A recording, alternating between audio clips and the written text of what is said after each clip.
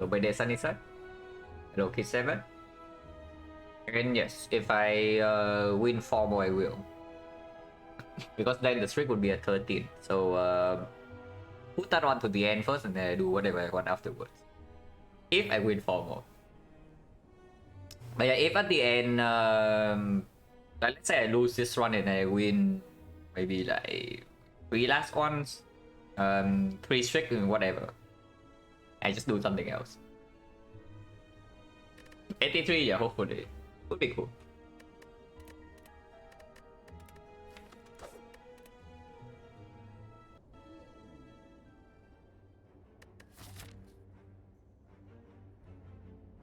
Okay, Hexagons, and apparently the first elite is 4th and fairly early.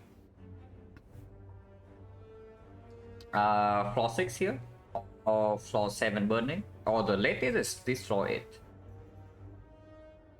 Which is probably where I want to go, like fire before elite, into floor 8 elite, into fire here, into second elite, or into second elite here with optional shock in case we need Hexagon solution.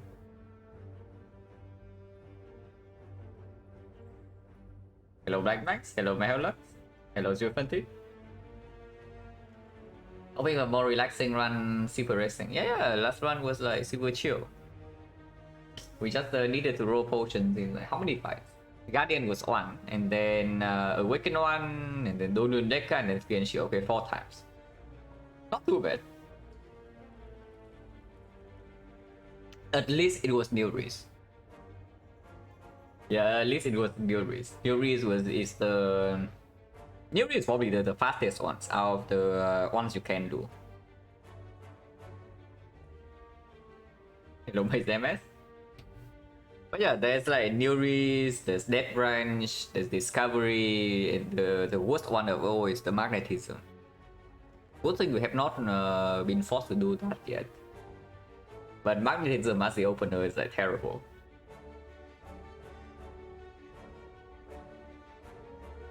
Most likely it's going here into here. So 3 fights, 4 fights. Which is okay. If we get good enough rewards, we can go here instead. Slightly dangerous though, because then it's like 2 advanced always and 2 elites in a row. Lose will go for Red Card versus Common Relic. Now, having the upgrade before the first elite makes the Red Card slightly stronger, but it makes the shop in here like not a thing, yeah. So even if we need a Hexagon solution, we cannot always turn to this. On the other hand, of course, we can take Common Relic. If we get a high-roll Common Relic, we can know immediately. I mean, of course, Red Card also gives us that. And Red Card also has the advantage that these things are not Cleric. I mean, how bad is Cleric really? Cleric can't remove his bad, but healing is good.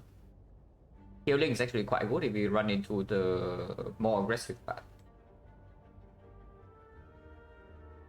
Hello NTNX, hello Psychosis, hello someone. Inside incoming, inside incoming. It's probably just Common Relic. Just because if Hexagon was right here. If this thing is Guardian, maybe Red Card is slightly stronger. Okay, not quite insect, but it's good against Hexagons. This thing is 39 damage against Hexagons, yeah. So the chance that we actually need to go here also goes down a little bit. Not super good against the elites, but at the very least it's like 3 damage against North. It's okay against Sentries, and it's like 6 damage against Nakabuli. So could be better, could be worse. Yeah, it's okay. Okay is probably the best way to put it. It's okay. Hello Sarah, thank you very much for the gula. But yeah, it's not strong enough for us to force ourselves to floor 6 elite, so starting right side is probably not it. Although starting right side, taking this elite into here is the slightly better path, because immediately after the elite we have the fire, and then second elite is optional. But I probably still want to start here to give myself the option. Most likely never going to the shop. After one fight we can buy a potion, but cannot buy a potion plus a remove. And by this point we also don't have enough information whether we need to buy potions or not, because buying potions here suggests that we want to be aggressive and run into floor 6 elite. But after this is 2-5, so this thing needs to not draw a potion first to buy a potion here. Then potion change is 50%, buy 1 potion, and 50, 40, 20% we throw away 1. But we'll see. It's all speculations at this point. So after this fall we know a lot more. But I know that I want to start here over right side.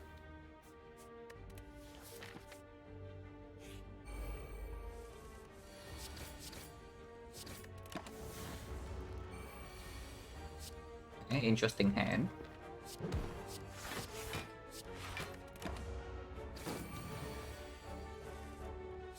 At least this hand's perfect. Okay, not perfect, but very, very good. Because we can put 2 strikes here. Hello. Yeah, hopefully 80 after this run.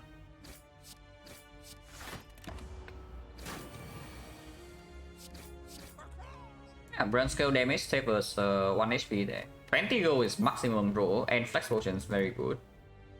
Cow chops with our taunt spill. But yeah, it's just dagger spray with the flex spot. And okay, dagger spray with flex spot is good enough that if we find a Lagavulin solution in these floors, maybe you can go here. Maybe. Boss is hexagons, but that is not relevant here. Because if we have 1 floor before the boss with no answer, of course cow chop is a pick, or maybe even piercing will. But we are on floor 1 right now with a flex spot, so it's always dagger spray in this spot. Hey, with flex spot, even with 20 gold drop, we don't go here. Yeah. There's no reason to. The only reason we would go here right now is if the card drop here is like absolute garbage. But we have enough gold to maybe buy 2 cards. But yeah, dagger spray is okay enough. It's not terrible. We would if we draw it right here. But triple strike here makes no sense. Because next turn we are weakened. The line's clear. With both neutralize and okay, we still take 1. I was thinking that maybe we have a decent chance taking 0 this turn. I want this one. Interesting draw, but next turn him guarantee lethal. So doesn't matter.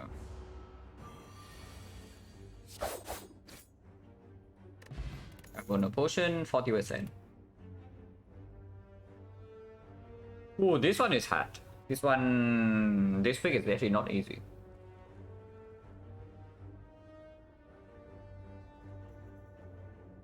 Because Eviscerate works the best with the flex potion, yeah. But unless we see that discuss synergy is not going to perform that well with hexagons.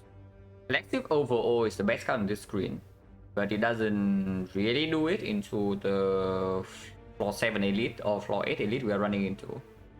Deadly Poison is the worst card on this screen in a vacuum, but we are facing hexagons. And against most of the sentries and the knock, we already have the potion solution. So Deadly Poison to deal with Lagavulin is kind of a thing. And of course it's decent against hexagons.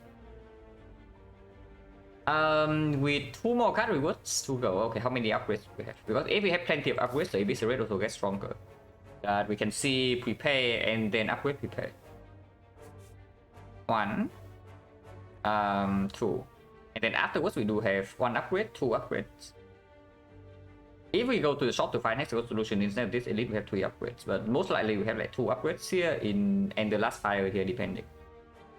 So 2 to 3 upgrades. Which is perfectly fine for the Eviscerate. And yeah, of course it's okay with this. So it's the best hatch pick out of the 3. In a vacuum, power level wise is like right in the middle. This card is the best, this card is the second, this card is the worst. In context of the boss, this card is the best. Without potion, this card is the best, and it opens up more picks. This card, also the bigger problem with this thing is that it also forces the upgrade at some point. Like if we need this to, if we want this to be our Lagavulin answer, this has to be upgraded. So it also locks 1 of upgrade. It's probably just a Eviscerate.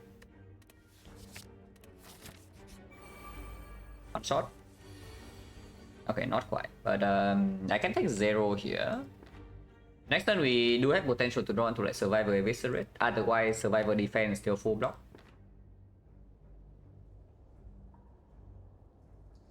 Now I can also take one and get out of here. Like playing Dagger Spray, double defense, neutralize, take one is just like a very clean kill. But can I take 0? Like triple defense and neutralize on this, he goes to 9, so he still needs 2 strikes. So the same neutralize will here, next turn we still need 2 strikes to kill this. So if we fail to draw, if we draw 2 strikes plus 1 defense next turn, yeah, at most we take 1. So that is already neutral. So the case needs to be negative for us to not do that. So we need to draw 2 defense, but not 2 strikes. So 2 defense are send the Sven strike and eviscerate, and they need to both attack. In that case, we take 3. Exactly one hand. This is one combination and one of the 3 here. So there are exactly 3 hands that make us take 3 next turn with both of them attacking. So 3 hands and the total in here is 8, choose 5. So it's like 8, 7, 6 over 1, 2, 3. Which is 56 hands. 3 out of 56. 3 out of 56, but again the chance of both of them attacking is 56% as well. So 3 over 56 times 56 over 100, 3%. It is slightly lower than 3%, and we take 3 damage next turn. Otherwise, we get positive value. So taking 0 is probably just clear. Taking 0 this turn is probably just clear. Then it's neutralize here, double defense, triple defense.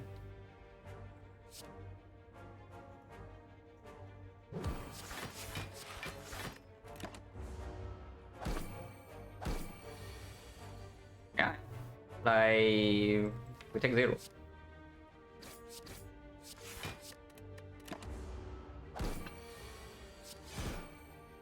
Plus 1. Oh, it's freaking yellow. Oh, this yellow card is baiting me so hard, guys. This yellow card is baiting me so freaking hard. It's okay in advanced 4 ways. It's good against all 3 elites, and it's fairly strong against Hexagons, but it doesn't solve damage problems. But we also have bronze scale to cover 40 damage already. When we enter Act 2, it's very good. Act 4, no, it's already good in hallway fights in Act 1. It's good in hallway fights in Act 2 when we are frail. It's not super amazing into the elites, but against every boss it delivers, and of course late Act 3, Act 4 is just insane.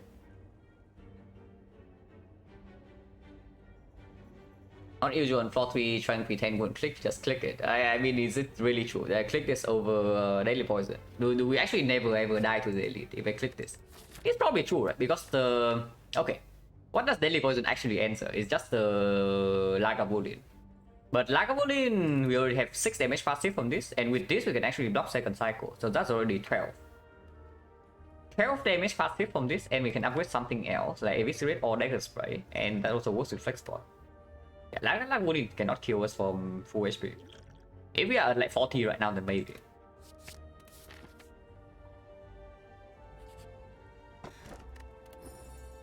Okay, Vajra. Quite good with our multi-hits. Okay, so now here's another bait coming up here.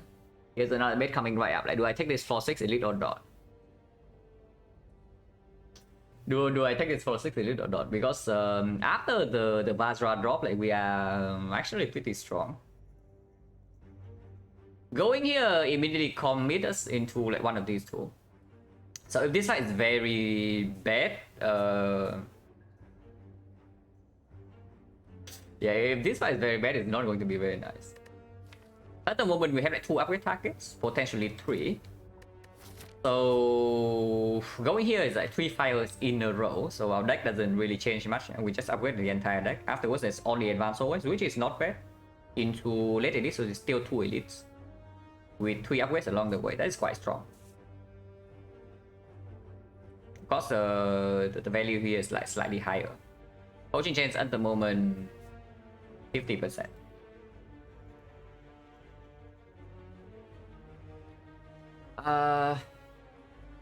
Yeah, like with honestly the Duvodo basically gave us the upgrade already. Hello bot. Hello account. Hello Big Bad Cantaloupe and hello Silent Broadly. Yeah, this potion is good and we basically have already have plus on upgrade. With this not being a death flow. Let's go here and then decide again.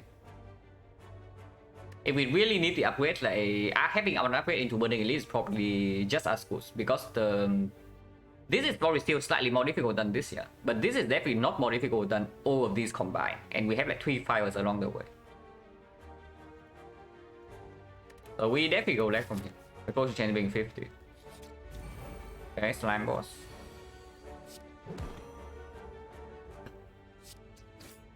Four.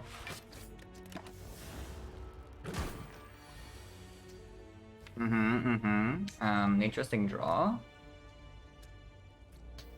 Interesting draw.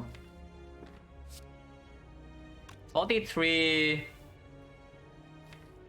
And next turn, if this guy is attacking for 18, we are forced to split, yeah. So this is 5, this 3, this is 6, 6 and 5, which is 11. 11, 18, 3 and 33. With that spray shuffle out, that is not going to end well. That is definitely not going to end well. Trying to take an edit? No, no, no. You don't get it. Like if this fight is bad, we are going left. If this fight is bad, we are going left. We only go right if we actually get good things from this. Like either potions, good card to cover for all of this, or something else. He is attacking with 18, so we have split, forced to split on 33, or we take another 11. And we are still weakened next turn, but AI is in play. 33, honestly, how bad is it? We have the bronze skill and we have survivor eviscerate skill in the deck. I don't want to take freaking 11 damage to my face right now. It's 32. It's not even 33. Yeah, like we can just block this.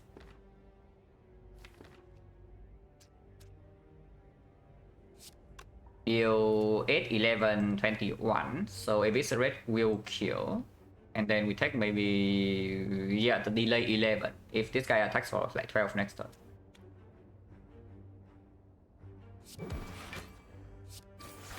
They can both attack for 12, so it doesn't matter which one we hit now.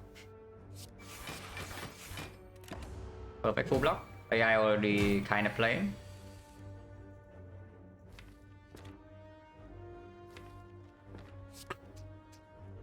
Double defense strike. Yeah.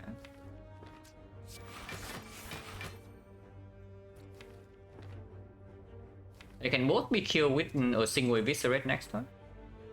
And the chance of one of them not attacking would be 36%.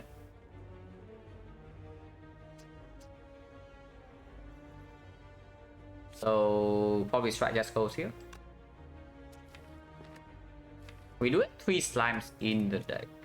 Actually no, if strike goes here, it goes to 11, so double strike would kill. But we only know that we draw eviscerate or end defense next turn.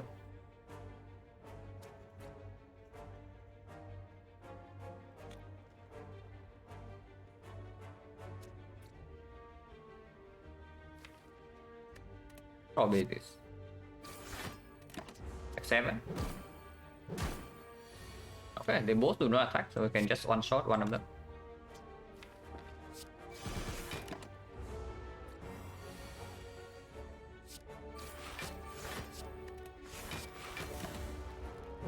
Oh, could be way worse. And yeah, we definitely save HP by splitting. Ooh, fire potion. Fire potion, you say.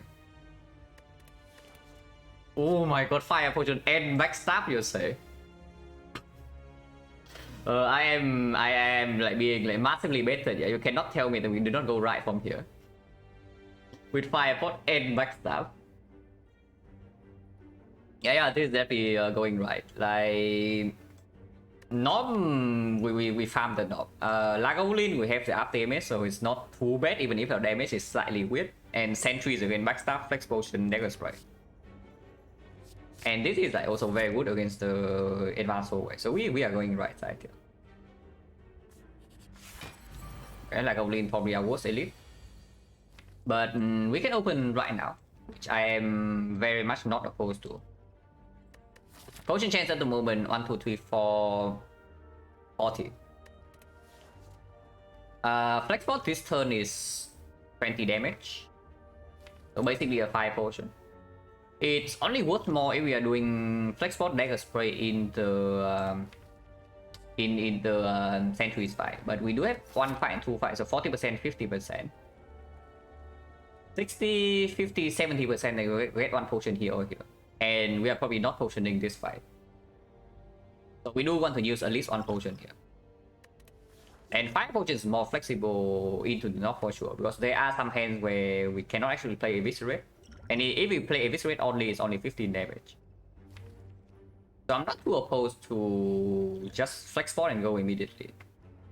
I mean, okay, is this actually more damage? Wait, it's 24 here. Yeah, what am I even talking about? This Flex Bot right now is 25. Yeah, this Flex Bot right here is 25. Why am I even playing Eviscerate? Like, Backstab, Dagger Spray, Double Strike, Flex Bot, 25 damage. And it's the base damage is higher than this anyway. I have to use both? No, if I have to use both, I'm very sad. But with the Vajra, the Bond skill, and the after image, I think I can get away with using 1 only.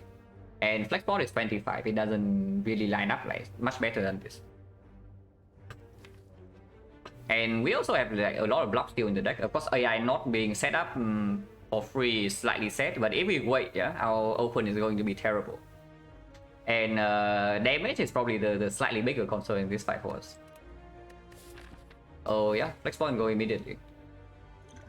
This is 12, this is another 22, 36, 36 plus 25, 61. What is that? 61 HP, 56 HP, 56, 52. Yeah, sure.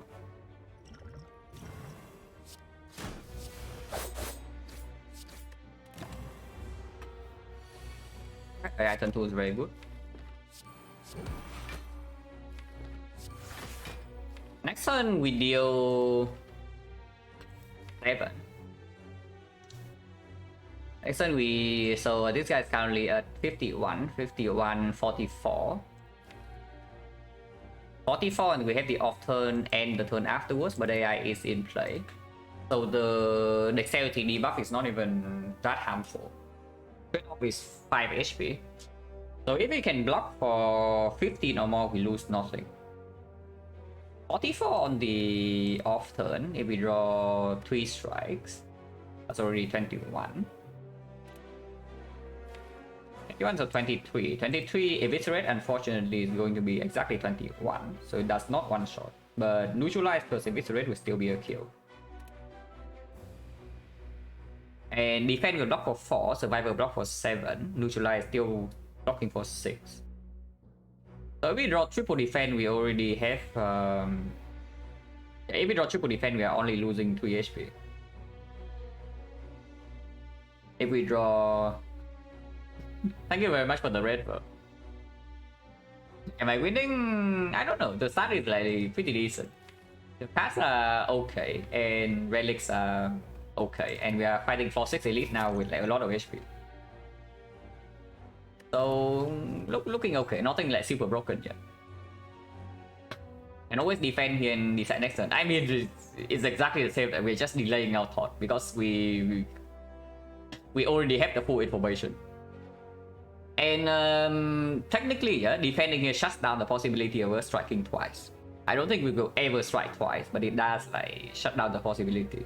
Actually, no, it doesn't even do that. Next time we just like survive or defend twice. As a survivor striking twice. So it does shut down the possibility of us striking 3 times. That's the only thing that it closes. It was Neo Bonus, it was a common relic. But yeah, I lost count of the freaking damage. So let's count again. This guy is at 51. 51. Next time we play 1 strike. So we play defense, survivor, strike, block for 16, take 4. So it's just 44. 44 into the off turn. 1, 2, 3, 4, 5 strikes, 6, 7 attacks. With 6 defense. So on average we can draw 3 strikes. which is 21. 21 is currently at 44, so it's 23. 23 neutralize is 2 damage, so it's 21. 21 exactly to the eviscerate. If we draw eviscerate before, we can also do neutralize plus triple strike after, and of course we can still block one turn. Firepot? No. Firepot does not happen. We use Firepot here, we actually can't have a problem against the knob in 2 floors. So Firepot does not come down here. But we can get away with it. We can get away with it.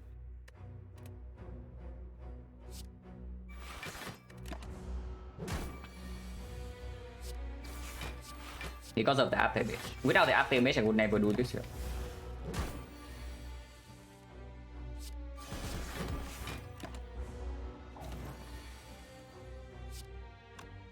Yeah. What do you know, guys? What do you know?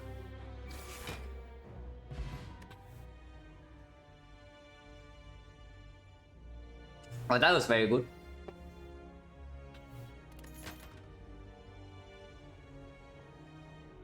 So push change right now is 50. And yeah, decent relic as well. With eviscerate already in deck is probably Count Gamble. And we do have the bronze scale to cover for damage against XecnaR a little bit here, so we don't need this that urgently, and we literally just fought like a bully. So position right now is 50. I think very good against this guy.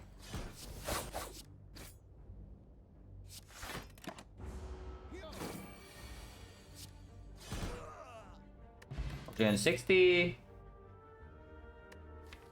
Do we need OR attack? OR attack? Eviscerate Mega combo. Yeah, combo. There's a 50% chance that we see sentries right here. Even if it's a not, the OR attack will still perform. Yeah. But now that I have OR attack in... No, now that I have like Eviscerate card in my deck, I do want to make this upgrade before XecnaR goes. So this upgrade happens. If this upgrade happens, this upgrade also happens. So that's 2 upgrades already locked in. 1 here, 2 here. If we want to farm to O2 elites, which I do. Or attack card with Eviscerate card, yeah.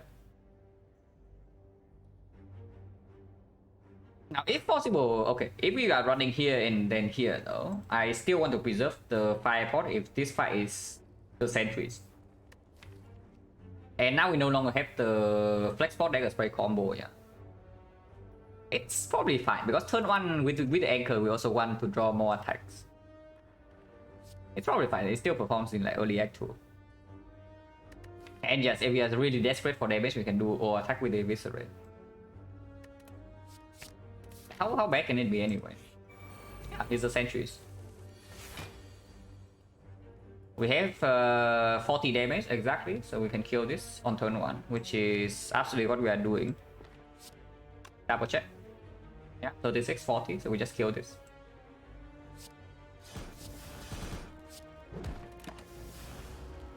And take 0 because of anchor.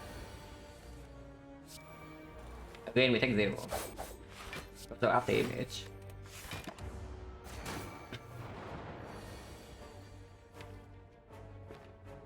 Oh, greed, yeah. Double defense or attack. Single defense, strike or attack is trading 2 HP for 7 damage. I don't think we need to do that because next time we know that we draw 1 defense and Count Gamble is already blocking for 7. They have the notifications and which notifications? If you are asking something like Twitch related, I mostly have not changed anything in the default settings.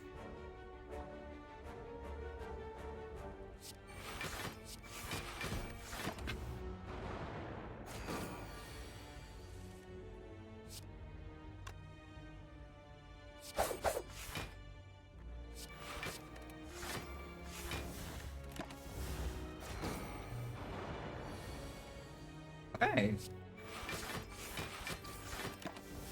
0 damage, sentries fight, no potion use.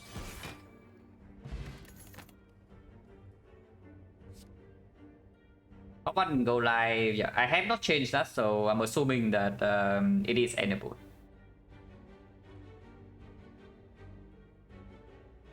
Now the bullet time only has exactly Okay, it has two advantages. Number one is that it allows me to pick up aggro, and I would love to pick up AD aggro right now with these things. And number two is of course it enables as Tekko.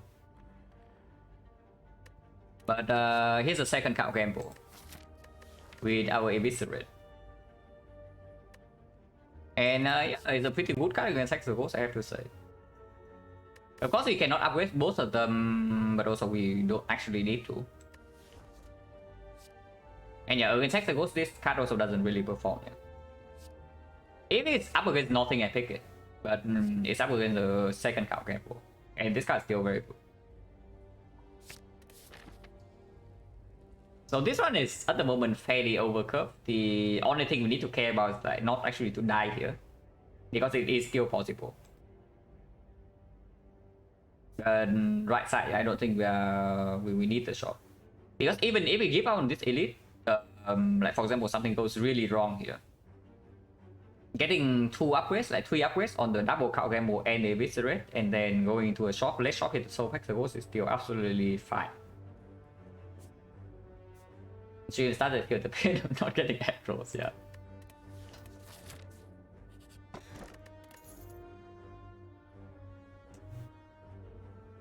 Half value against the Hexagons. And we are currently overcurved. But has synergy with the singing though. Max HP is stronger the more you have.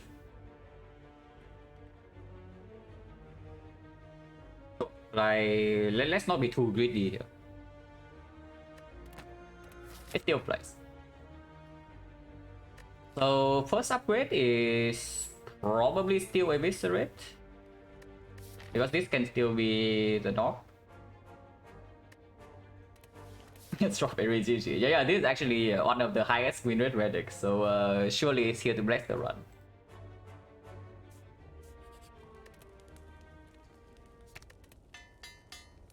And yeah, we just fought sentries, no reason to upgrade Dagger Spray or attack. Okay, maybe there's a reason. But we can also just kill them. Like, Dagger Spray backstab is only 22, 29, so we can straight up just kill the Acid Slime here. Not getting after image in play, and we are taking 2 damage. On the other hand, we can do something like AI Rip Apparitions? No, what do you mean Rip Apparitions? Or does HP boost gets better when you have more? Because like when you actually get to a certain point, yeah, face tanking the heart is a real strategy. As you can see from like a lot of Ironclad endgames. So if you have something like 70 max HP, 70, 75, like usually not a lot of difference. But when you get closer to like 100, you can actually just face tank the first attack. Yeah, you take 67 to your face, like, it doesn't matter. You still have enough HP to win the fight afterwards. Now it's Strawberry that high win rate, because when I don't key it, I have good reasons. So it's kind of the same as a blue candle, really.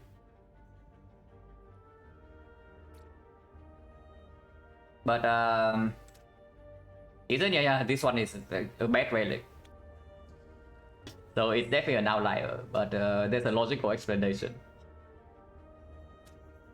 So yeah, like Dagger Spray, Strike, Backstab here is taking 2. On the other hand, you can do after image, Survivor, Dagger Spray, Backstab takes 0.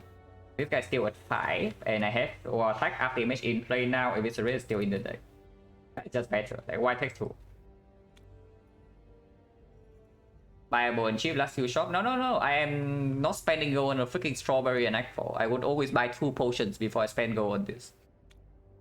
So that is not an explanation, because I cannot actually recall the last time I bought Strawberry in the shop, if ever. I know I have bought Waffle on full HP before, but buying Strawberry doesn't actually happen.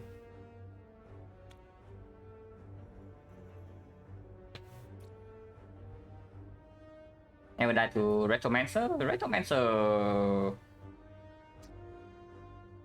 No, it's not never. I think I died once, but like everything's recorded in the spreadsheet, like which elite and boss I died to. But I remember correctly, I died to Reto, I think, once. But okay, whatever. I know that I died to Giant Head more than Retromancer. So at least there's that. But yeah, Retromancer does not actually kill you that often because it's one of the very dangerous things in Act 3. So you kind of like just prepare for it beforehand. Kind of the same reason why Hexaghost kills me less than the Guardian. In reality, like Hexaghost is way more dangerous. But yeah, there's no reason to take damage here. Yeah.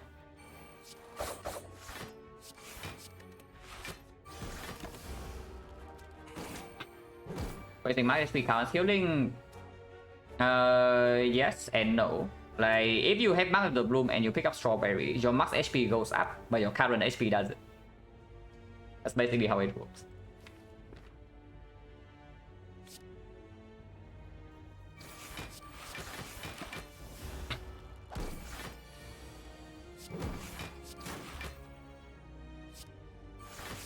Yeah, look at the after image. And we attack perfect block.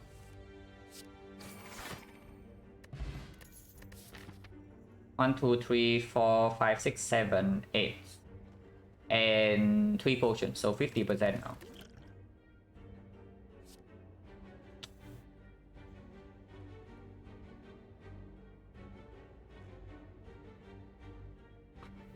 Now, of course, here's the Blade Dance, yeah, to work with the after image and now do Voodoo, but here's also a prepared.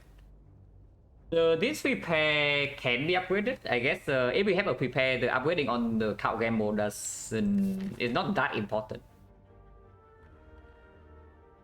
But is it ever correct to give up on this elite just to upgrade the cards? Max HP is here, yeah, Max HP is here over these two. Yeah, no way. We are extremely healthy, yeah. So unless something insanely bad happens on this floor, we are upgrading here. But with these potions, Knock cannot do anything to us, so it's only like Laga rematch. But Laga rematch again, we have 30 damage in our belt, and we have after image to set up. Also, get the shock, don't need it. Yeah, we probably don't need the shock for Hexaghost. It's just +1 upgrade. I mean, removing a card in this deck also is quite strong. Like if you're leaning towards the Eviscerate Plus as our main damage engine, removing a card is actually worth quite a lot.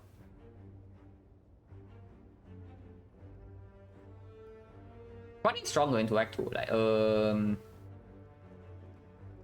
remove +1 upgrade right here versus 1 edit. We just take the elite, right? Yeah, we just take the elite. And prepare is stronger than Blade Dance. I would still gladly pick up a Blade Dance here, yeah, even after the prepare. But this one will pick the prepare with a Eviscerate Plus. No?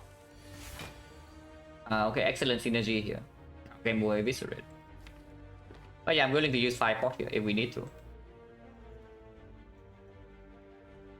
Backstab, Eviscerate is 42, 42, 62, 27, 42, 39, 39, 28. Yeah, he's basically already dead with the damage we have in the deck. And this thing guarantees it.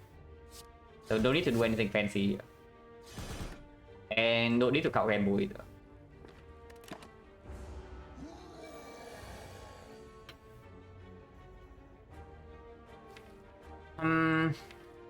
This one's a little bit more difficult.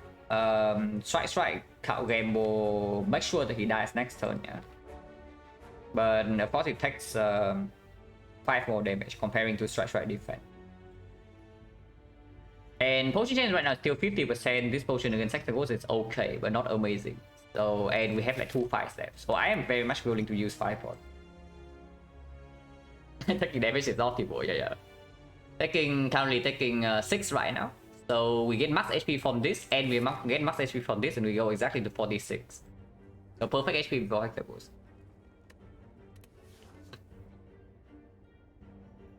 But yeah, double strike, defense, he goes to 32, 29, 29 so 9 HP. we technically can brick.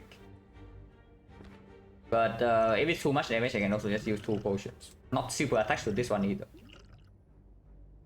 If we miss, we use Sidepod next turn. We can. If we draw 1, 2, 3, 4, 5 here, we miss. Because we can draw to neutralize, and that would be a few damage off. But even then, 2 potions will always kill. And I may save Firepot over Explosive. I save the Firepot. Explosive is the worst potion out of these 2. Because sometimes I can be short on damage and take the worst even with like this deck. And this thing covers a little bit more ground.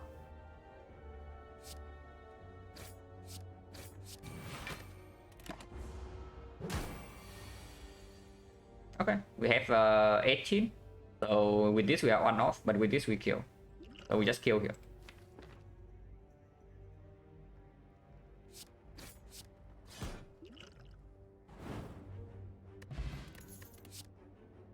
Let's say that I would pick a Blade Dance. And here's a Blade Dance.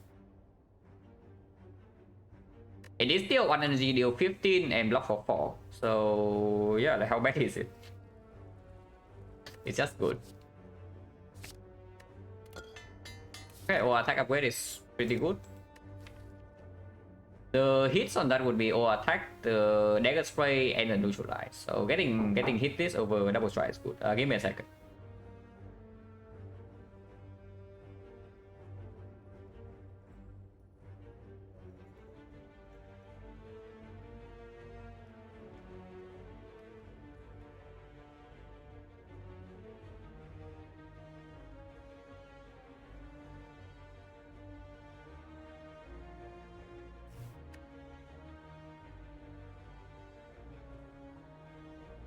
Have to play yes mod at some point. Play mod replace all number with yes and no. Yeah, so it's like the no with extra steps.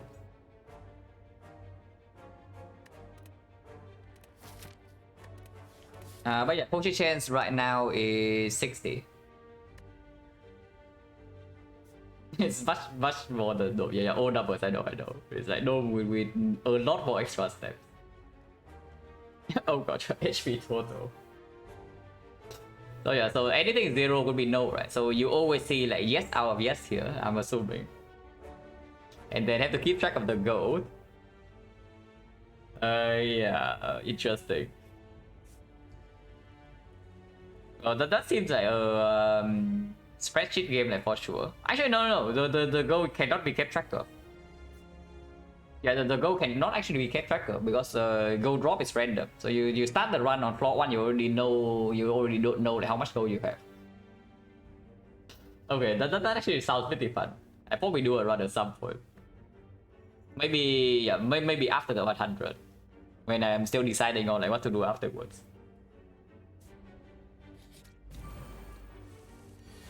Yeah, good news. You have anchor and backstab, so this is like no problem whatsoever.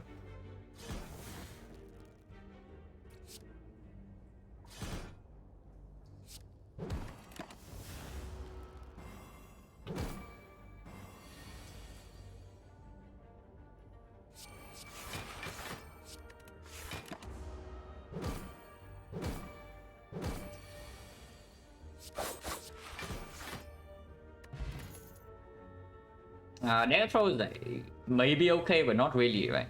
We don't need to pick up more cringe. And here's a max HP. Finisher would actually be a thought if we already don't have the Eviscerate synergy. So let's just take max HP here. 44 here, 46 here, perfect HP into Hexagons. If we have to skip. If we can pick a card, that would be better.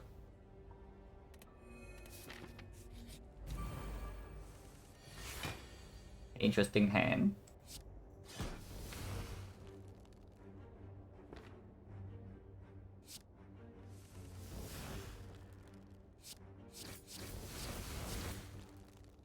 Goes to yeah, we only have attacks in here, so don't need to pay AI this spot.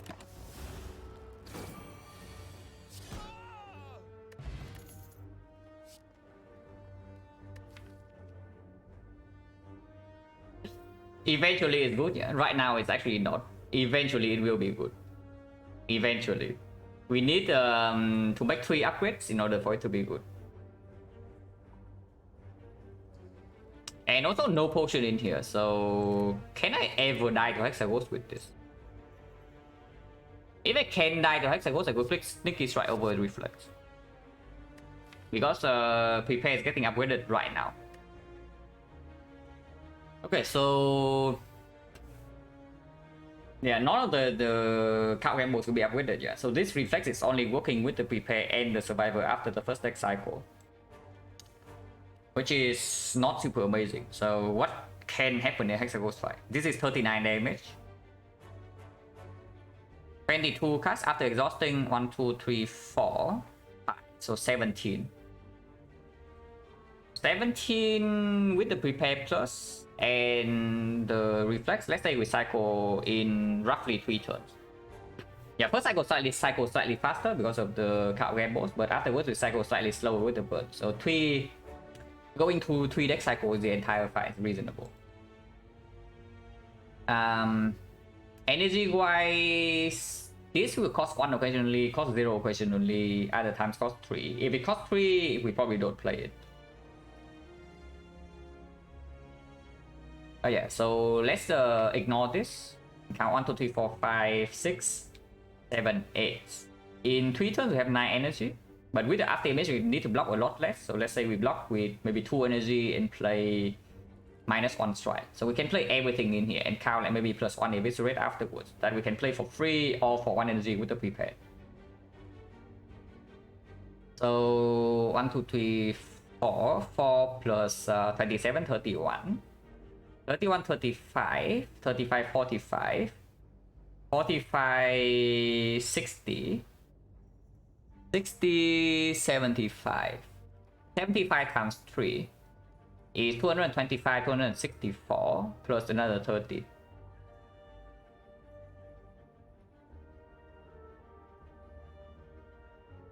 Only Reflex and see, I don't really care. Like Reflex to me is actually not a good card.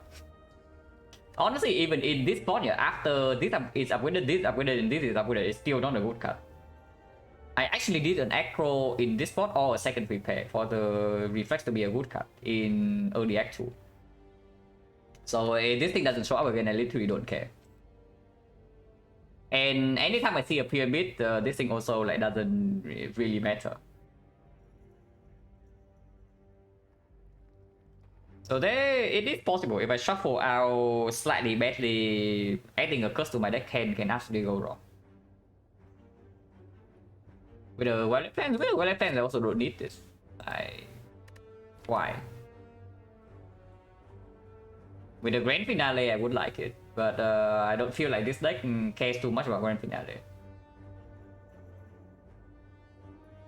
Yeah, let's just freaking pick the Sneaky Strike with the Prepare Plus right here.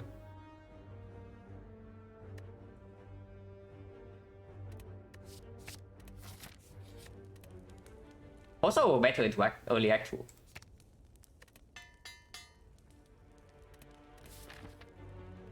Hello Juice, thank you for the good luck.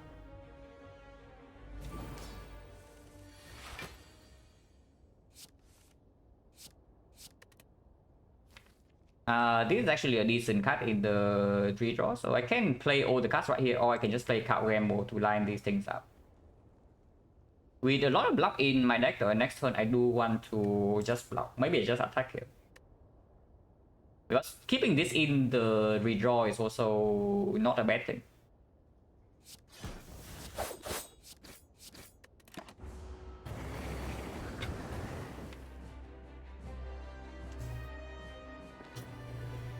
If I count Gamble right here, I'm facing 24 to my face, but if I do not count Gamble here, these things do not line up.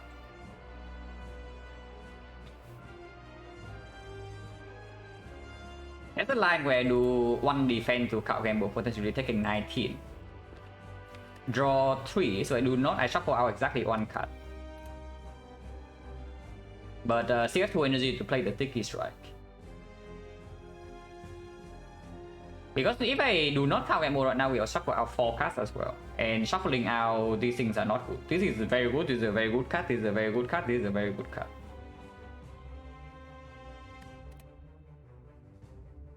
Yeah, defense count Gamble. The defense count Gamble instead of gambling for 4.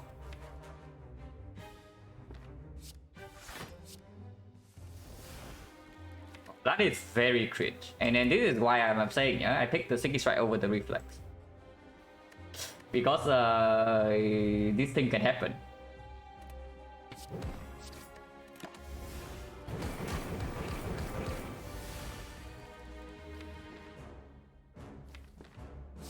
Yeah, need to replay. So it's AI Blade then Strike here.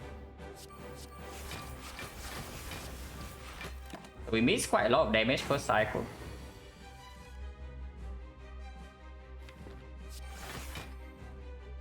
This is trading 4 HP for 10 damage, but at 30 we can still block Inferno sometimes with the AI in play.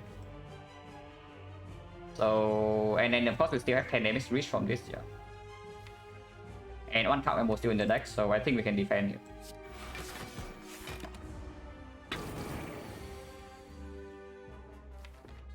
This thing is trading for 16 damage, or this is full blocking, the other line is taking 7. So trading 6 HP. No, 7 HP for 16. That is never worth it. This side is looking more and more like a fight where we block Inferno instead of doing anything else. This shuffles out the prepare, but it makes sure that we have the neutralize on the 9x2 turn, and of course this turn can go in. Alchemy is still in the deck. Okay, this shuffles out the Blade Dance will shuffle in the neutralize for the potential Inferno turn. And Sticky here is good. 1, 2, 3, 4, 5, 6. So this is full block. Minus 7 damage, but of course again trading 7 for 5, not a thing.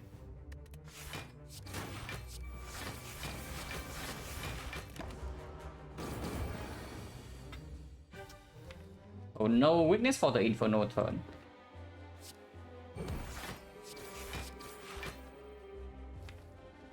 But 10 damage reach right now. We can trade 2 for 7. There is a chance that we die immediately next turn, yeah. It is very unlikely, but it can happen. As more HP, can even... No, I can. If it actually allows me to get a kill before Inferno, I would. But I'm seeing that we actually need to block Inferno. It goes to minus 10, 46, 36, 36. It means that Eviscerate next turn will kill. If not, if I do a defend here, he goes to 53, 53, 53 is 43, 43 with 30 is going to 13, so I need to withstand 5 hits. Which is not possible if I draw a single burn. I just kill himself, no, yeah. If I want him to actually die next turn to taunts, I need to strike here. So what kind of hands can we draw next turn? If we draw triple burn, strike Eviscerate, and do strike here. But basically, if I draw all 3 burns next time, we need to kill. If I draw 2 defense, we can block. Survivor can block, Alchemy can block.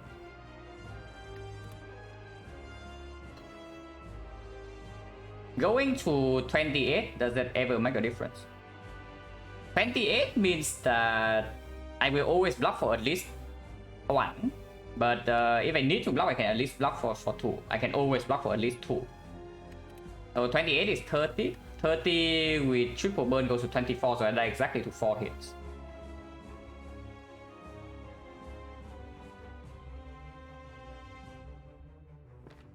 But if I play 2 cards, I cannot kill with 4 hits anyway. So we need to actually bet on blocking next turn.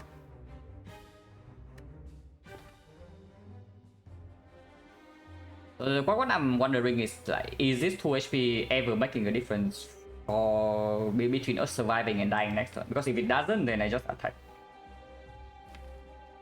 28.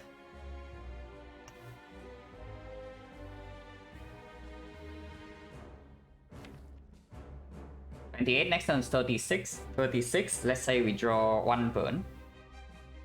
It's 38.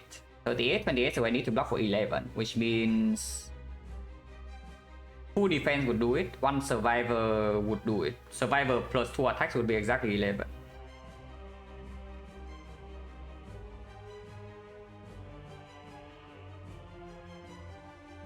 Now, the chance that I fail to do it would be 2 defense. So if I block next turn successfully, he takes 18 more damage. So I need to kill the turn afterwards without a burn. So can I do that?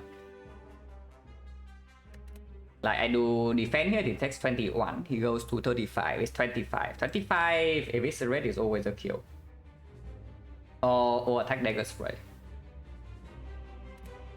The only difference this strike actually makes is that I can kill immediately next turn with eviscerate, or maybe with 3 attacks.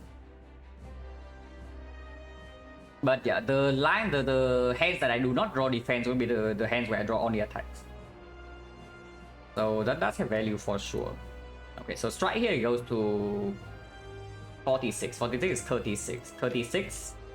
And we can take 3 hits, so it's 27. 27 actually is 1 single eviscerate, or yeah, or attack plus these. Now, or attack plus dagger spray plus a defense take 5 hits, and then he does die from the taunts. Exactly. Is that true? Goes to 28. 28, this thing block for 8, so we have 36. 36, we can taunt 5 hits, so that's 15. 15 plus 15 is 30. 30 is 40.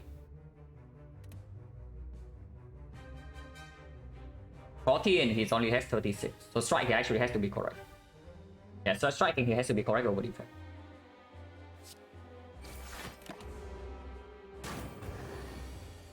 Okay, we are fine. But that is way scarier than it should be.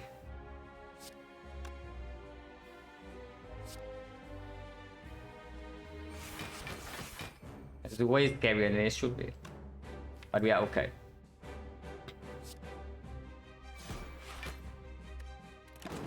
Living on 3.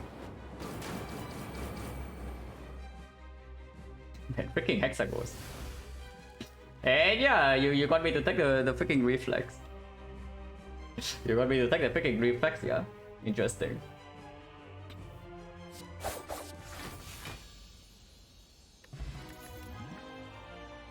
To the threat with our eviscerate sticky strike or second after damage. Reflect draws better. Maybe yes. Maybe with reflex in my dagger would have drawn slightly better. It's true. Or maybe I can break my hand. Like we never know because the shuffle would be completely different. Skip berry, I die. Yeah, maybe. Maybe I would. So yeah, good news, we have a freaking strawberry and we are alive on 3 HP. Good news. Hello Byron. But yeah, AI in this spot is... It's just the tools, right? Like Nightmare is extremely optimistic. I will say though, when they start the fight, it was not a threshold, it was 46. No, 44. So without the strawberry, it would be 37, so we take exactly the same amount of damage on turn 3. Oh no, turn 2. So yeah, strawberry is just plus 7. And we would die without strawberry. So yeah, good news. Cool, the trade is slightly slow, but we have max staff fun load, we have anchor fun load, and we have a lot of max HP. After tools is down, we are quite strong. The biggest use case for Nightmare, I will say though, is that with Nightmare account gamble, we see a reflex, I know, we just literally just skip a reflex. But we see a reflex with Nightmare account gamble, we are infinite.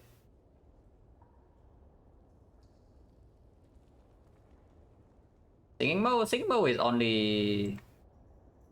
Singing mode is only 2.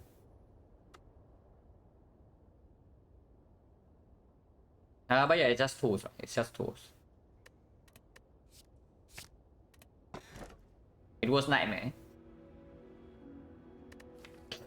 But yeah, can we still pick it?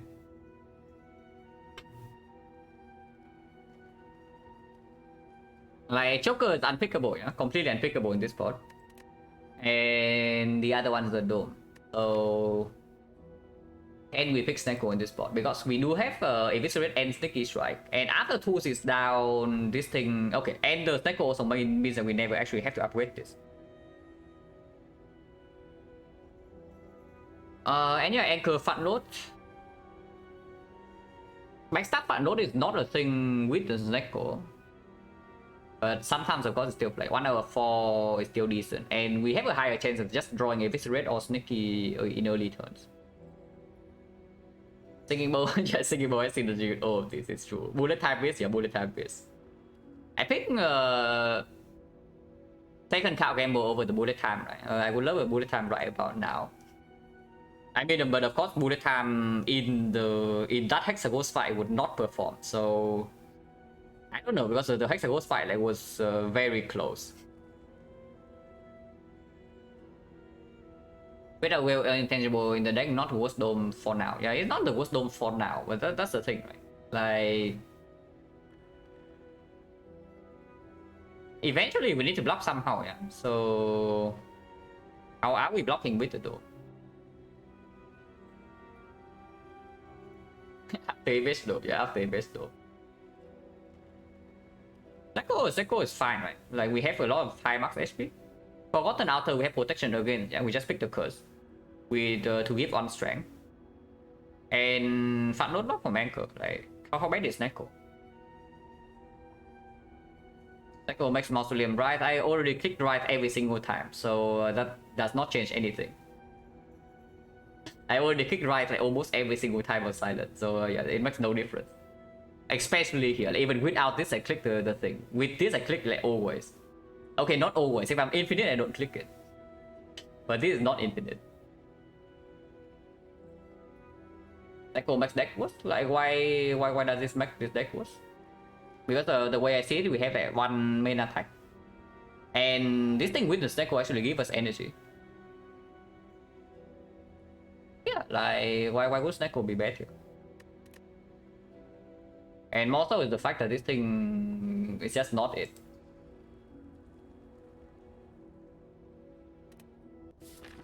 And yeah, we just get a new bullet time, guys. Game was Snecko bot incoming. Absolutely. It's coming. Oh, there's a 4 elite path that does not go to an early shot. And the first elite is very early. I'm probably not very interested in that. And we just take the 2 elite path instead. Because picking Snecko is already the slightly greedier play. Other one might kill us? No, Joker is worthless, yeah. But the Dome doesn't kill us right now. Unless he is Collector, but he's not even Collector.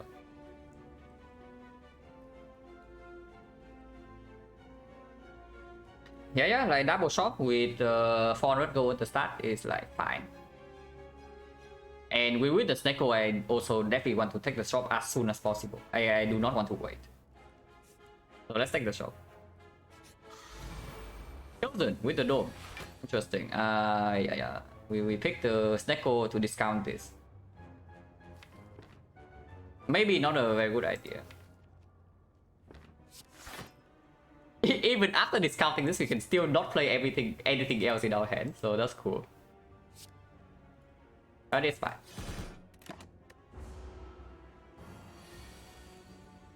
Bad pattern, by the way. Yeah, we lose the pattern once again.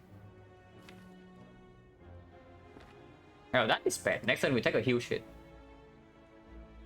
Yeah, and then next turn we take a massive hit. We just draw all the end cards. And I swear to God, yeah, Snecko is always doing this.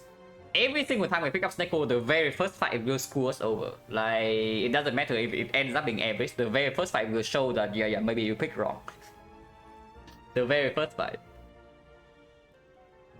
But yeah, it's okay, it's okay.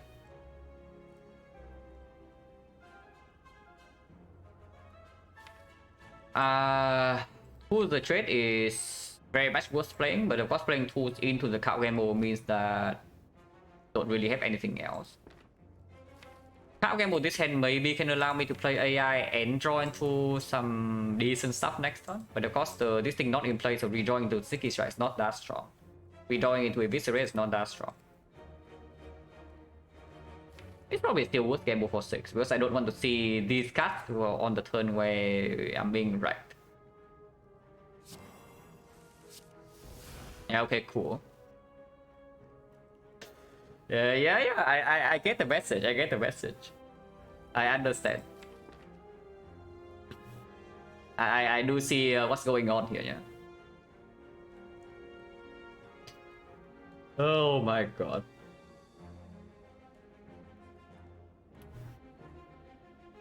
Yeah, interesting. It's probably still, yeah, it's just AI overstrike. But it's fine. We do have question marks and we do have a shop, which is also why we go to shop immediately instead of being optimistic here. Minus 1.0, yeah. And yeah, of course we roll the bad pattern, but we get a discount here with Sneaky.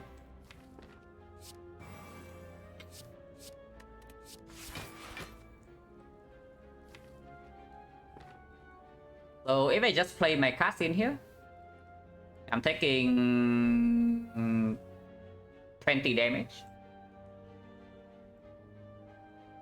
And 20 damage is not very nice.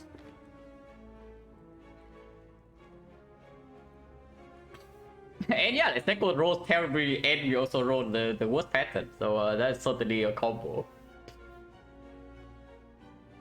Disruption amount professional robots. Yeah, chosen playing pretty nicely recently. The problem with this is that the tools also need to be played, and gambling right now means that I'm giving up on 22 damage. I think I just freaking take this hit. I just take this hit. Like playing game mode right here can actually kill me in this fight. And I am not very interested to die. I just take this hit. Minus 20, how bad is it? Okay, it's bad. But operation in here is open, and Forgotten Outer cannot screw us over, yeah. So at least there's that.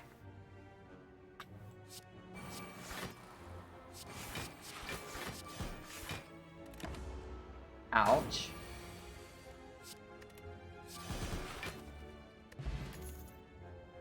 Max HP. Not interested in Skewer, not interested in second backstab, and max HP is good. Predator? Lex in here would be nice, but Predator is good too. There's Predator, there's Nunchaku, there's Remove. And let's do that. Buy Strict is slightly worse to Snecko, but in this spot we would still probably take it. Doesn't mean anything though, because we have added a lot of attacks to our deck. That's right. Predator by Nunchaku, move on. This is better than a fair amount of cards in our deck, but it's still not amazing. With only the Nunchaku, with this never being upgraded, I don't want it. Tropic Brew, I don't want to waste my gold, but maybe I should. Maybe I can even buy the bandage up. Even if it costs 0. Because buying the bandage up immediately shuts down the cleric, which is a terrible event at the moment. Now of course it makes the second shop quite bad, yeah, but we might not even go here. Because going here, I mean it doesn't force us into the elite, but if we don't want to take the elite in the first place, then maybe these are better. Yeah, sure. We reached the bandage up 100% win rate in this run. But I actually do not want to see cleric in this spot. And it's still fine. Sure.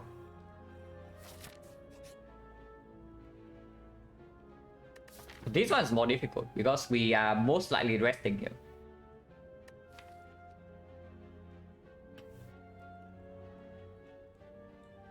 It is still very strong. But we are most likely resting here. So, and immediately it costs 6 HP. Taking the go, okay, taking the go and going here, how much gold do we have? 1, 2, 3, 45, 75, 125, 129 gold. It does mean the cleric can show up in this node.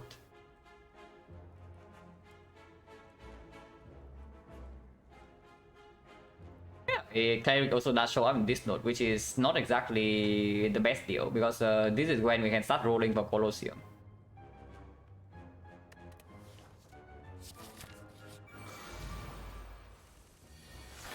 Yeah, screw the Cleric. Nobody wants to see Cleric.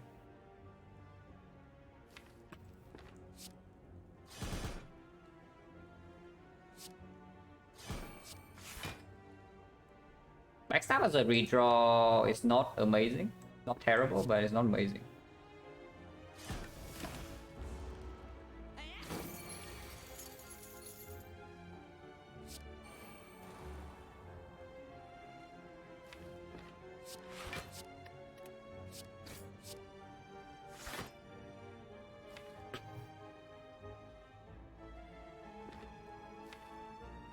Attack next turn again for 14, but at worst we take 6.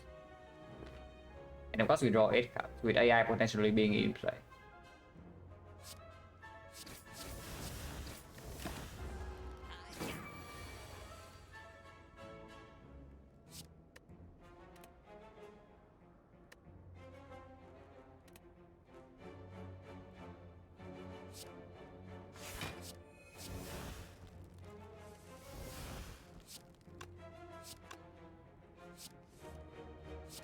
You can kill right now.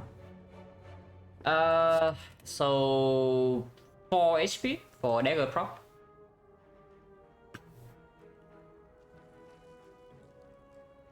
You're going to have 100 damage attack against Spear and Shield. Very optimistic, the Spear and Shield. We are on 25 HP on the 3rd floor of Act 2 and you want to talk about Spear and Shield. Very interesting. Oh yeah, 2 HP, 2 HP, because he's weakened to 10, it doesn't weaken to 12. It has to be worth, right? It has to be worth. We have 2 turns to draw into this, so we never miss. It has to be worth. Even if he goes to 9, he goes to 6, so even if we draw dagger 2 turns from now, we still have it. So he blocks this turn, and then next time we draw dagger is still fine. Perfect Nunchaku to 9. And actually Nunchaku to 9 is very important with Snecko.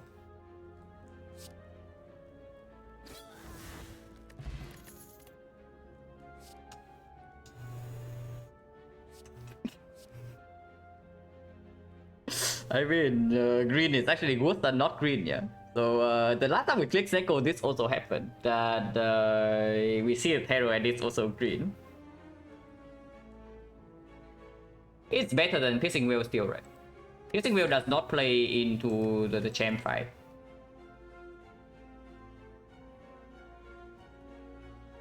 And with the amount of front load damage we have, we can also probably just murder the slavers. And of course we have 2 explosive pods.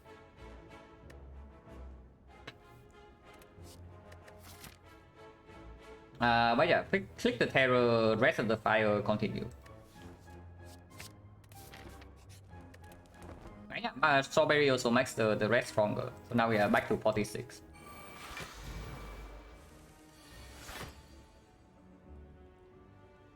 Just kill this. If we can kill this, it would be way better, but we cannot, right? 26, 26, 38, 38.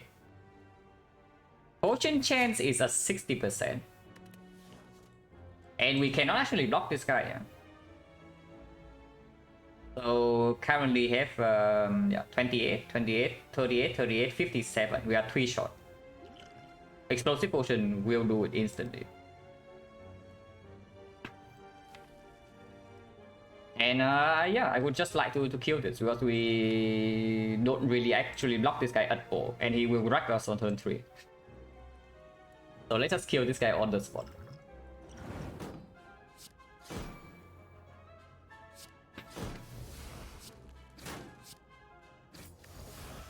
Also gets a dagger damage. Like, I mean, dagger damage will be there regardless.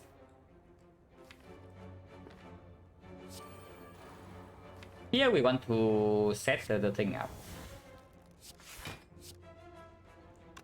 We can kill, but Killing right now puts this thing to 6. I want to set up more.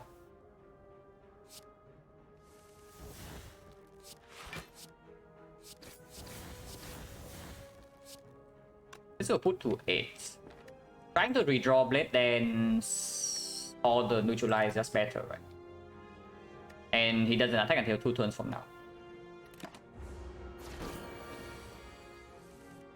The bandage up already heal 2 for free, so how bad is it? 2 times is like 8 HP.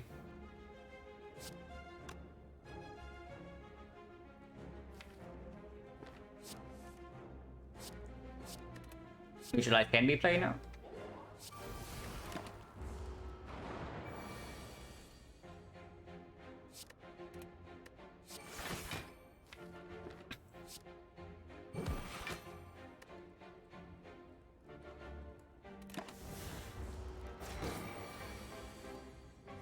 Pendip to 9. No, not Pendip, but Nunchaku. And yeah, Potion. Potion chance right now is 50. This potion is quite good with the high cost attack, especially with the sticky strike that can give us energy sometimes. This one we definitely click the Piercing Wheel over the second sticky. That goal is positive. yeah. That's what I'm saying. Like even if it goes to the average. Which also tells you, which also like mirrors exactly what I say about XecnaR on Silent, is that on average it's still positive, yeah, but you cannot handle the low rolls, so you better get something that can handle the low rolls before you click this thing. Because you can see right here, it's overall positive, but we went to 25 HP after the first fight. And that is not a very good spot to recover in, to recover from. Oh yeah, here's absolutely just a wheel. And yeah, 50 HP absolutely take the edit. Hey. Yeah, how nice, like XecnaR. Surely it has to be the best relic ever. It can never actually kill you. Literally impossible.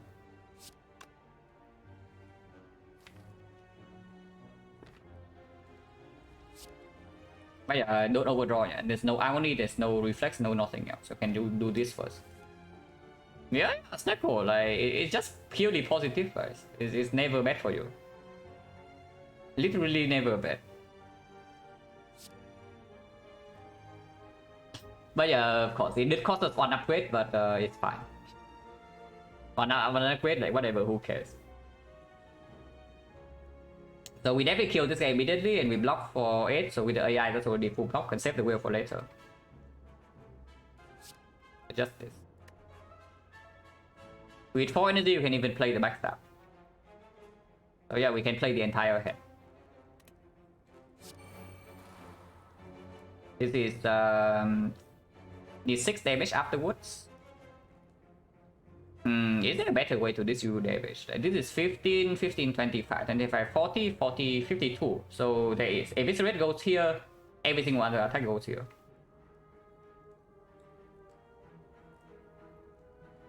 Positive? No, you do not look at the average discount. Like, average discount is a worthless metric. You just look at the actual distribution of cost. I mean, even that is also not a very accurate stat, yeah, because discounting on this thing and discounting on something like this thing is like not equal. But overall, you can just look at like 0 cost, 1 cost, 2 cost, 3 cost rolls and ignore the average discount.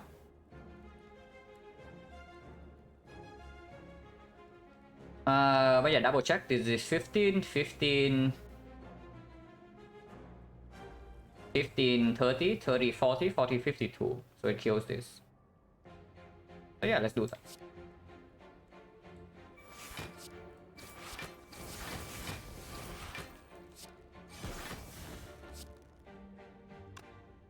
Guys at 1. Pulse is not down. Maybe kill middle. Yeah, maybe killing middle is just better.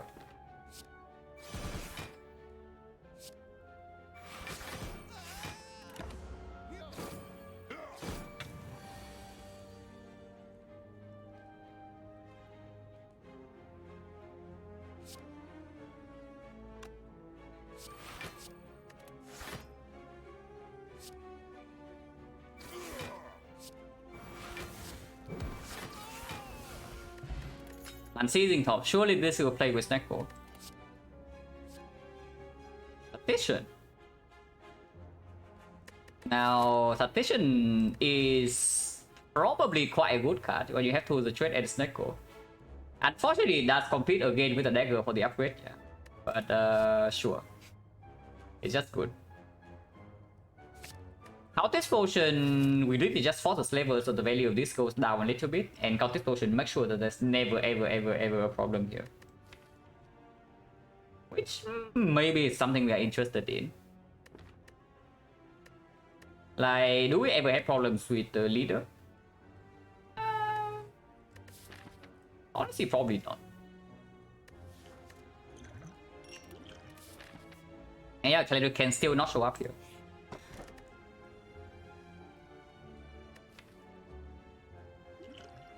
Blue can do unseizing top, blue would do. So is that bad? It's not actually bad because we will pick up the curses here if we can. It will actually pick up curses if we ever see one.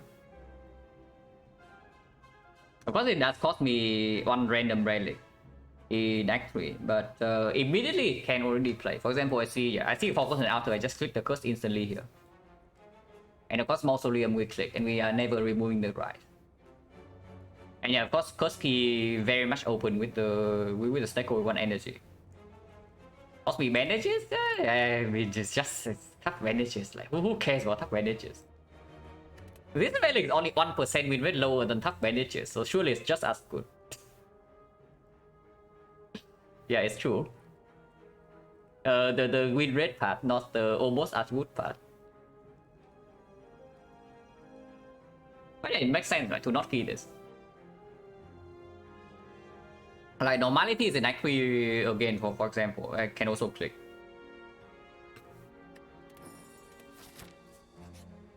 Yeah. Plus on track.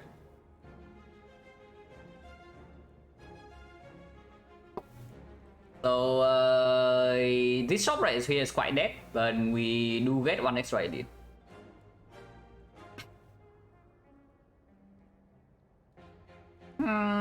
Late question mark Act 2 as well is kind of a thing. So this is trading 1 question mark and a hallway fight. Yeah, hallway fight here is equal. This is an empty node, so we are trading 1 hallway fight and 1 question mark for effectively 1 empty node plus 1 edit. So yeah, it's just 1 elite. 1 elite versus 1 question mark plus 1 hallway. And the hallway does have some value, yeah, with the ritual dagger. Probably not. Like what question marks are there? Mausoleum's good. Cleric still cannot show up, yeah, so Mausoleum's very good. The beggar we just drop plus 1 more strength is good. The red mask is good. Colosseum's insane. Apparition is not so good, but it's not so good. Yeah. Just take the edit. Let's just freaking take the edit. Yeah, let's just freaking take the edit.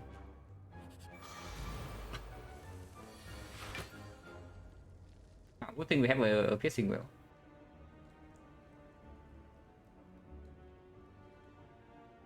Which we don't need to actually play.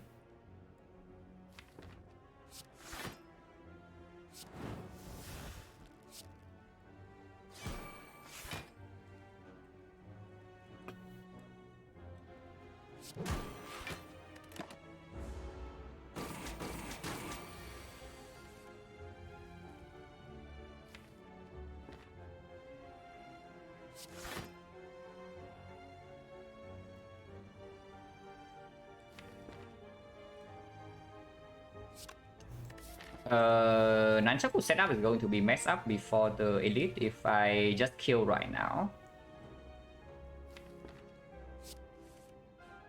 But killing right now seems to be good for my HP. So maybe I should do that.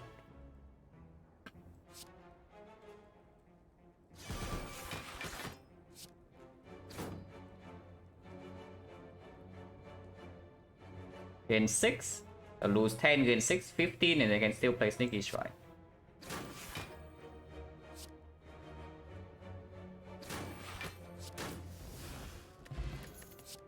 Footwork, yes. Yeah, footwork on Snecko has more value because you do have some difficult time like scaling your defense. Not extremely good with this deck at the moment. We have exactly only our base defense, but every single one is green. So sure. Colorless spot. Are we actually worried of the champ at all? We have 2 strength, we have terror.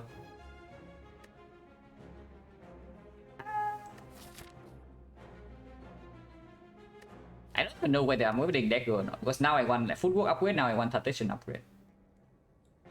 Dagger upgrade is at +2, +4, it's going to be like +10 damage into Act 3. And of course if I see Fusion Hammer, it's going to be a plus a lot more.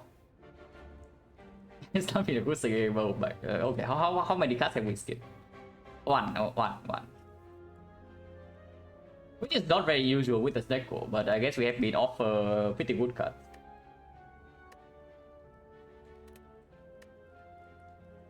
Counter Spot basically just solves the champ, but do we ever have a problem with the champ? Because Counter Spot is probably just better against the elite. The leader in particular. But yeah, of course you can also just not do anything. And probably can just keep this.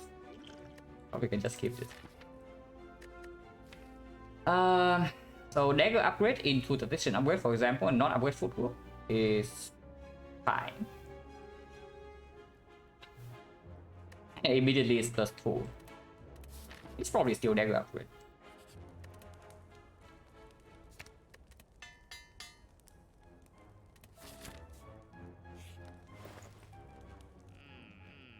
Okay, very good shop here, guys. Extremely good shop. I would like to have like 1000 gold in this shop, please. But we have 69 gold, so it's just as good. And yeah, once again, Mer lied to me because the Act 3 chest cannot be the top banded chest. So I very much lied to. Should have taken 50 gold. Yeah, surely 50 gold will be able to help us afford something here. There's nothing to do here, yeah, so we just leave. I do not want a second Sneaky Strike. But yeah, it says but the end top managers in the same shop. No, that is something. And this also means that actually rare running events also goes down quite a lot in value. Because yeah, the fairly insane hits are already here. So what else can we get? Of course, the gambling chip is still nice, yeah.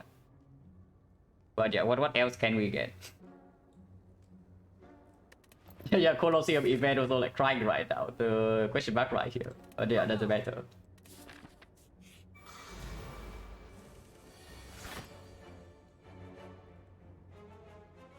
And this book is gaming. Interesting.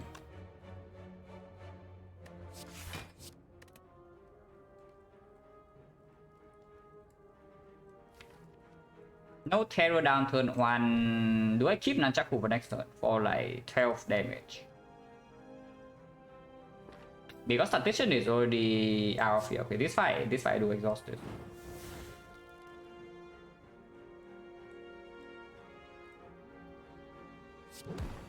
Definitely happen, this definitely happen, this definitely happen.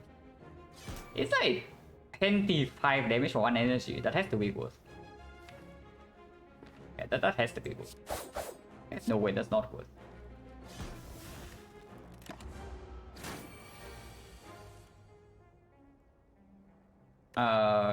Yeah, interesting.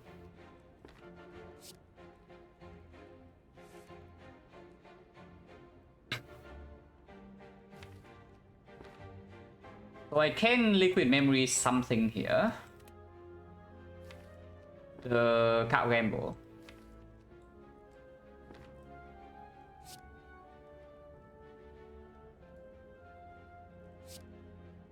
Never playing tools in this project, 3 costs. But I might, no, I will never liquid memory it.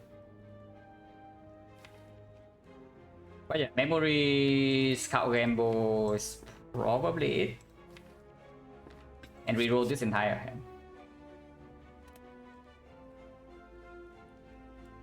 One, two, three, four, five, six, seven, eight. Yeah, sure.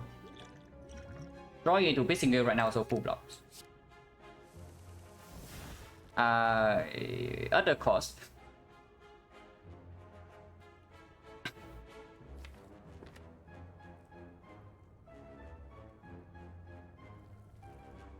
Next turn the pissing wheel can still full block. This turn if I just do something like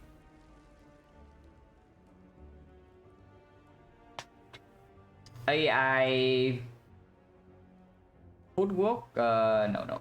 Sneaky strike needs to play first, so it's like AI footwork, defense, strike, bandage up, which blocks for 10, but 1, 2, 3, 4, so it blocks for 14, attack 7, which is only 2 wounds, but I get to sneak in 14 damage. The other line is like footwork, no, like AI double defense, strike, bandage up. 1, 2, 3, 4, which takes 1, it is still 1 wound, but I do not get footwork in play. I don't get footwork in play regardless. Actually, no, I do. The line with Sticky Strike does get the footwork in play. Love. And yeah, this sample is definitely my best 100, like, by far. And apparently playing 1 run per day, like at the start of the stream, means that you don't throw any run. Like, who would have thought? Because I don't feel like the level play in this sample is like that much higher than the last one, you know. The last one I just threw like so many runs at the end of the run. Because I play during like super long streams. Hindsight, but would I save Nunchaku now for 25 damage? I don't think so. Because you still need to kill this guy fairly quickly. But it's all about not throwing, yeah. Like, throwing costed me, honestly, even 4 to 5% last sample, like, for sure. This sample I threw exactly once. Then after I threw the 1 run, I stopped playing 2 runs per day. At least on Silent. And since then, like, no throws. But yeah, we do play both powers and play the Sneaky Strike. Yeah, it's only still 1 wound. So double check. 2 energy, 3 energy, so that's enough. And we block for 1, 2, 3, 4, 10. So we block for 14, we take 1 wound only. Yeah, so let's do that.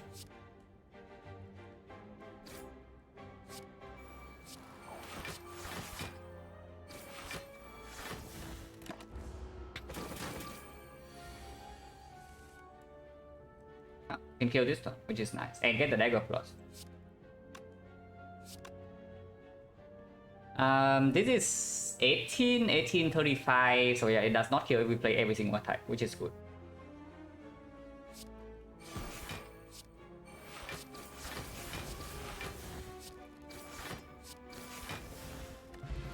The fish. Second wheel is kind of a thing, not in the champ fight itself, but after we leave this side.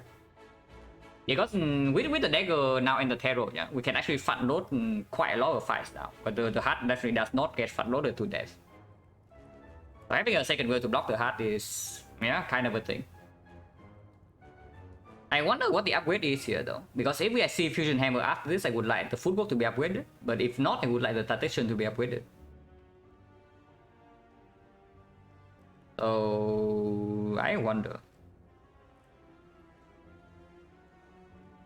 I think I have Nunchaku, yeah. If I can set up, of course I set up. Like, set up Nunchaku with the Sneko is quite a big deal.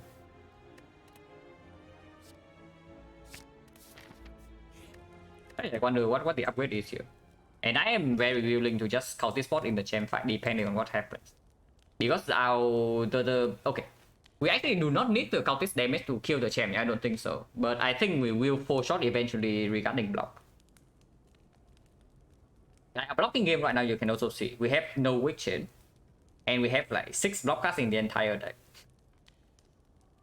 Which is not going to be very nice when the champ starts like hitting us while we are frail and vulnerable.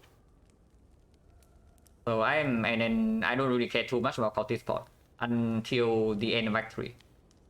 Where's leg sweep? Yeah, where is leg sweep? The leg sweep we skip on floor 2 to pick up a bit the red would be pretty good here.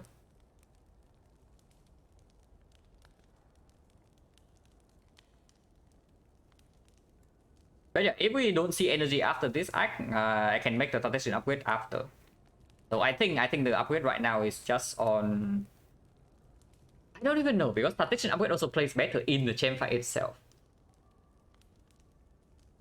Full upgrade definitely will be better if we end up picking Fusion Hammer after this, and Fusion Hammer over nothing is absolutely clear. It's probably a football. If we only use the counter spot for Champ, let's not respect Champ like too much. It's probably still football.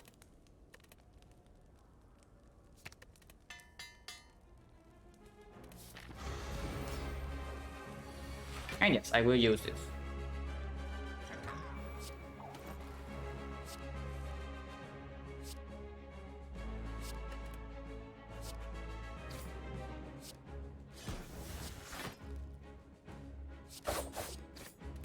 I don't think we need to play this fight like fairly fast. Like yeah, you can see right here. You can see right here why we need to play this fight quickly.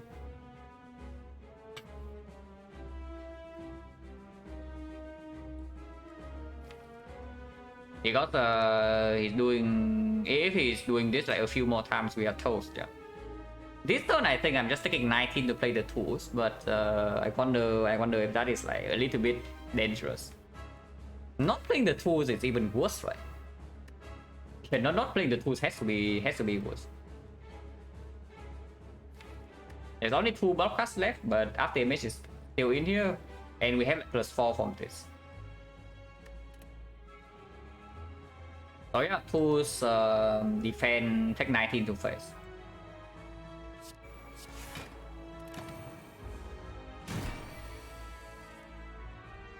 Okay, this turn looks decent at least. Oh, is it? Because we cannot play double block, so we were still taking maybe like... It's 14 goes to 15, so we are still taking 7 here. But this is a lot of damage. Next turn, he's weakening us. So we get 1 free turn of setup, but then the speed is going to be a little bit weird. Okay, we are never ever playing this. Can just discard.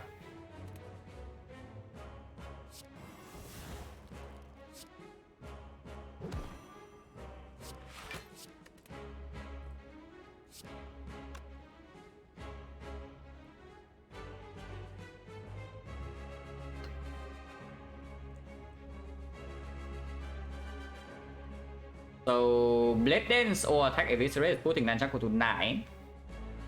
And I would like to play Predator next turn. So 9 is actually not a good number. 6 and then 7. Ideally we don't want to split before weakness runs out, yeah. But that requires us to pick to block 2 more attacks from this guy, which doesn't always happen. So if it's a red plus or attack, do we want to draw? Yeah, that's a good question because Unceasing Talk can screw us over. But only playing Blade Dance is not it, right? It's probably still just Eviscerate plus Blade Dance. How much damage is it? 57, and then this is 8. So it's 12, 36. 57 plus 36 is 93. 93 is 270. No, 281. So we still have 61 damage, and next turn Predator is dealing 30, so we can still play the neutralize. It is fine.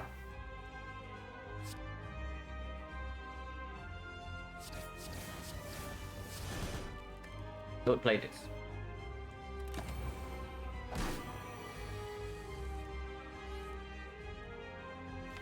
Okay, this is not terrible but not amazing. AI definitely gets played. We are not splitting right now, yeah? There's no chance. This definitely gets played.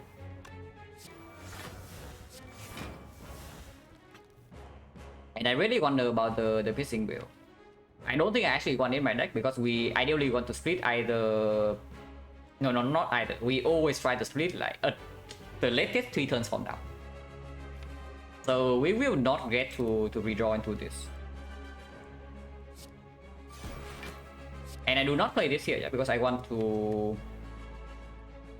Actually, no. Playing this means I cannot play Neutralize, but after 2 more turns hit, it's going to 221. Neutralize... Yeah, leaving us open to Neutralize is just better. And maybe we are forced to split in like 2 turns from now. If that's the case, I want Nunchuck 1-9 still. But I do not want to redraw into this.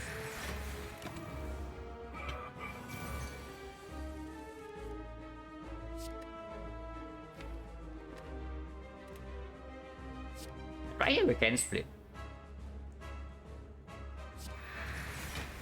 This play is not awful, but we can also just block.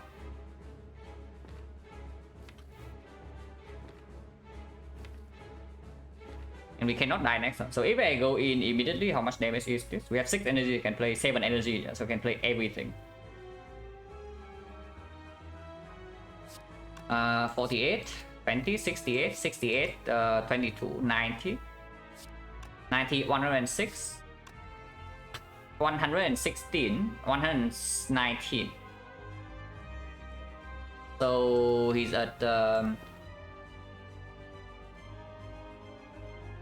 129. 129, but next turn we don't have energy. The slightly dangerous thing here is that if we try to split 2 turns from now, we do need to block next turn and the turn afterwards with only 22 HP and no potion. But after image is in play, we do draw 8 cards. Looks like good turn, yeah, looks like good turn, but next turn is bad. That's the problem. Next turn is bad, and we do need to kill him in over 2. I think we block here because like, waiting also makes the... Even if we're forced to open next turn, we still get 1 turn with no weakness and he's vulnerable. And of course we have cultists taking up. Let's not open now. These guys are not very good, so maybe I want to prepare. Actually, they are fine, because next turn we still want to block anyway, and these are a lot of blocks. Yeah, these guys are fine. 2 turns from now I want to draw attacks, but next turn I want to draw blocks. Let's wait. Buffing this turn is actually not good for us. Yes, buffing this turn means the next turn is when we want to open, but he has 34 block, 27 block passive. I don't know, is it 27, is it 34? It's 34, it's 34. But it's fine, we are not weakened and we still have a ton of damage. So again, yeah, we do nothing here, next time we just go in.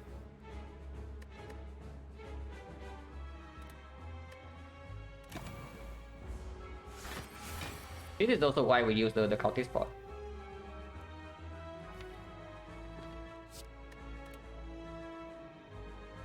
So let's go. Only 27.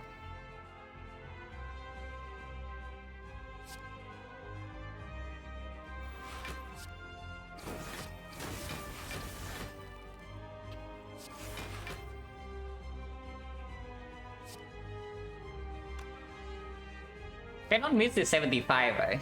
For potential discount. Let's just take this. Yeah, let's just take whatever this hit is and get out of here.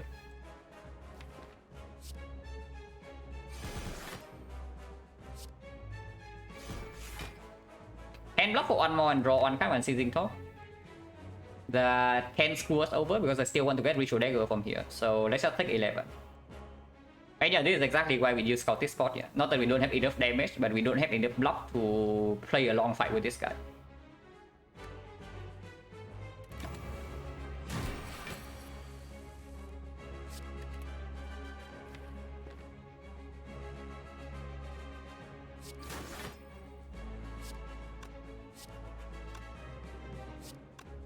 54, so Nunchaku to 9, and we can always play dagger next turn. So double strike here is perfect.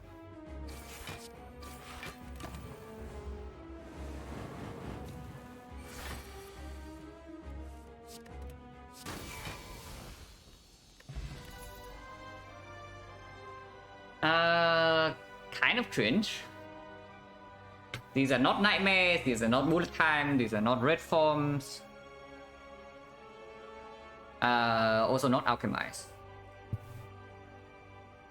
CE value goes down a lot when we already have a dagger that's dealing 37 damage, and our single target damage is also like very high. With 2 AoE cards already to deal with Retromancer daggers.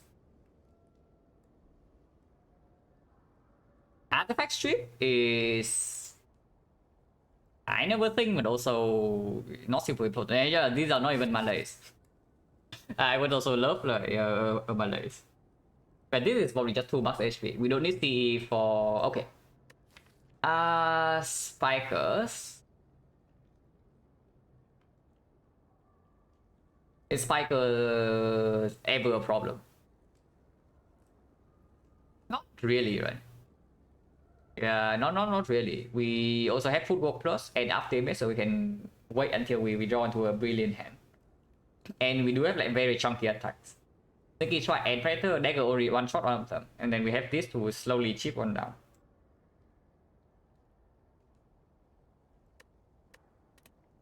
It's probably just max HP. We don't need this for anything. And our problem right now is scaling our bluff, not our offense.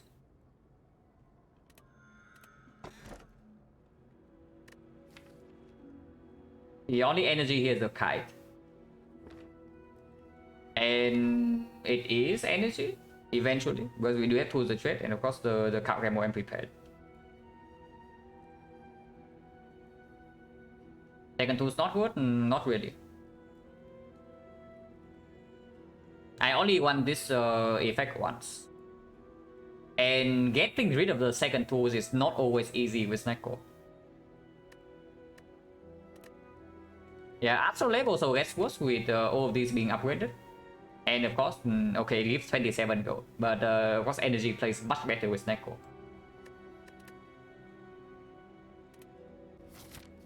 So the deck, okay, Force Elite, so Force Burning Elite, so where is it? Very late, so we do have completely, not completely, but almost free passing. We don't have that much gold, so at the moment, not so interested. Do have 2 Force question mark in here, yeah. It's just 3 elite pack. So we have 1 upgrade, maybe 2 here if we don't want to go to the shop. But we can decide by this point, because if I see normalities in here, we can click. And then I can remove unnormality in here. So if I see normalities, we are going into the shop. If we do not see normalities, maybe this was slightly better. To make on-season upgrade or neutralize. Or Tactician upgrade is absolutely happening. So Tactician upgrade is happening, Recall is happening, and then maybe we have upgrade on something else here if we go for the left part. If we see 1000 gold, we can go here.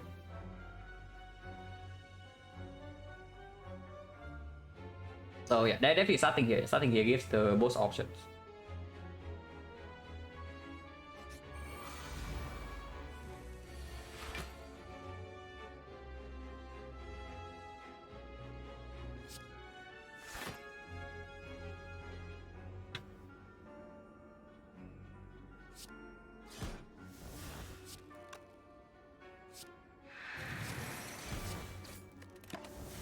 This fight can be quite spooky with our deck, especially when we draw 2 piercing words on turn 1. For now, looking not terrible, but not amazing. Yeah, 2 cost 3.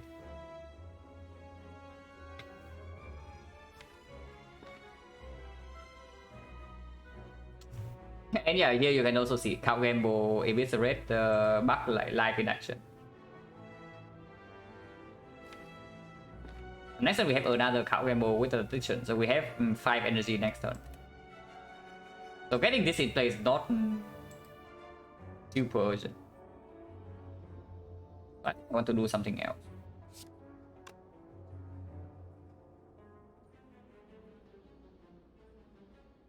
cannot play Terror, but I can play After Image. It's fine.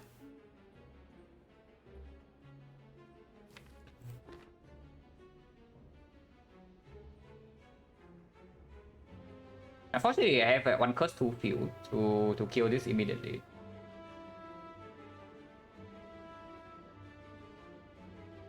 Getting this in play just makes sense if I also do not play the tools.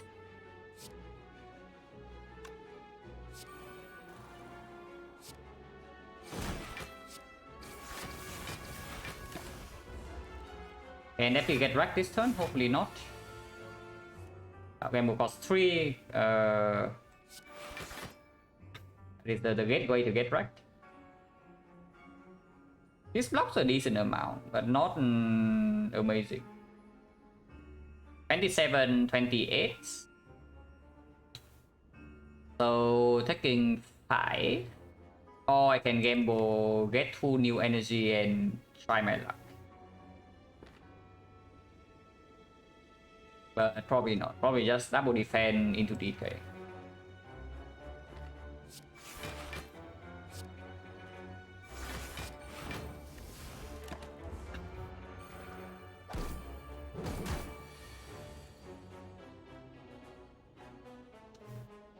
Oh, but Survivor have 4 energy here.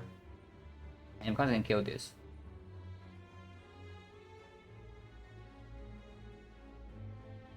Not taking too much this turn.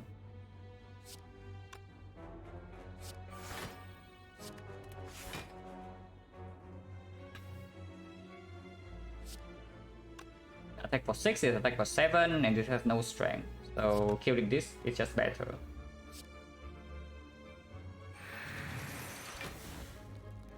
Like another one.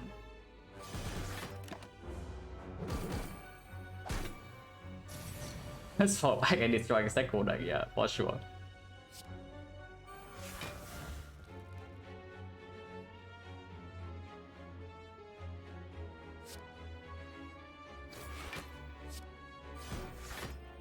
And yeah, Nunchaku smash up, but I just get out of here. While also getting the dagger. Necro? I never think with the kite. Kind of thing with Attention Plus. It's probably still okay. Not amazing, still okay. I don't think I would pick a second copy, but first one is fine.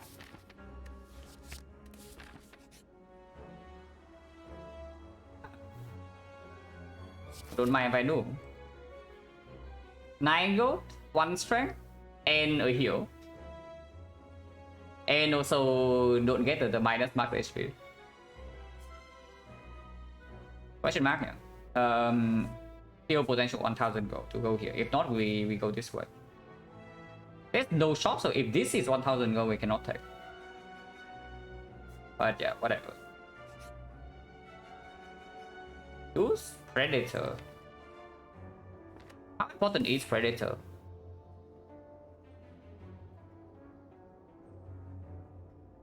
Now, of course, getting Shrine also means that this is not, this is always a fight, yeah? But that doesn't change anything. Yeah, how important is Predator?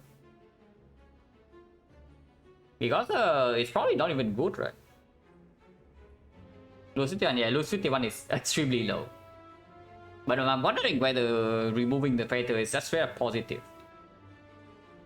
And it feels like, it certainly feels like it is, even with the Snecko, because it doesn't play super well with the strength. And with the kite now, I also need to get the discard stuff in play faster. And we only have way too many attacks, is the thing. Like, damage wise, we don't actually have a problem. Our main problem is blocking. I probably keep my gold. Very much appreciated. Absolute value without 3 strength.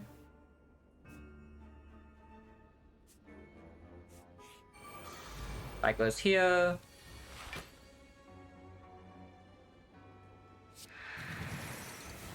This time maybe I don't need to exhaust my ride.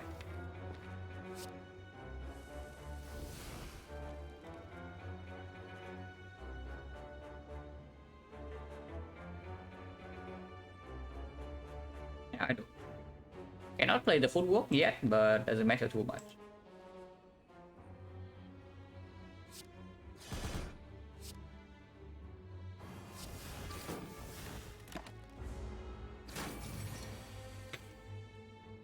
Also, if the fight goes long, then we can also just spike the fight goes to death. That is also possible.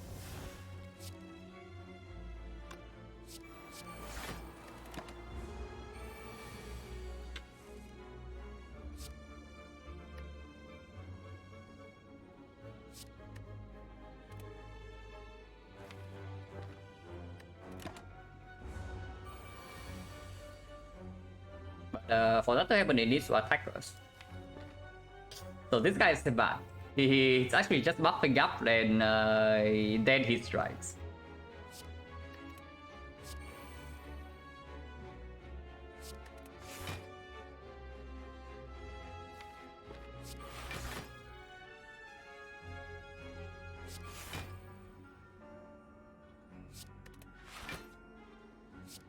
This is the most amount of damage by this exhaust. And with me not exhausting the curse, I would probably like to just play backstab.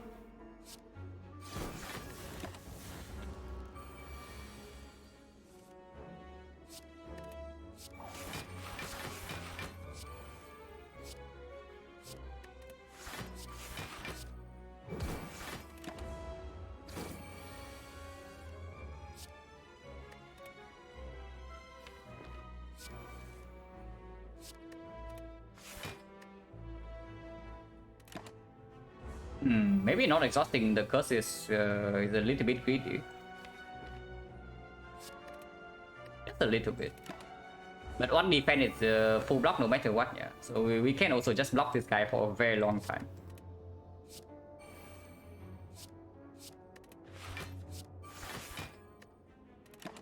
And he dies eventually. It would is eventually.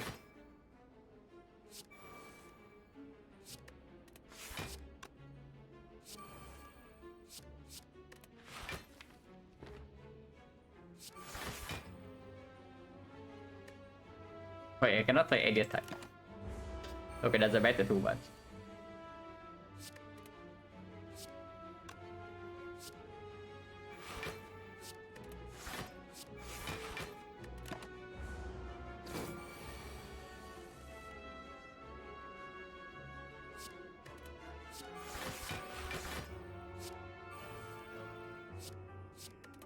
Can attack this turn.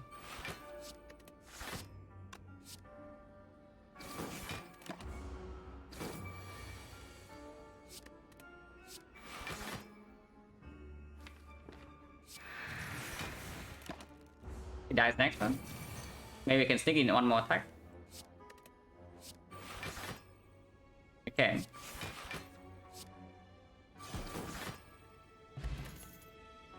Don't need this. Dodge and roll minus. Not interested. So this one is just max HP. Bandage up? No. I bought I bought bandage up full price in the actual shop.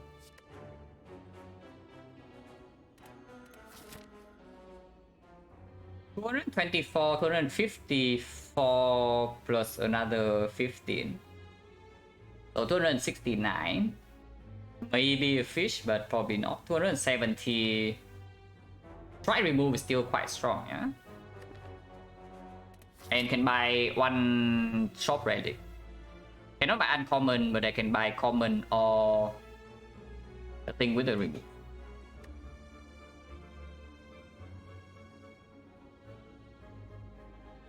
-1 upgrade, so don't get to upgrade our partition plus something else. It's only partition upgrade and then I have to recall here. But I get to spam my go before Act 4. Otherwise, we play active bosses with without spending the go, and then we have maybe 1, 2, 3 lists, so that's 90 to 30, 120. 350 go into Act 4, removes 100, but we can still buy any rare relic. Intense burner already gone though, and the tough bandages.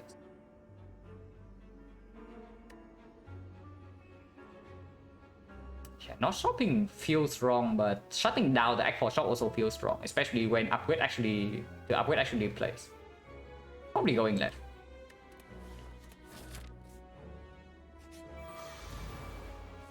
Cannot dagger this guy.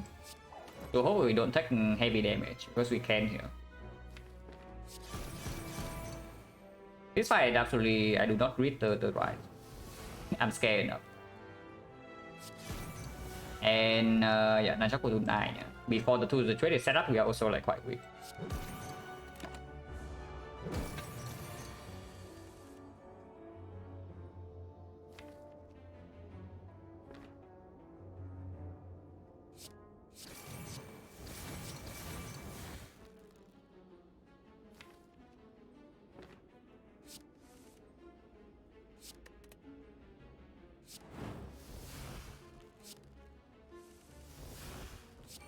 Do this here. Dagger this turn or dagger in the deck, but piercing will also in the deck. Probably dagger in the deck, like double strike. Actually, no, double strike we are still taking 5. Next turn is ugly though. Next turn is fairly ugly, but arrow is in play, energy is in play. Redrawing this is very bad.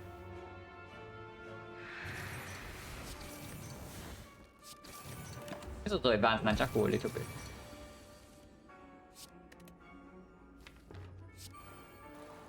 Shuffle out all the garbage is good.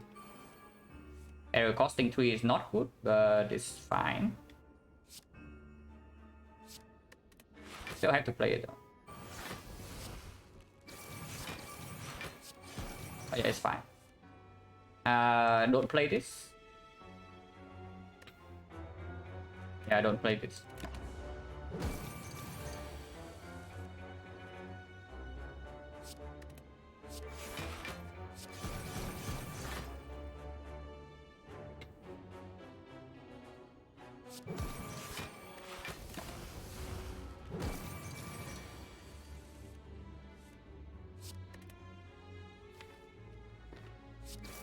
Be okay.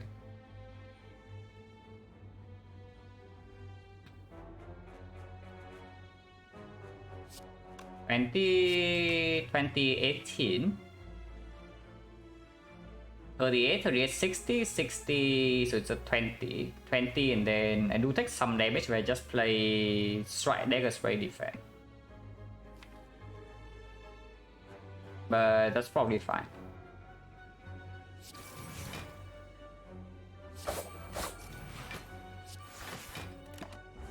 Because I do not want to draw into my Visceral right now.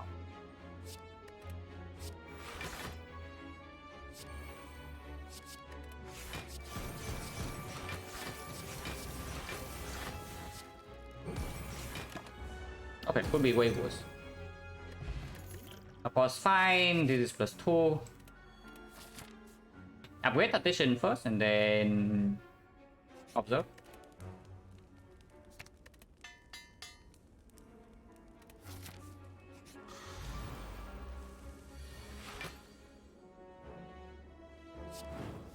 Turn 1.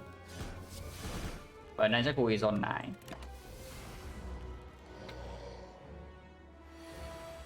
Burn into 45, yeah? And we draw 0 block, so this guy is certainly doing something.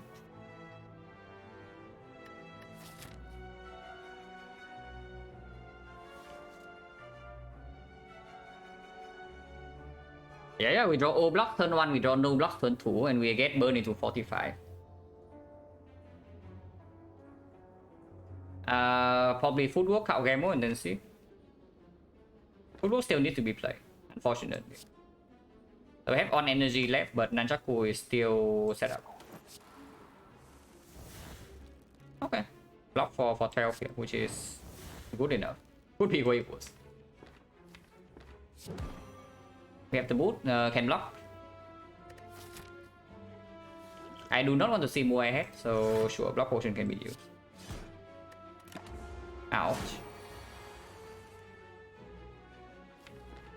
Ooh, these are not the best, I can tell you that. So burn 45 into burn again.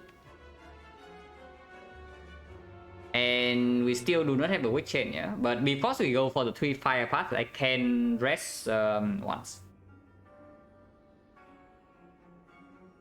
But we are getting very much wrecked here. The attack pattern is bad and the draw is also like pretty terrible.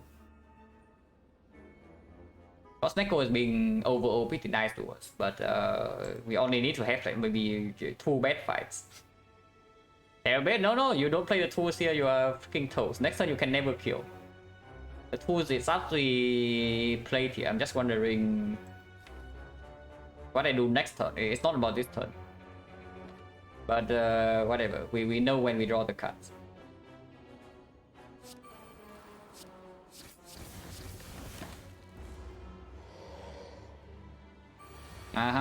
Interesting. Very interesting.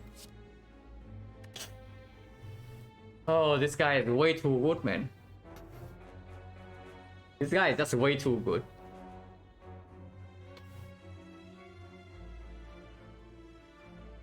Sneko? No, this is not even about Sneko. Sneko was only made at 1 turn.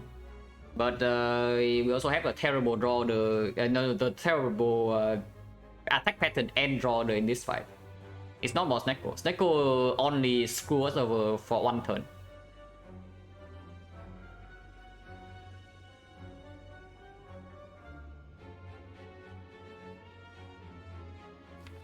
The cost defense, yeah, but we can also just miss a ritual deck and then we fail to have a kill next turn. Probably still need to play the aggro though.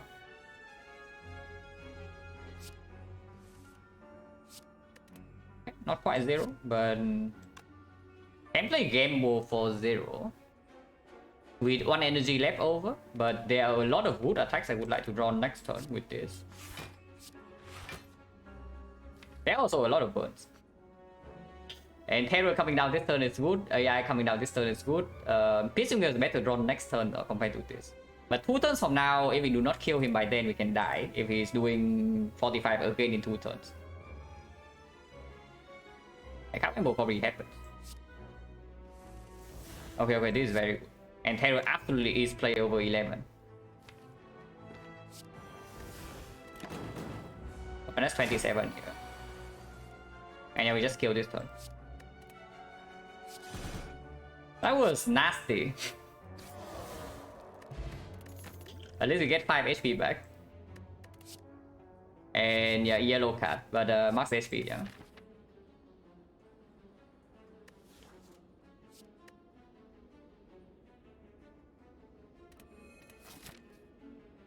So rest right now or recall? If I recall, more ahead can show up here, and I do not want to see more ahead. Chess? No. Damage is the last thing we need in this deck right now. Did you see what happened in the Nemesis fight? We get to attack for 1 turn, he's dead. Our main problem right now is just we cannot actually consistently block. Chess is the last thing we did. Resting here means I do not get to upgrade whatever I get along this way, but I shut out the more ahead, which has to be fairly valuable. There's like red mass and falling, and then all the red mass, falling, sensory stone, and most rare relic events. We have already seen magnets. I rested.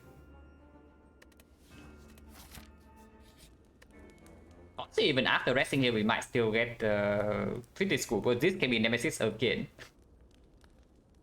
Did this deck misjudge this deck into elites? Like, because we do have a very big ritual decker. Maybe I do. But to draw the slightly better, we just kill Nemesis turn 2. So like, no, not turn 2, but turn 3. Maybe even turn 1 sometimes. But yeah, who can say? Probably not turn 1. We need to set up the tools first, and then we need to set up Terror, and then maybe we need to set up like the footwork. But yeah, rest first. Yeah. Just down the more ahead and potentially save us here. looks like garbage, so fine.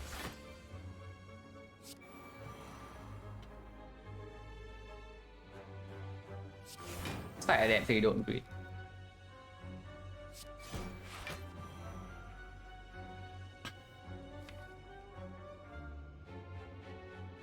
Nunchaku is better next turn, probably.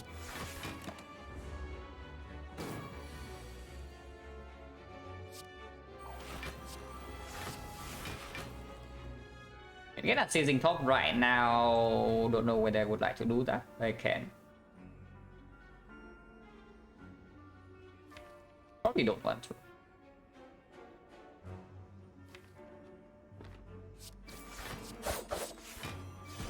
Yeah, it is too much energy, too much damage to not play.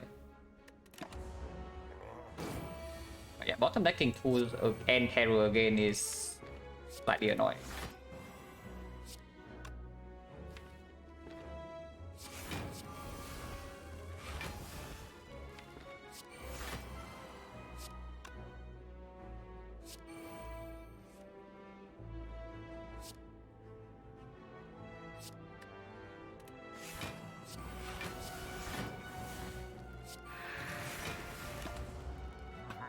At least preparations were complete before the big hit happens. Now we can actually do something.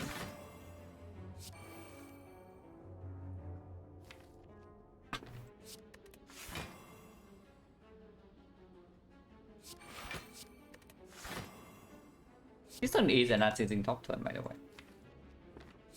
But I do not want to draw whatever crap is here next turn.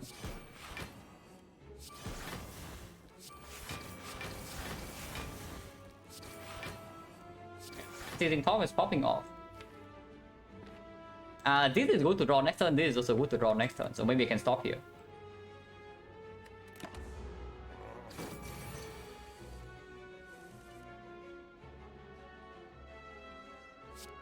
Okay, maybe not that good, but it could be worse.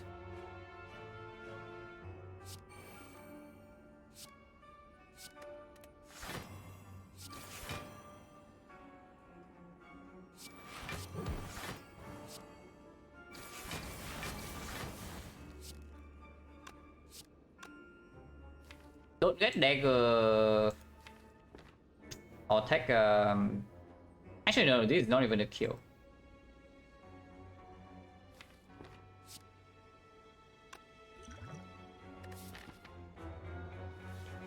Whatever more head shows up, like so be it. Like healing 30 is still completely fine.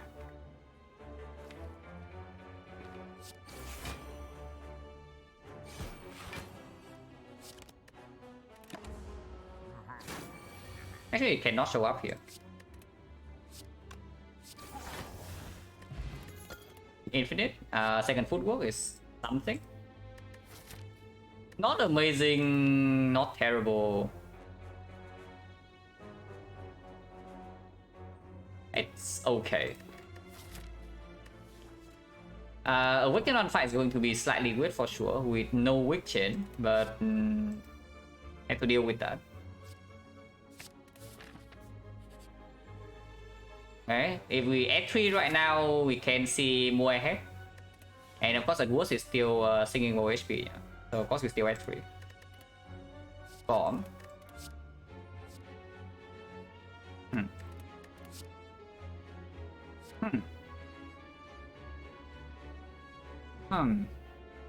So there are things here.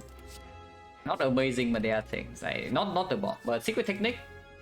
For 0 cost terror, 0 cost manage up at the start is fine. Secret technique for tradition plus is fine.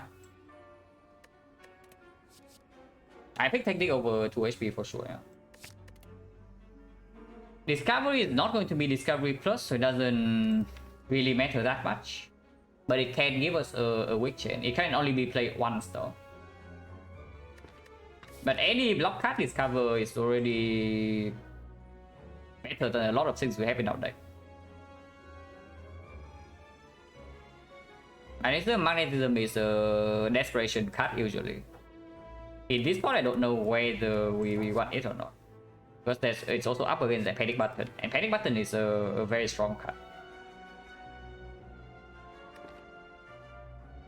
And good, yeah, it has won 2 unwinnable hard fights for me. Like I enter the hard fight, I have 0 chance, and this thing gave me a win 2 times. Event of Thunder, yeah, on with the XecnaR, very interesting play. Before I pick Deep I pick Discovery, and maybe before I pick Discovery, I pick Max HP. But this one is probably still good. And yeah, Penny Button probably also better than Max HP. Oh yeah, I guess now More Head is not even that bad. And yes, More Head is here and we take it. Goes to 70 max HP.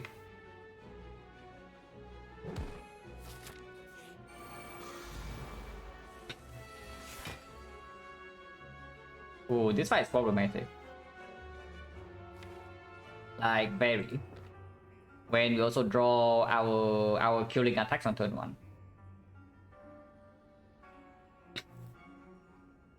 Technique costing 3 means I cannot pull the terror before gambling. And pulling the tradition right now makes no sense, yeah. So it's probably just I can maybe eviscerate kill one of these before gambling, but these things also just gamble right away.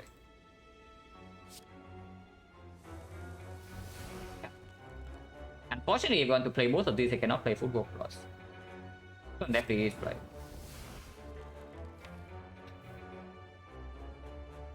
We have never top like the tools, by the way, I'm just saying.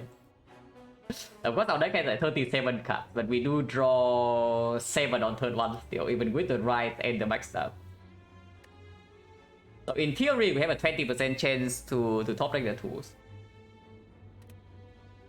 Slightly higher with the count gamble, with the echo, with the prepared and whatnot, but we have not top decked it even once. Maybe I should have picked the second tools. But yeah, playing football in here is just complete nonsense. Yeah, we kill the daggers.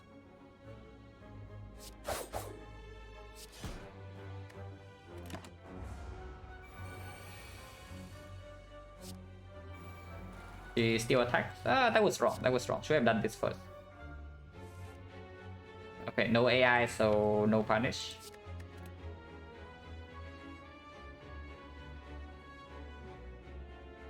But we are taking like quite a big hit. And yeah, once again, this is the same old problem with XecnaR, is that you pick up XecnaR, you don't see any defensive scaling, and then you just die late game. But the same though. If we pick up the dome, it's still the same. Like pick up the dome, no defensive scaling, you still don't really do anything. And now the 2 wheels are also like, not even doing much. So I don't even know. This is like just one of those ones you never see block. And I mean, with the dome, maybe we can on echo only though. Yeah, not really, right? We also don't have enough removes in this run.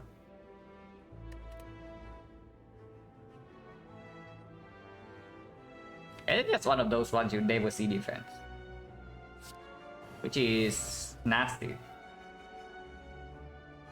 Definitely very nasty.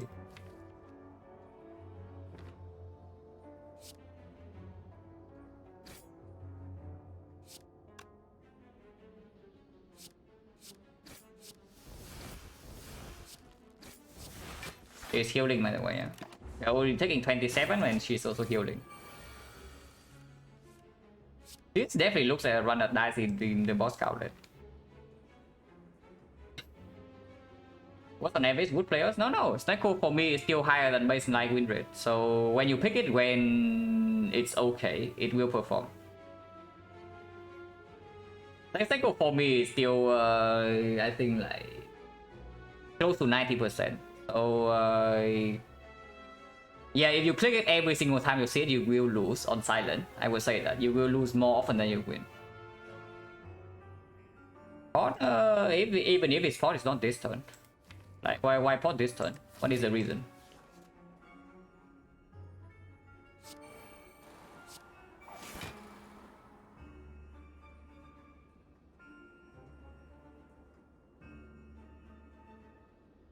Just wondering whether I can play Petty Button this turn or not. But maybe I can. 57, so I need to Piercing Will Panic Button, which is leaving me completely open next turn. But we still have AI in play. And Discovery... I'm weakened this turn though, so even if we draw into dagger next turn, we don't really have a kill.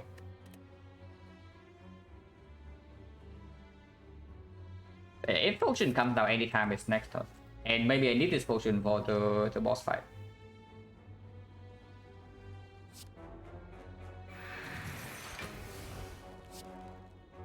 Even with this, I'm still taking damage.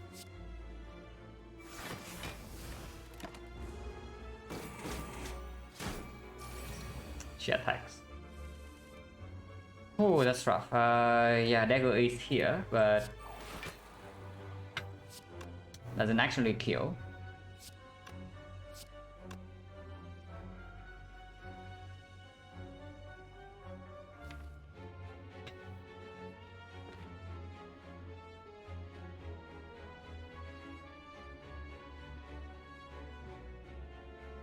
Potion still does not actually come down this turn. And there's no reason to. Because any block card is wasted right now.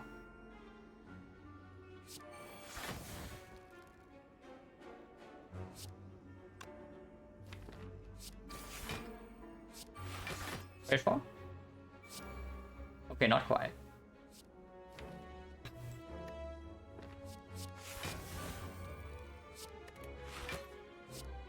Okay, we cannot actually wait here.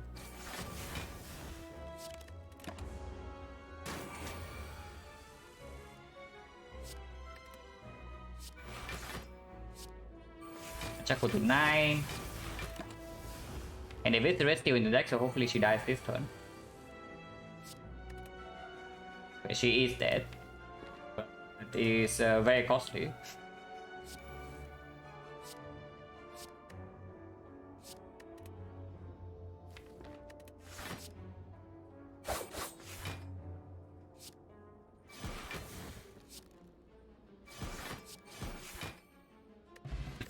Muscle doesn't help. Yeah, here's our defense. Freaking deflect.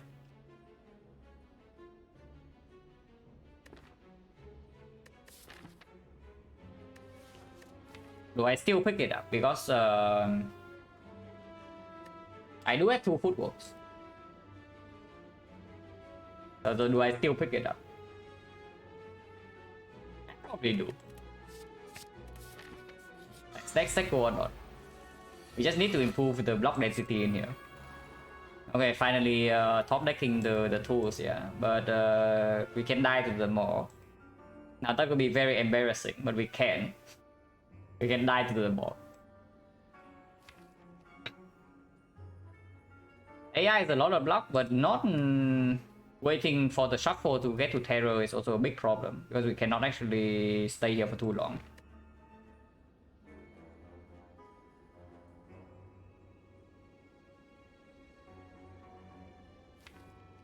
Second deck cycle, we can get back to the thing with the... Yeah, it actually has to be this.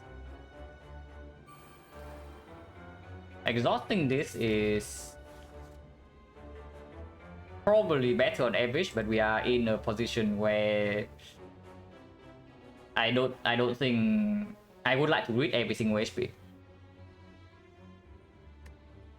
The relics now, maybe it's on my side.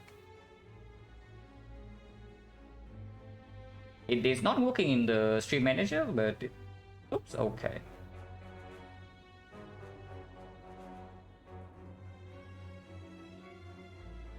No, but yeah, whatever. Like, I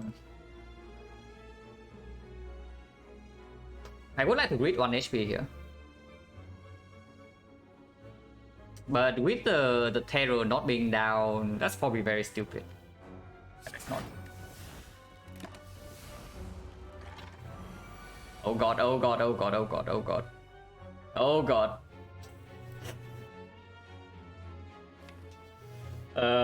Yeah, the more.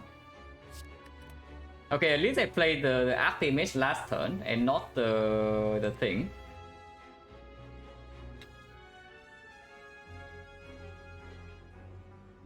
That is 1 energy 4 block, 0 energy 4 block, that has to be positive. Can do this first. 27 damage. Shuffling is probably better.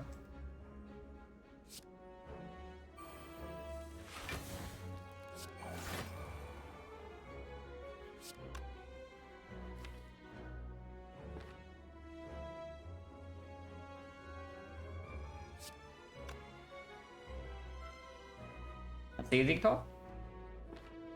Seizing top moment. Not really to play full go plus, yeah, but we don't die this turn, which is something. Deflect going in, perfect full block.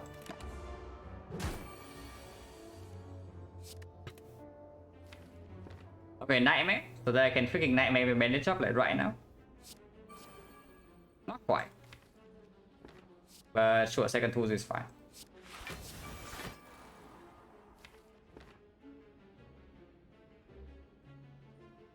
I'm just saying, yeah. There is the chance you can full heal in Donut Decker.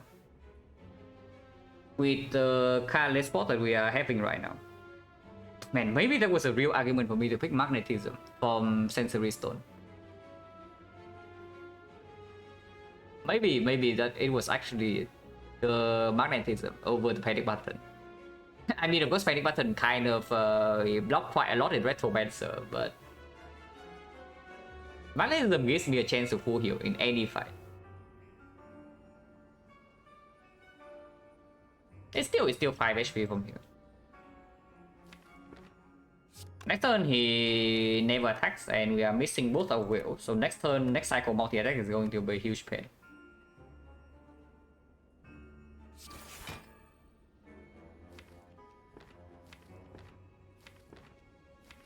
And we also shuffling our neutralize. So we shuffle our neutralize and the way to mitigate the multi-hits, and Terror is not down yet. Actually, in this stone, I mean, I don't know, but it gives me a chance. Because right now, what do you think we are doing in the boss gauntlet besides dying on turn 2? Like, what do you think we are doing in the boss gauntlet?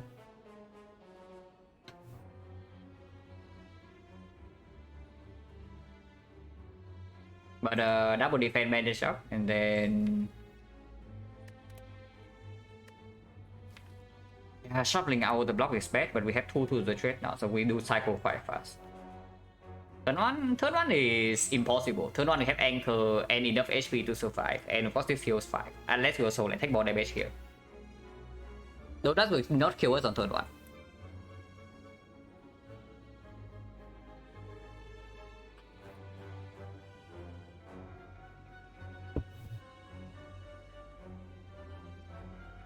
This is just a run that has like a lot of damage up front and sustain damage, but like no defense. And then playing with no defense in late game is not exactly the best idea.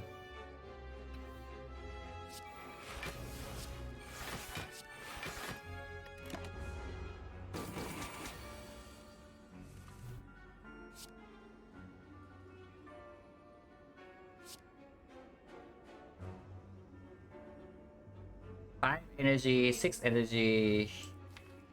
Yeah, no witch chain either is like very annoying.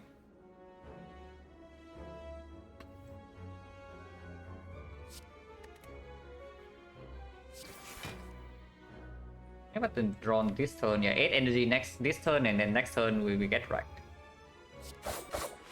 I think I do need to keep the Nanjaku then.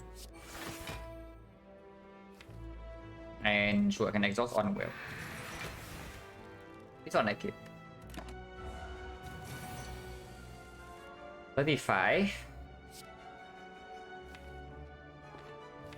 But we can technique the 0 cost defense.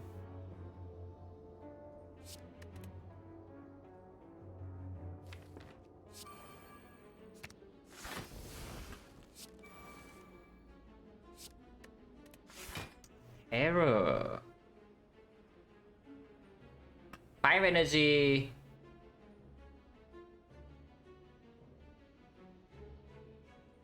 So I cannot do footwork if I want to terror here. Terroring doesn't lead anywhere, but maybe that's wrong. Because otherwise you're also taking like a huge hit this turn.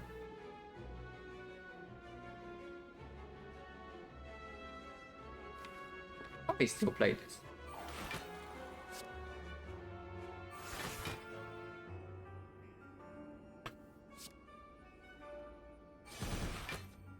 We are still taking a huge hit this turn, yeah, but not minus 10.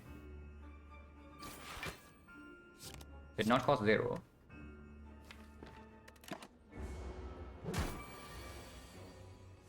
Oh, 30, and we did not draw enough defense here. But Sunday will prop, so we can block this hit. Triple block is exactly 30. Hero is still not down, yeah. This is already the 3rd deck cycle, but we are not weakened next turn. He always buffs next turn, so potentially we die 2 turns from now, but we are also not frail and we can block with the panic button 1 time. Let's go. No, not this turn, not this turn. Like we full block here.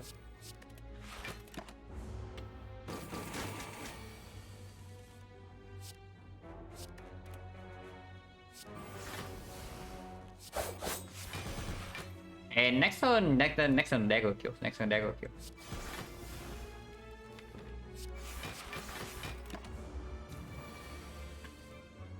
Okay, we are fine.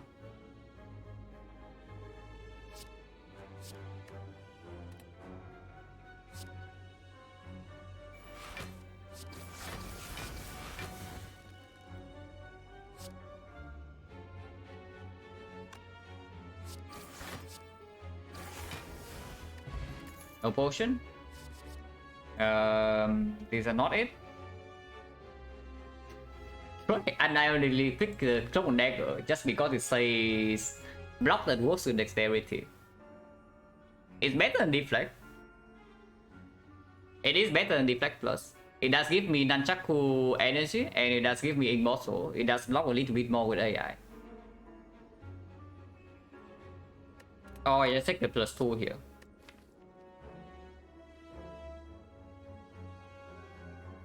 But Cloak maybe gives me a slightly better chance of being able to store Donor Decker. Yeah, Cloak is okay.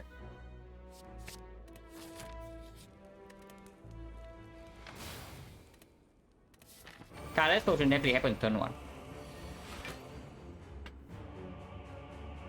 And has 9 cards. Yeah, Careless Potion definitely happens turn 1. Because of potential magnetism, potential apotheosis. Now it can give me some block like Good Instinct, maybe something else next turn. And maybe apotheosis next turn is better because it can discount the 2 trade. But magnetism, this would give me a cut immediately. Maybe not. If they have full block this turn, then maybe I just cast Let's Spot next turn. Even the run will be tough. I mean, we were like 300 gold off short. We were like 300 gold off though. I would say though, the run would be very different if we skip the shop in Act 2 and we go to this shop in Act 3. We would see we would buy a top bandages here. So that would actually do something, yeah, because right now we are dying with like 400 gold. But apparently I was like severely misjudging how difficult actually Elise would be with this deck. Even with the Ritual Dagger basically one-shotting most of them. And then with Red, no, I do for the past year. Life Force Silent 64%.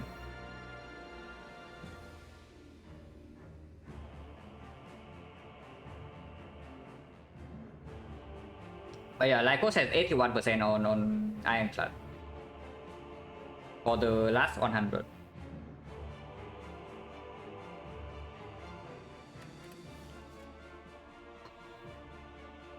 The rise definitely needs to come down. I'm just really thinking like how, when should this card spot come down?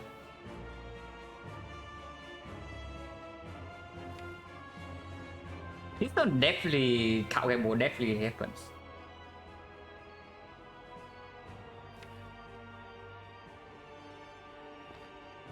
Maybe exhausting ride first is not that important because first next cycle is the most important, yeah.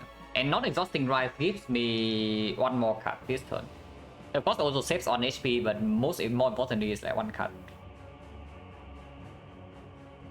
So defend gamble, and then we can evaluate again whether potion comes down or not.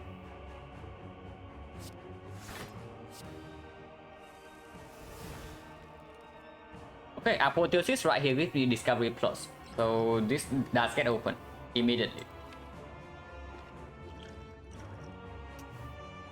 Oh, I guess we are dead. Even if by some miracle we beat this fight, there's no way we beat the second fight, unfortunately. So we are very dead. Yeah, these are the cards. Like no transmutation, no apotheosis, no discovery, no magnetism. Yeah, these are not it. So we are very toast here. Discovery cannot actually give me anything. It's not discovery plus. So trip. Is trip a good redraw? It probably isn't. And if not a good redraw, then Shackle is probably it. Maybe I can Nightmare the dagger like right here. Okay, not quite, but well-led plans versus Envenom. Shackle, I mean, yeah, it's possible. It's possible second fight is Time Eater. And I get to Nightmare my Ritual Dagger and kill him instantly. It is possible. Discovery gives you Nightmare and Nightmare Ritual Dagger, he dies in 2 turns. Awakened one... Maybe Awakened one is doable depending on the draw sometimes. But yeah, basically I need Discovery to do some work because this deck right now on its own does not do it. Like, oh no, it's not only up to Stecco, it's also up to the freaking Discovery. Yeah, that definitely should have played the freaking Magnetism. But I did not think that our situation was like this bad when we saw the Sensory Stone. I actually did not think the situation was like this bad. Because if I knew I would pick the Desperate card. So Envenom strips, well, that plan is better for the later part of this fight. But stripping artifact to deploy terror probably is just stronger.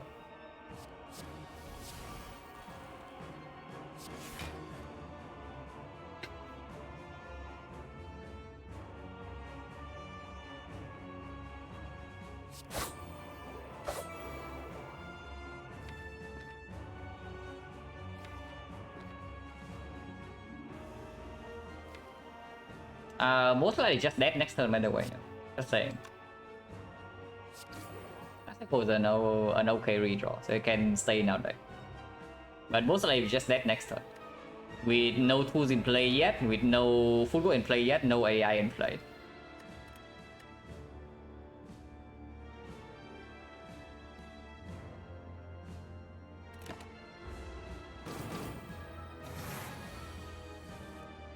Okay, AI is here, 0 cost.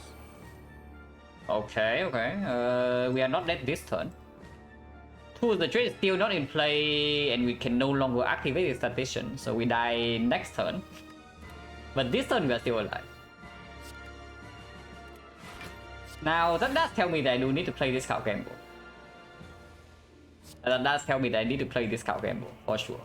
To get to the trade this turn somehow.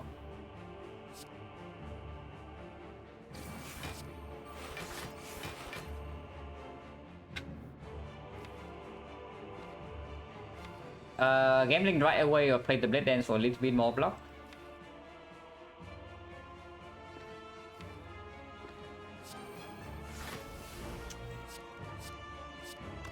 That's not very good.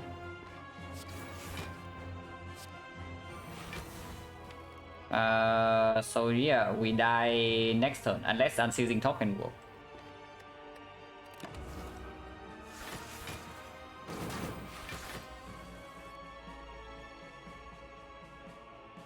Unseizing top can work.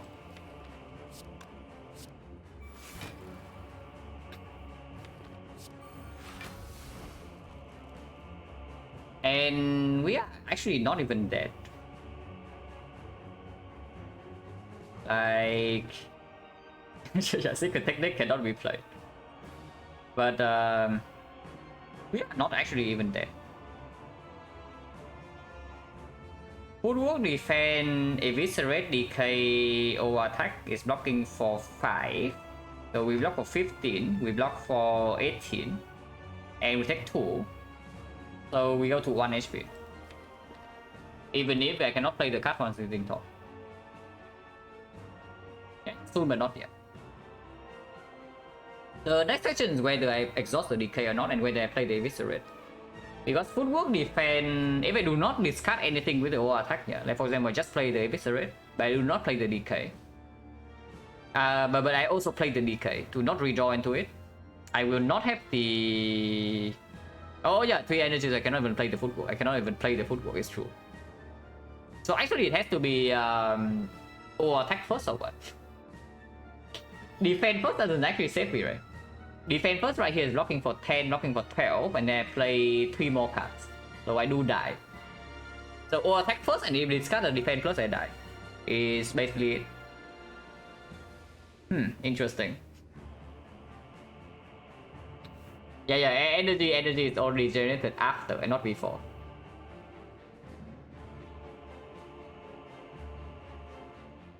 Oh yeah, over attack I guess. Surely over attack will not betray us here. I mean, it doesn't matter that much. This run, even if we somehow beat this fight, we are still like super toast. But over attack then.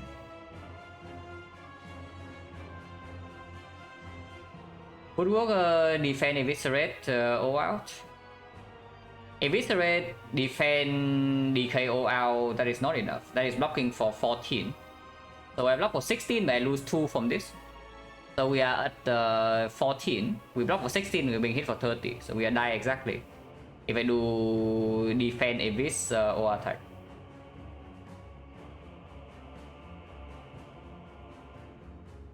I mean 50% we live because 50% discard decay instead of footwork, and then I play the footwork.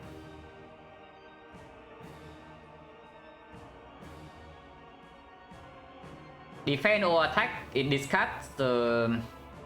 No matter what, we can play the whole hand, yeah. So it discards the footwork. We draw for 16 and I have 29, so it's exactly the same. But 50% I draw into a secret technique and die immediately, no matter what it costs. But if I draw to strike and can play it, I still die immediately, and then secret technique will always kill me.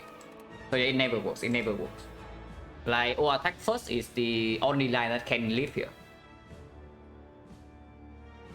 I need to play both the defense and the footwork, basically. Actually, no. If I just play defense, footwork, and not the over attack, like how bad is that? Block for 13, but block for 2, block for 3, so I block for... Actually, block for 4. Block for 4, block for 13. So I block for 17, 19. 19 and I lose 2. So I live on 2. Oh, actually that works. I don't need to play the over attack. Yeah. Full defense eviscerate, it works. I live on 2. It works. And yeah, sure, let's just do that. There's no Sun Arrow energy, but every power is in play.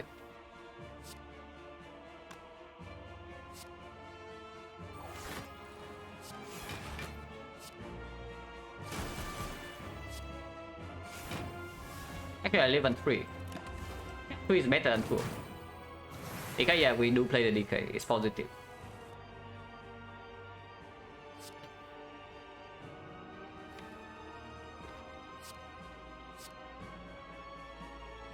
Doesn't really matter, we are never activating the top here.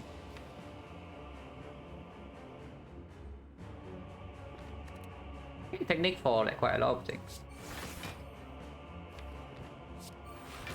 Now I do need to strip artifact here at this.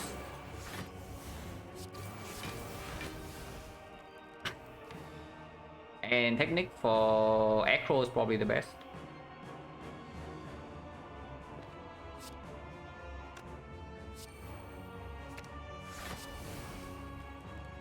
Shackle costing 3, so that's only one thing that can block next time. Yeah, that's fine.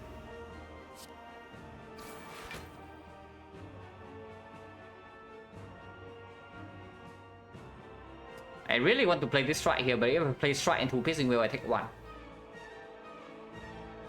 Yeah, block 23 and we're being hit for 24, so it doesn't quite work. Piercing wheel defend Nunchaku to 8. Probably okay.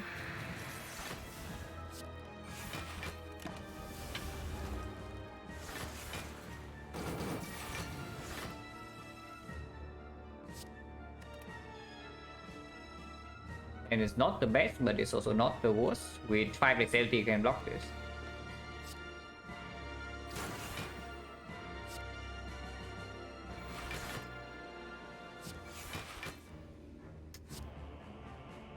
Oh, drawing ritual dagger right now is very bad.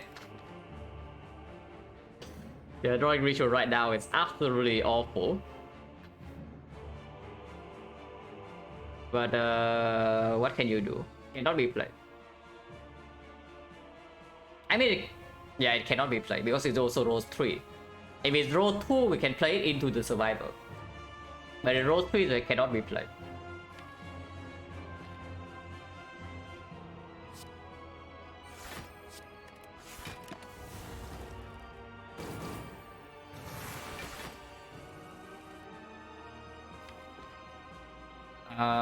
We seem to be still alive, but don't know how long that will last.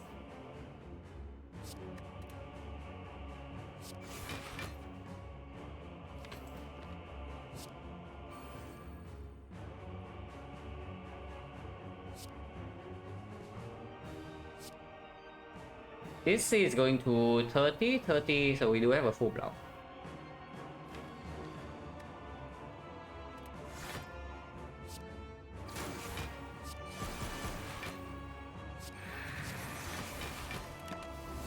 Next on Sundial Energy, so maybe we can still block this.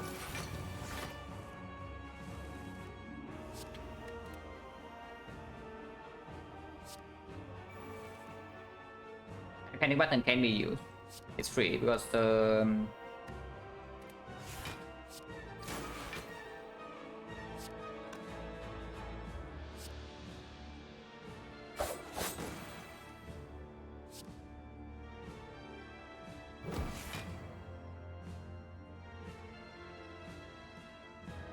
I can dagger this guy, or I can wait with the dagger to maybe kill the dagger afterwards.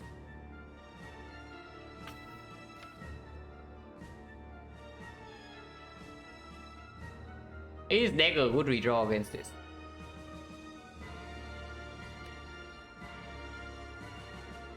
Probably yes.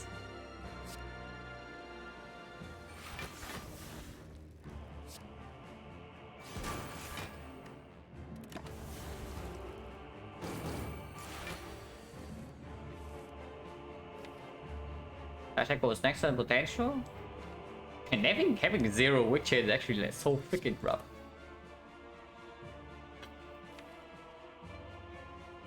Do I want to draw anything here? Because the cards next turn are quite decent. If I play prepare right now, I shuffle out 6 of these cards. So I shuffle out basically all my block, but we do draw into like a lot of damage.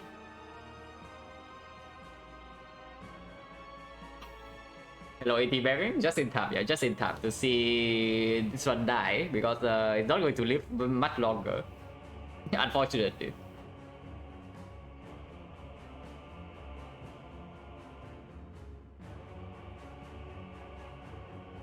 And yeah, Nunchaku setup. Unfortunately, that messed up the Immortal. Actually, no, it doesn't. So it's like go to 9-8. Or to beat the boss? No, it's floor 50, so it's the first boss. The Star with Savers. Yeah, very optimistic.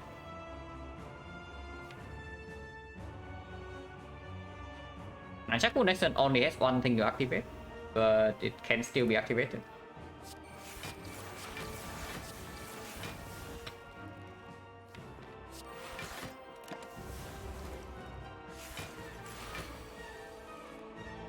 It costs 3. This is never played. Okay, we're still alive.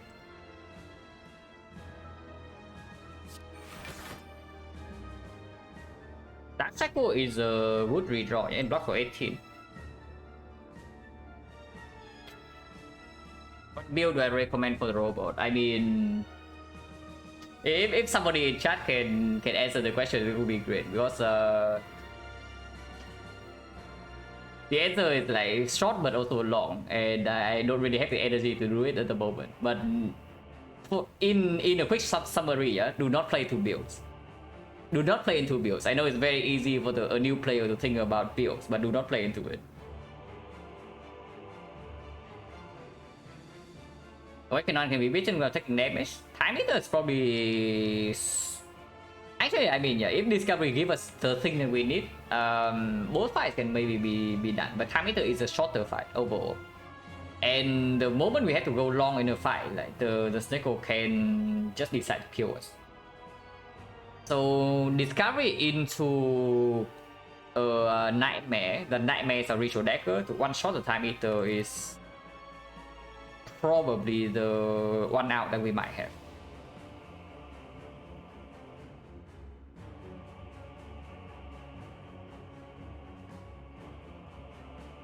Yeah, full locking right now, and exhausting backstab is like kind of a thing, but keeping Nunchaku is also a thing.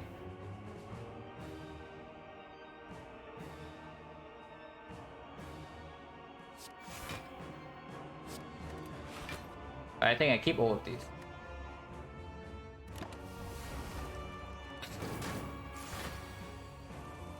Hello, Echo Noodles? Yeah. We'll survive. Maybe this fight is doable. Next fight, I don't know too much. Maybe this fight can. But this turn I also have to burn my Nunchaku and I lost my tradition, so it's a little bit weird. I mean, I have to deal damage at some point. Like, not doing damage also doesn't lead anywhere.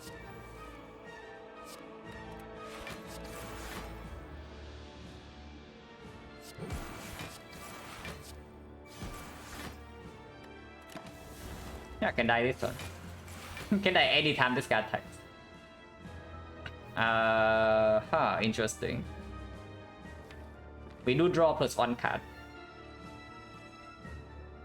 This is never played.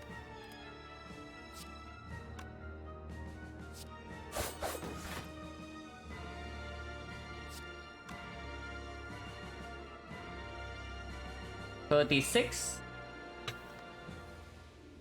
Win to 101. So he does die from the dagger. We don't actually get the dagger, but he is dead. And we don't get the dagger damage, but he's dead. If we don't kill this turn, we are dead. So we are forced to kill here.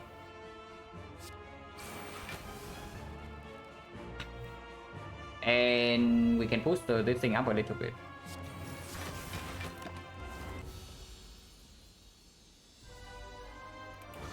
Nature, he can kill us instantly. Okay, we die next turn. I mean, I don't even need to see what's happening. I know that we die next turn. Because the ritual dagger is drawn this turn, it costs 3, so Nightmare doesn't even do it. And we get debuff turn 1 and panic button is right here. So we are done for. Unless next turn he's multi-hit and we draw into Piercing Will or... Yeah, nothing. Dark Shackle is not even in our deck. Dark Shackle is from the cardless spot. Panic button, yeah. But yeah, we just die next turn.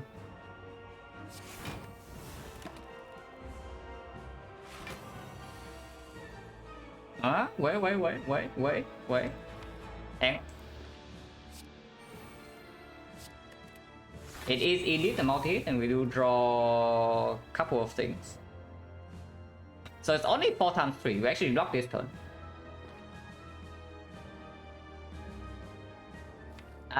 Next turn is a bigger problem, yeah? With all powers not in play yet and no discovery. But yeah. Maybe we can discover into... Maybe we can discover into Nightmare and then with Nightmare footwork instead. That can also maybe work, because we do have a strength reset in the deck. Instruction unclear holding. I'm just thinking whether I play the card game immediately. But it still has to be technique into the wheel, right? Technique into wheel, play wheel first, and then we can see afterwards.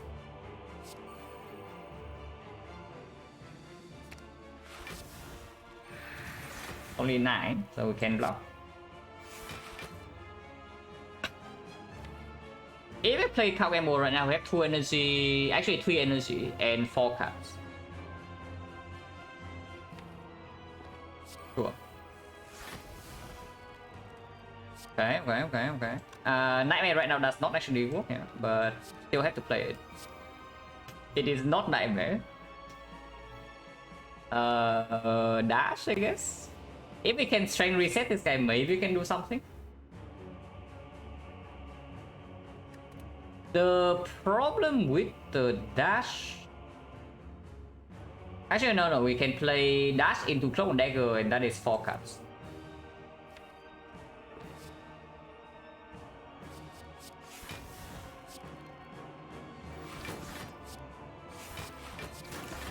The boot. Oh god. Interesting. So footwork, survivor to count gamble, and then we hope for the best. There's like no line here. There's no line here. But we do have 5 energy with unceasing top, and this can be played.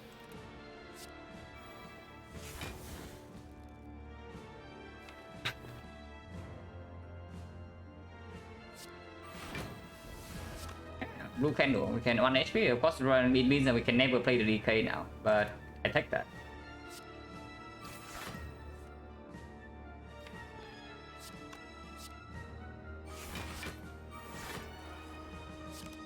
Okay, we are dead. Neutralize playable here would still survive, but we die this turn. When I gamble chip, no, it cannot. Afterwards, we cannot win the fight if we do that. Because if we can actually somehow push this guy to half HP with 5 dexterity in play and tools and the AI, we can win. But yeah, we are dead this turn. So 18. Okay, so no need to play Silent after the 100 because the streak at the maximum is only 3, which is fine.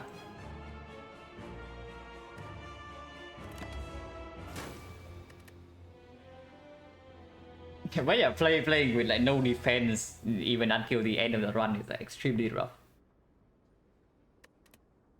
Which definitely, but basically, I definitely misjudged how bad we were into Act 3. Also, yeah, it's close. But if I had known that we are this bad into, first of all, the elites, yeah, because apparently we take an insane amount of damage every single elite fight. Okay, this guy also, we probably take more than expected here, but this fight probably is like on pace. With no defense and like only one way to kill the daggers. But first of all, I should pass for the shop. And secondly, I should probably take magnetism here.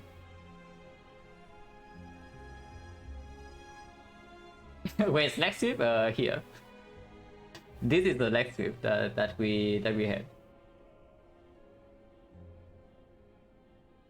But this fight is like absolutely way more low roll than it should be. Like burn into 45 into burn into 45, and the draw order was also bad. So that's pretty run losing.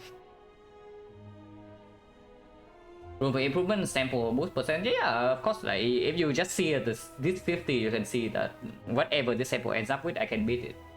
But I do not do another 100 immediately.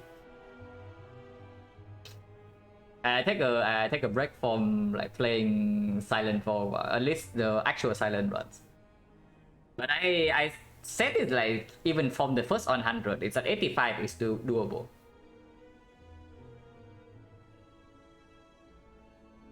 Reject Silent and plays yes spot, yeah.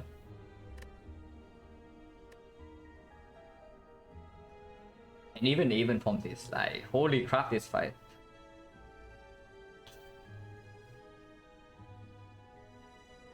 And then there's this fight. With the card rewards that we have, the Dome also would not do it, which is unfortunate.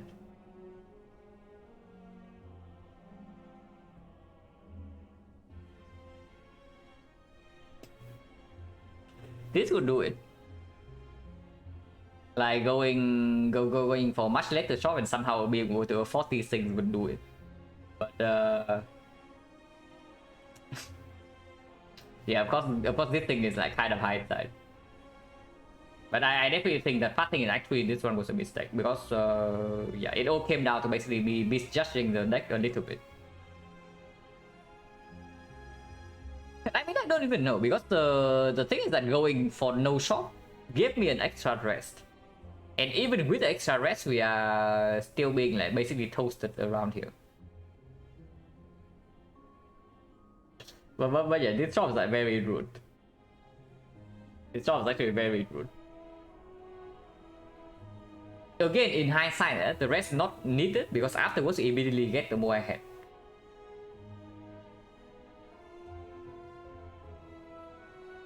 He was away, we are maybe 2 good block cards away from being good. Or maybe 1 good block card plus a wallet fair. And this deco run looks painful? No. This deco is only root in like, this fight. It's extremely root here. But afterwards, it's okay. Our deck just doesn't have what it takes to play with the deco in late game, is the thing. We have damage, we have no defense.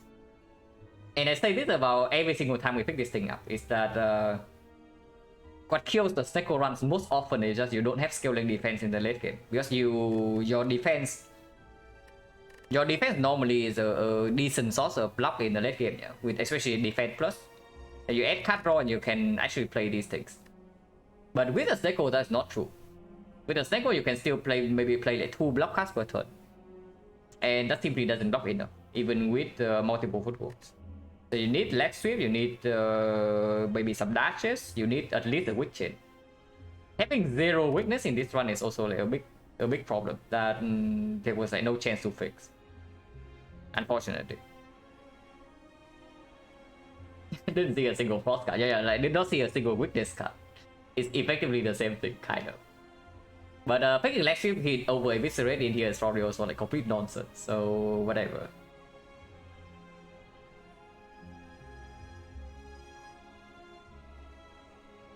But yeah, shovel for key, so blue candle was absolutely better. It was by far better than the key. I thought the roll binders over the footwork. Yeah, probably not.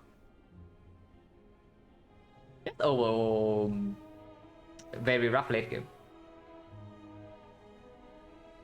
Also, we have a Blade Dance and Cloak Dagger, so of course this fight is unwinnable. So everybody knew that. No surprise there.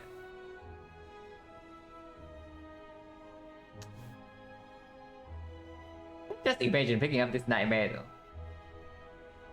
though. Just imagine. Nightmare over tools here into Snecko Eye, into here we pick the tools and then we pick the kite over 2 HP. So with hindsight, this seed is probably a lot more manageable, I would say that.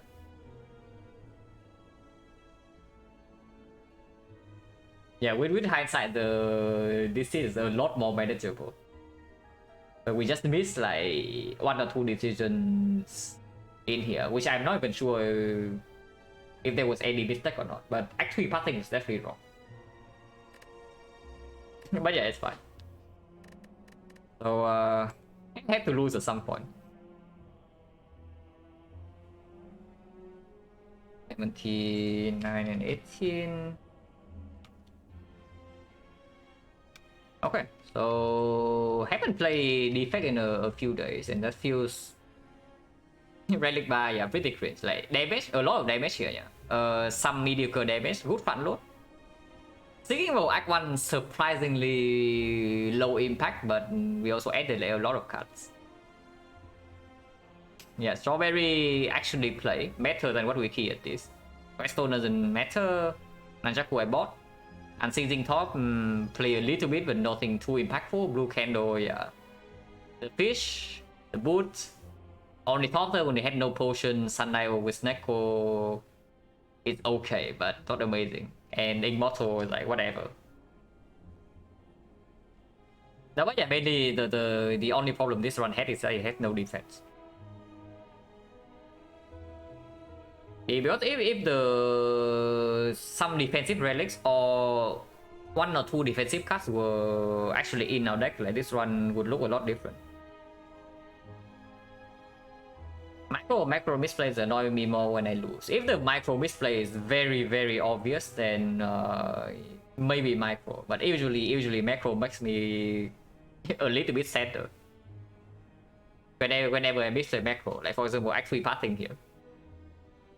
Like misplaying one or two very difficult turns, it's like, yeah, it feels bad, but whatever, it's difficult.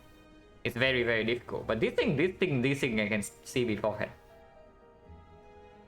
Because effectively this is only about evaluating the deck.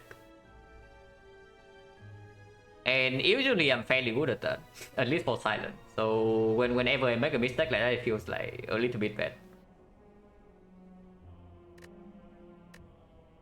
But yeah, it's fine. I'm doing... Oh yeah, taking a short break, and then defense is also on a streak, by the way. This time a winning streak. So surely defect will also not lose this today. But yeah, take a short break and then be right back. Yeah. And we do defect.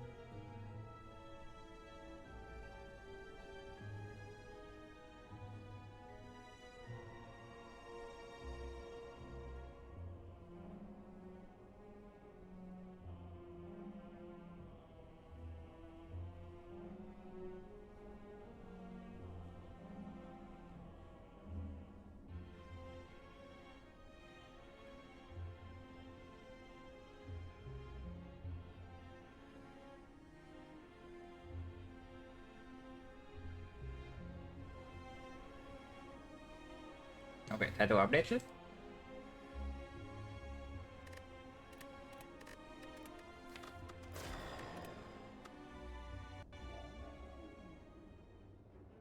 Probably the goal if we can use it. We can use it into two shops a little bit weird, but we have information. Like if we are strong by the time we get here, we can take this elite into this elite into this elite. It is also possible to go to this shop. So question mark before the shop. No advance always, like easy hallway fight, easy hallway fight. Into one elite, two elite, three elite still.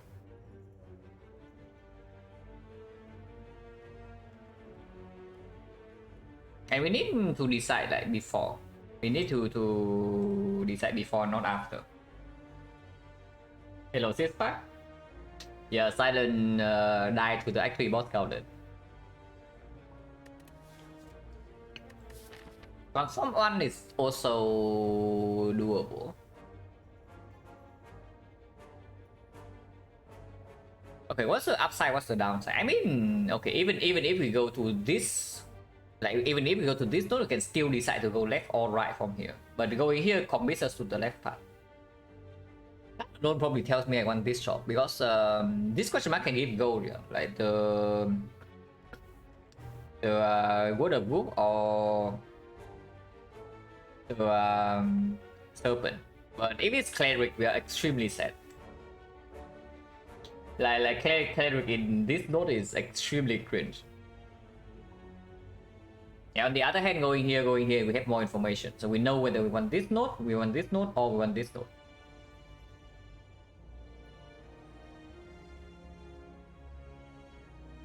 After, if we go here though, after this elite, there's only one path that gets a second fire, which is to the burning elite. So it's -1 elite, but +1 fire.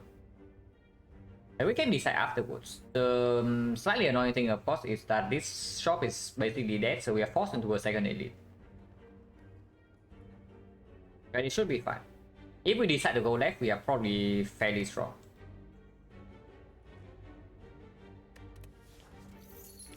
Right, this shop is just better than this.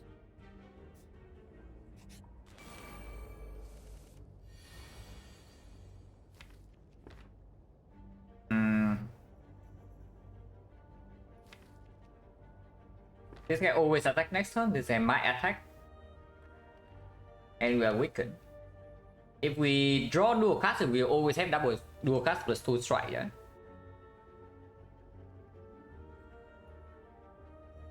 So striking here into the Zap, striking the left plus the Zap will always have lethal next turn.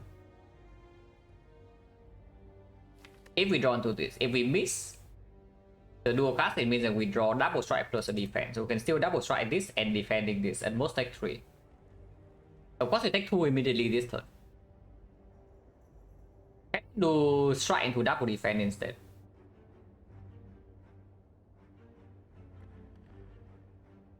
Striking, and yeah, strike actually needs to go on this guy, but then 2 weaken strike will still kill this. And then we open up dual cast plus whatever that deals here. So like strike and double defense is working if the lightning hits here. If the lightning hit this guy, next turn double strike here into dual cast, we are 2 shot. So 50% of the time it gets weird. Probably just do strike here, zap, defense, take 2 and move on.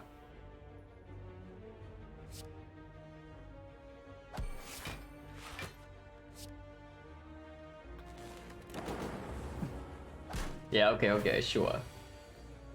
Understood, but we already calculated this, yeah. So double strike in here into dual cast here is a kill. Of course, this guy doesn't attack, so we ended up paying 2 HP. But if this guy attacked, like that line was just better, and the chance of this happening is 75%. So I pay 2 HP to prevent the low roll. And yeah, double strike into dual cast is just a kill.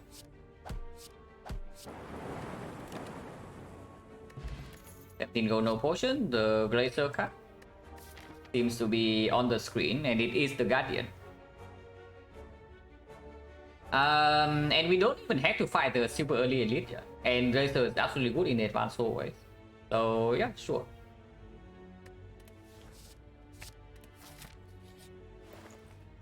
Oh god, we are not fighting elites, guys.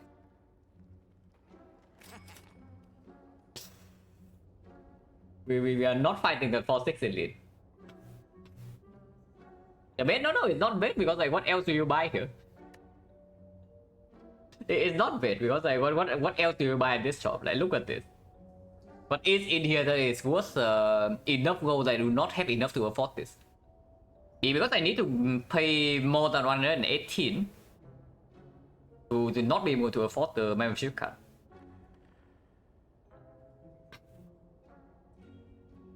Now, technically, I can buy a potion. I can buy focus potion and still try to take this early elite. But honestly, with this layout, I think with what we have right now, I think I just want to go like this way. Take one advanced always, yeah, and then one upgrade here, and two upgrades here, and do 2 elites, and we just chill for the rest of the act. The silent win though, silent loss. So actually boss counted.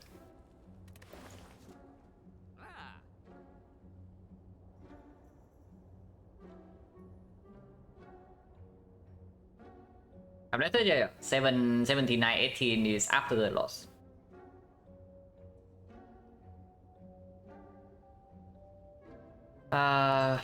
If we are waiting very late to fight the elite, we can also remove. And there's no need to buy a potion. I can definitely see remove strike into maybe buying compound driver, maybe buying a rebound, but it's a little bit weird. Is the elite here force or not? It is. So we have 1, 2, 3, 4 more cut rewards and 2 upgrades before we potentially have to fight a knob here. By you, yeah. With 2 cost laser already, I don't know though. Is that actually good? I mean, it's okay, but not super amazing. Especially if I don't see energy after Act 1. I would add a streamline. But probably not paying gold for this. But yeah, try to remove and then leaping is extremely greedy. Maybe I should actually just freaking buy the rebound. It is only 13 gold. Okay, 13 is 26, but it's only 26 gold. And it does have some utility in the Guardian fight. Especially with like the Glacier, it feels fast fairly fast. So like, yeah, how bad is it? Because going into advanced hallways with 3 strikes is not bad because we do have Zap and we can block for a long time. But we see any fight that demands single target front load, like maybe Gremlin Gang, we are trying like on the spot. It's already August. Yeah, it's already August. Yeah, sure, strike, remove, rebound.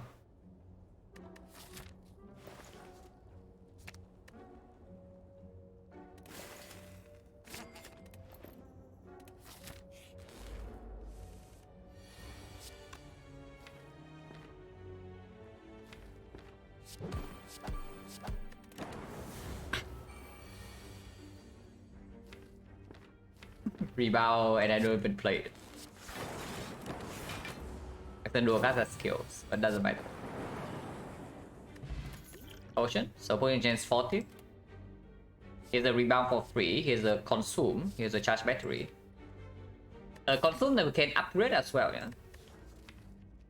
So yeah, how bad is it? We have frost. We have not boss squad, and we can upgrade ourselves.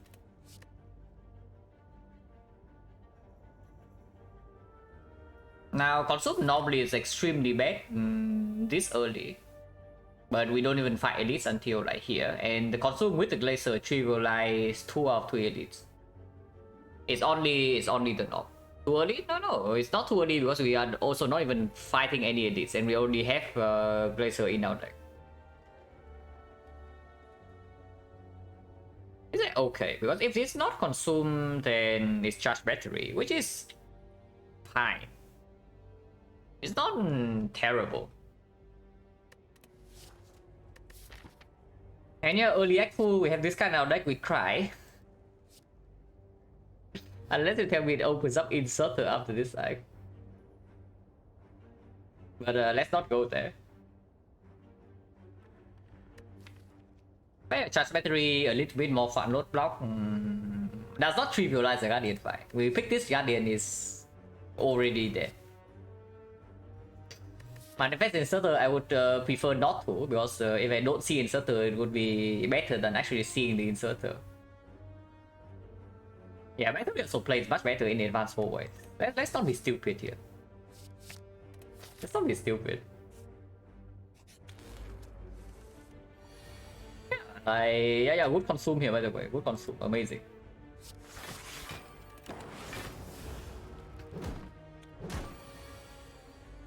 Would have had a consume. Still taking 3 damage, but could be way worse.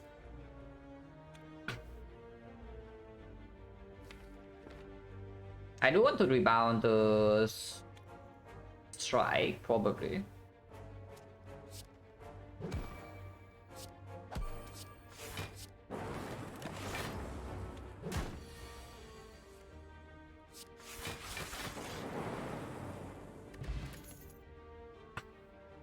Okay, this one is a little bit too regen, yeah. It's not bad, but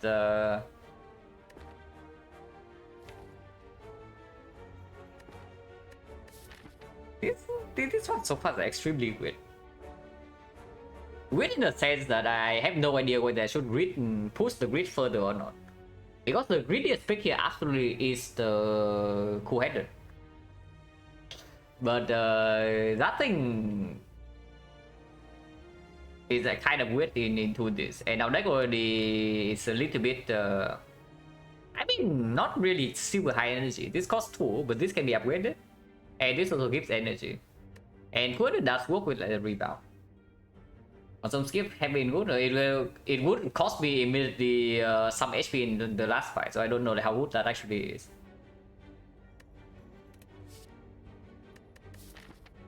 Go for the eyes without the upgrade also doesn't really do it.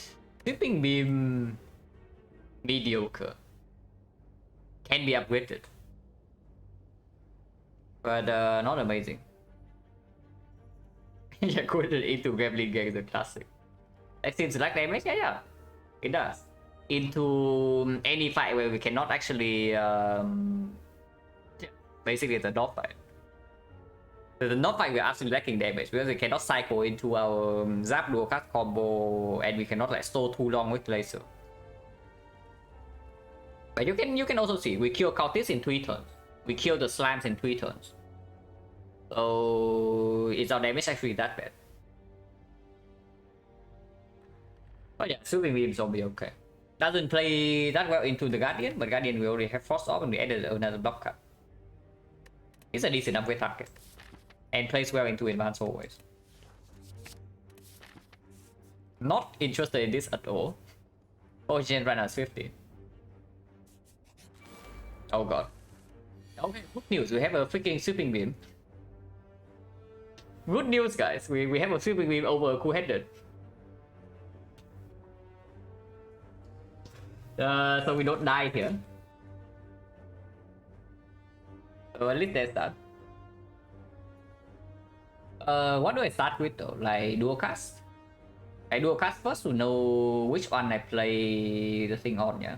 If the lightning hits here or here at least once, we take 7 this turn. And then hopefully win the fight from there. But yeah, dual cast first. That's good enough. So take 7. Rebound Sweeping Beam or just Sweeping Beam? Probably rebound Sweeping Beam because this wizard still needs to die over 3. And this guy hitting for 9 damage, no problem. Glacier is blocking 11. And then afterwards we have 2 Frost to mitigate the +4 strength.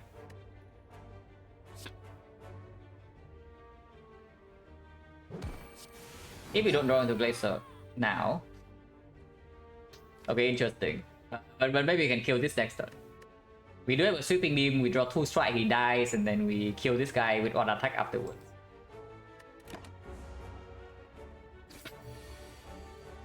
Not too bad.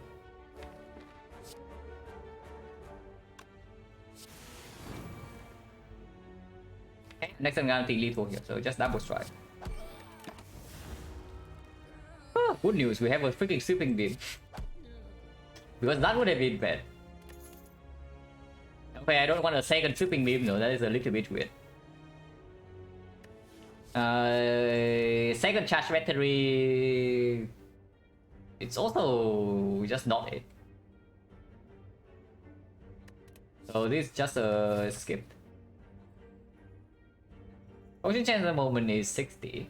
First upgrade is probably still sweeping beam, and then we see what we do afterwards.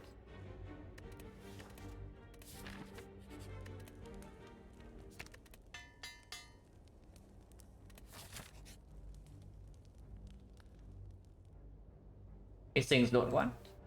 Zap I don't want. Injury I don't want. Also I want. Okay, 1, 2, 3, 4, 5, 6. And this event is so stupid. Like just imagine we get a free core search here, and then after this like there's a bias cock, and then yeah, okay, cool, interesting. Okay, some vote for force. Oh yeah, 1, 2, 3, 4, 5, 6. Okay, there are 2 votes for 4, so yeah, I take the 4. 2 votes for 3. 4 is core. Okay, it rhymes. It rhymes. Surely it's true. Okay, it's not 4, and we don't want hit things. So let's take 3. Okay, it's not 3 either.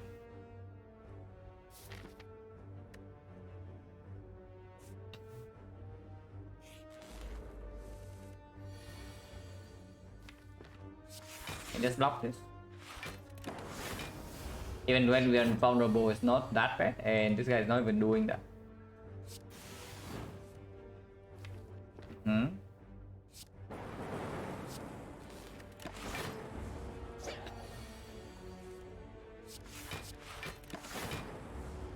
Anyone doesn't matter, we can still block.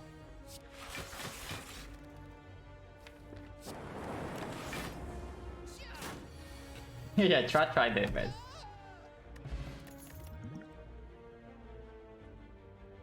Capacitor for the consume plus that we have if we are still alive after the Gremlin game.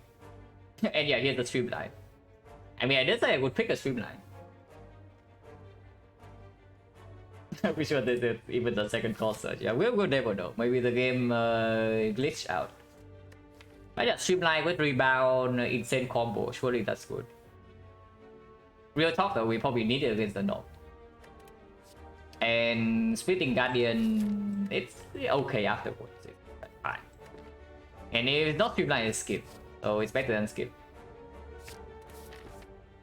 Consequence return. Yeah, the Nob is still here, unfortunately.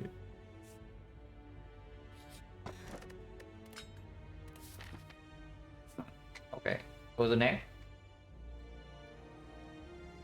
So apparently we should have picked these things, maybe. Upgrade on the Zap or the Streamline? With the rebound combo. I mean, Zap upgrade plays better with the current deck, like with the Sweeping Beam, with the rebound, with the 2-cost laser, with the 2-cost Streamline. Streamline plays only better with the rebound, and only in the North fight itself. So the first upgrade is probably still the Zap. The only way this upgrade is bad is if we see Snake go up to this deck.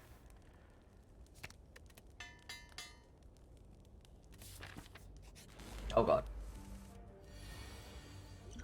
Maybe am I rebounding the Zap into Sweep Potion? Because that is very possible and it's strong. Like drawing first to fish for rebound Streamline. Yeah, it's probably just stupid. Let's rebound the Zap and then draw. We upgrade the freaking Zap for this. This is also like a lot of passive damage. What is drawn into Streamline? But that's fine.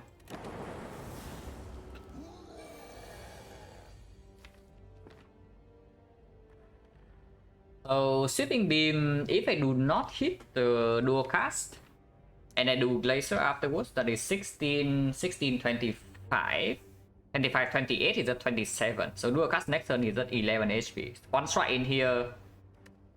If I draw into dual cast immediately, then I probably just dual cast and then take the damage.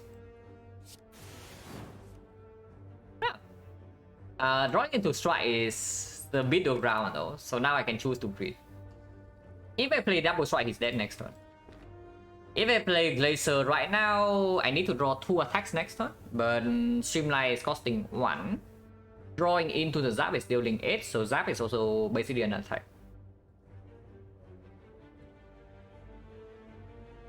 Otherwise, at 9 damage here, he does 9 damage here plus another 22 damage, that's 31. 31. Even if I double strike this, I still need to draw 1 attack. But very likely. Of course, I take 8 damage in my face immediately. Glacier is full block. And next time I take 4 more damage, but also 2 frost block for 4, so I do not even take any extra. Blocking for 8 immediately, and the chance of lethal is still very high. Yeah, Glacier.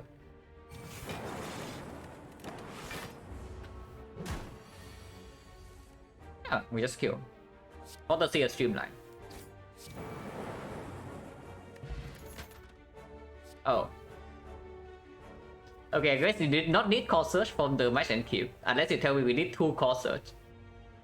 We are definitely picking this here. Bioscock is go open after this second. It's Bioscock plus with Frost already in our deck. So yeah, core search definitely better than these things. Oh my god, Streamline one shot this, and we can do rebound Streamline. Amazing. Or I can take 0 here and do Streamline defense instead. That's a potion change by the way. One, we have dropped 2 potions. 1, 2, 3, 4, 5, 6, 60%.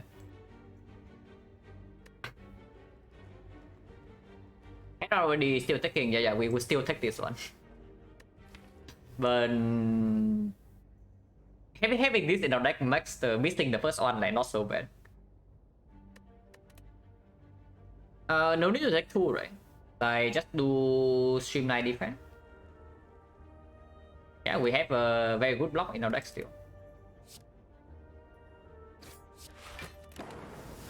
And this guy might not even buff this turn. He doesn't. But now we take 2.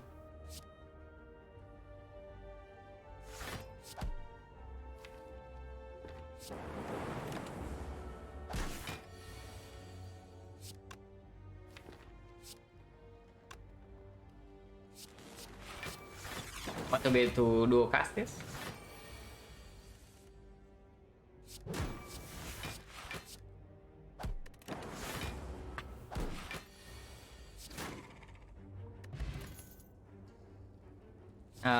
Garbage. Unless you tell me go for the eye is good.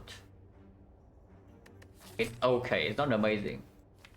Against Sentry it does not play, against Guardian it plays a little bit but also not needed. And we can still just upgrade our freaking Streamline into actually to play with the rebound. Yeah, I don't care about this too much.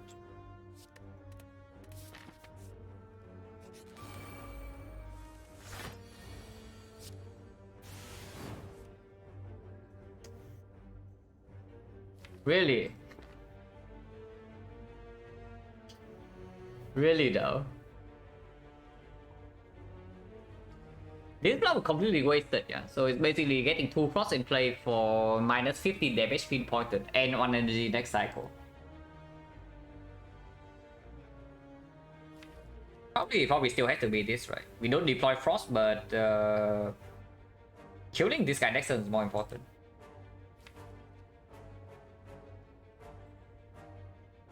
There's also not a lot of block left in the deck, so this We take less damage next turn immediately if I play Streamline, but we take way more damage afterwards if I don't play. If I play the Streamline over Glacier. So maybe -10 and then +4 every turn. Yeah, Glacier has to be way better. Not playing Glacier here is probably just complete nonsense.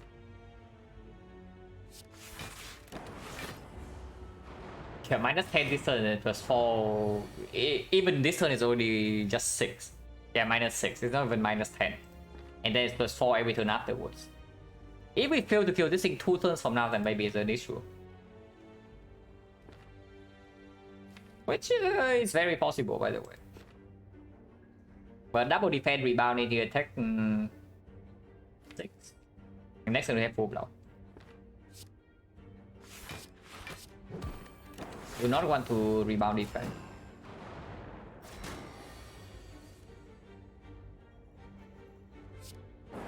Okay. Aim mode. We have we have lightning aim mode right here. So force to hit every single time.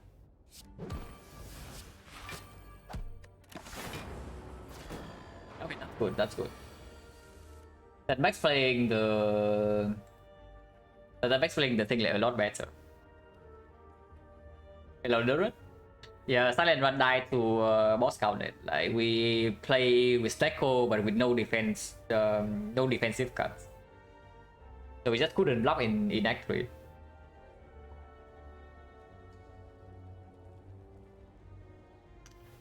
Rebound Sweeping Beam has a small risk. Actually, no. Rebound Sweeping Beam just guarantees lethal in this next turn, so it's just good.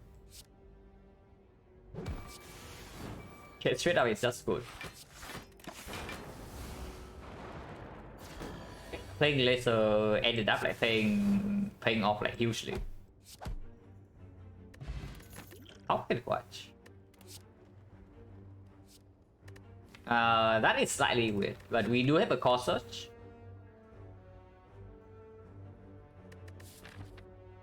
Basically a curse in this fight, yeah, but doesn't matter too much. We have Pocket Watch. And into Act 2 it performs. Unless you tell me it's turbo instead. But I do not mind the Hyper Beam at all. Into Hyper Beam, even Hyper Beam upgrade. But upgrade is Hyper Beam for sure, if we pick it up. If not, then potentially Streamline, potentially charge battery, but most likely Streamline over battery. With the anchor as well. But yeah, this is just good.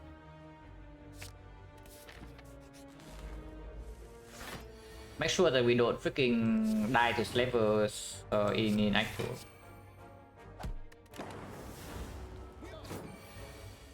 And wait, because Guardian, you want to respect Guardian with Pocket Watch and Frost Off, really? You really want to respect Guardian on 44 HP with Frost Off and Pocket Watch, because I have a feeling that we don't need to. And look at this combo. Compound Driver is fine. I think barrier value goes down a little bit with the anchor and goes down a little bit again with the Pocket Watch. It's still quite decent.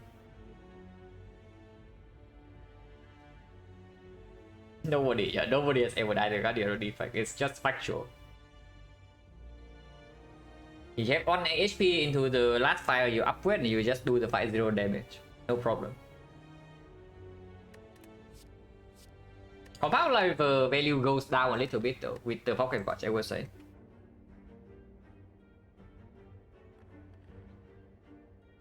And yeah, right now it's only draw 2.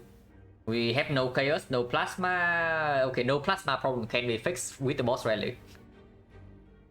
But yeah, no chaos, no dark off, no plasma. So at most right now it's draw 2. And with the Pocket Watch, the value also goes down. Doesn't actually play that well in the Guardian fight, not that it matters. Never see another copy with the Pocket Watch, is that even bad? Is that actually that bad if we never see a compound again after this? Because this thing can be our draw for like a very long time.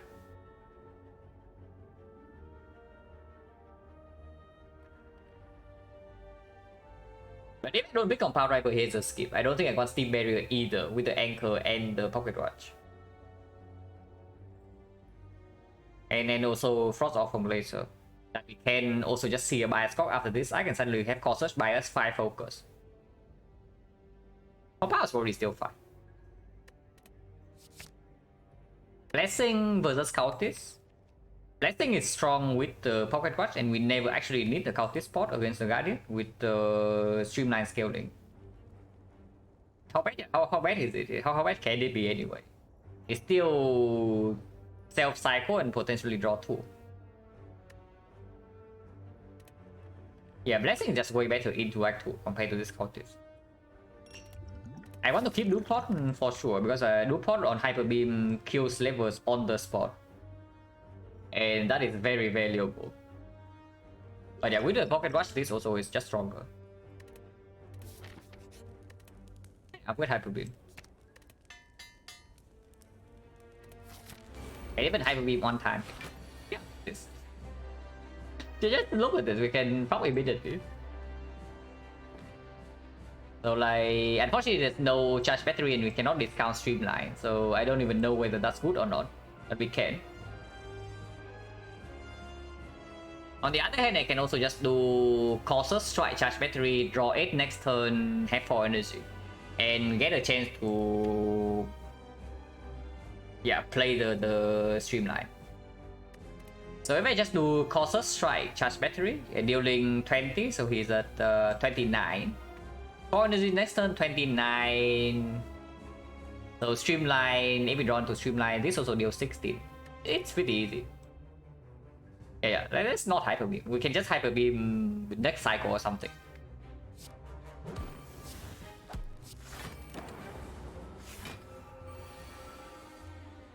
Okay, fine. I guess we don't draw into the Streamline. But maybe can still do it. So Sweeping Beam, yeah, we already have enough damage in hand, yeah? So the speed always happens. Okay, fine, no Streamline for us. But I can do Rebound the Zap.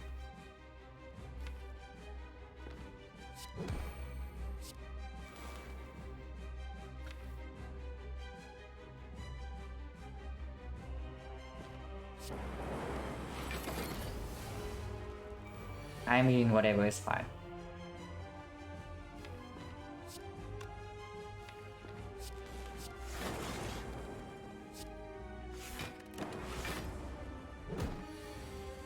Doesn't really matter that much.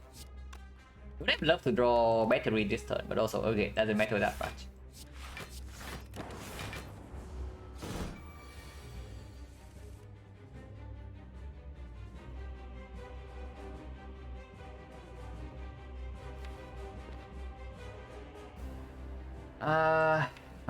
No rebound in here, yeah. So battery. I think 9 this turn. I mean, I can take 8 by doing... I can also take 0 with not playing Streamline. So is that ever a problem? Because we still have one turn of... one time of playing Hyper Beam. So like battery... Hello, SDX, and yeah, the sudden loss was a little bit sad. Eventually, I have to do sometimes. Yeah, I can also just do like Zap, Charge Battery, Dual Cast, take 1. In that case, I can even do Compound Driver first. Yeah, if I draw to Blazer, I can also just Blazer.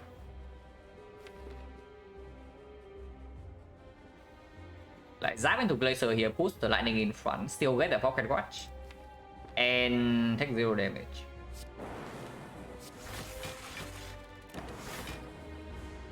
Pocket Watch, yeah, Pocket Watch is here. I don't, no worries.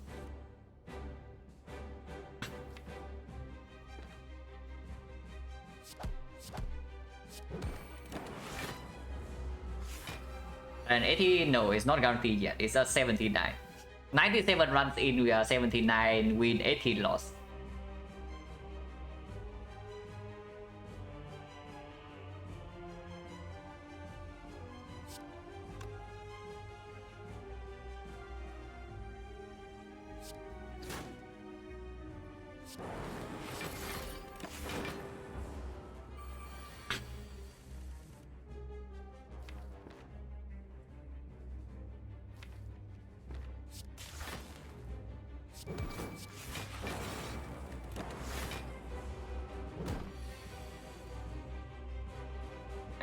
The Guardian.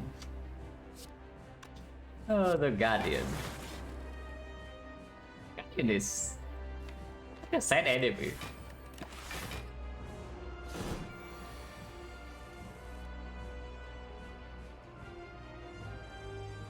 Question has OOB, yeah.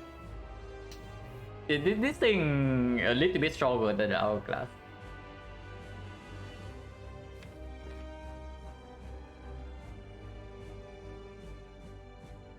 Blazer alone is already full block.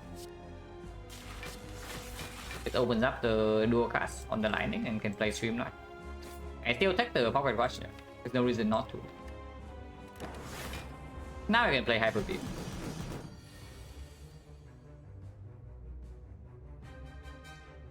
But for the entire hand is fine.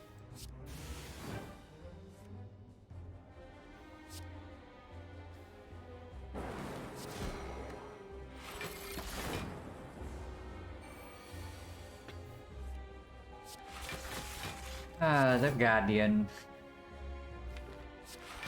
But yeah, expected, right? 0 damage taken, no potion use.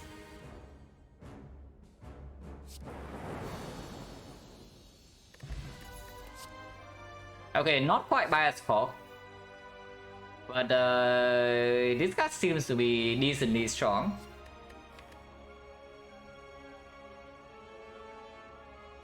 And of course every single scaling power is upgraded. Like the loop, the defrag, the bias core, the capacitor, everything comes up with it.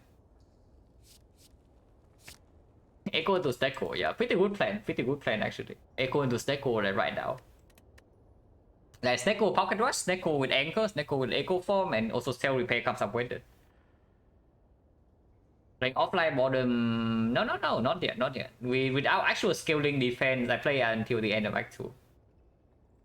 But we are over curve right now, yeah, but not insanely so. Like Act 2 hallway fights can definitely still do some nasty stuff.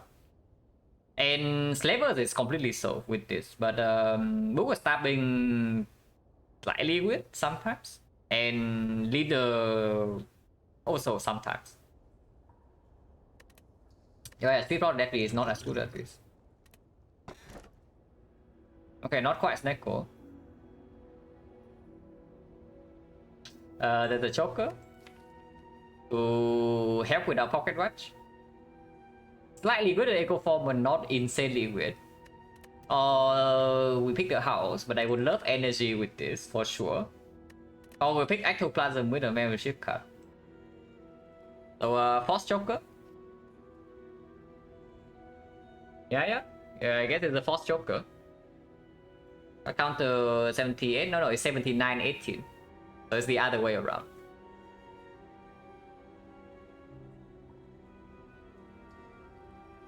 Yeah, Joker does shut down like some very stupid stuff, but we still have the Pocket Watch. Joker's most OP boss rally. I mean, for defect, it's not as bad as on Silent, like for sure. Any house that's 100 gold, okay, interesting. I mean, it's true, but yeah. With no energy source in here, I think we take the energy.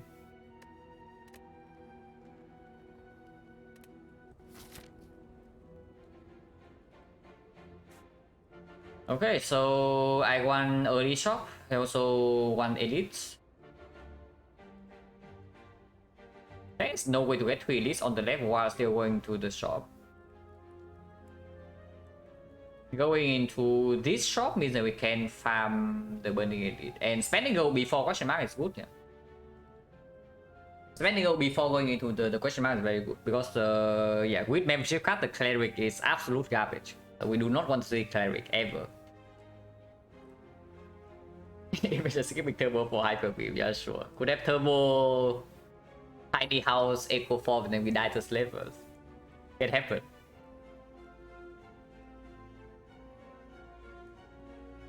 But the frequency that house should be picked. You pick house when the other downsides are like way too much to handle.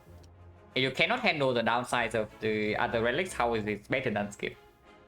That's basically what it is. It's better than skip.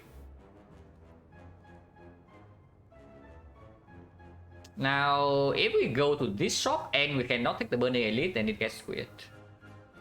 And we always take the Burning Elite because I would actually like to go to this path. With potion, surely we can. It go for degenerate removes. Yeah, sometimes. But that also falls under the same scenario because Watcher usually doesn't like the downsides of a lot boss relics. So like, and yeah, after Act 1, you don't need as much energy if your deck is heading into the degenerate direction. Yeah, honestly, yeah, Burning Elite is still optional. So even if it cannot take this, we give up on one Elite. It's bad, but it's not like run ending. And if we are strong, this why we know. Technically, also going here also still gives me the option to pivot to this shop. It's possible. Baseball.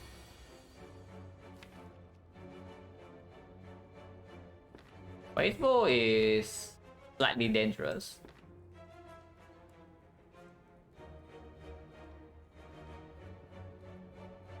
Pre-putting actually worth at least one elite. Yeah. Pre-putting is valuable, but it's still burning elite rank 2. Yeah? It's not trivial. Oh, the brother. Yeah. This thing can hurt me. This thing can actually hurt me for sure. I mean, I can block Frail, but then I cannot. I can echo from Hyper Beam. I mean, I know that battery is played. I'm just wondering whether I rebound it or not. Probably not. So like battery, strike, rebound. Yeah.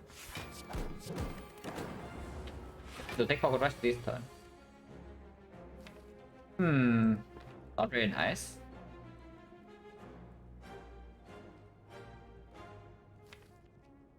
Laser compounds observe. Okay, so we bottom deck Colossus and Echo Form, which is not exactly the best.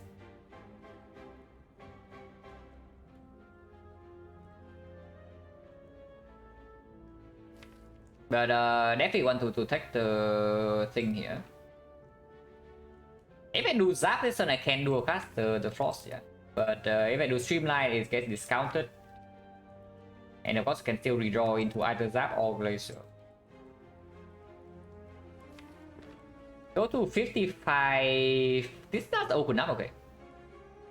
55, 55, 52. 52 does mean that I can maybe do Hydro Beam Streamline next turn to kill. So it's still like this. And of course, I take Pocket Watch.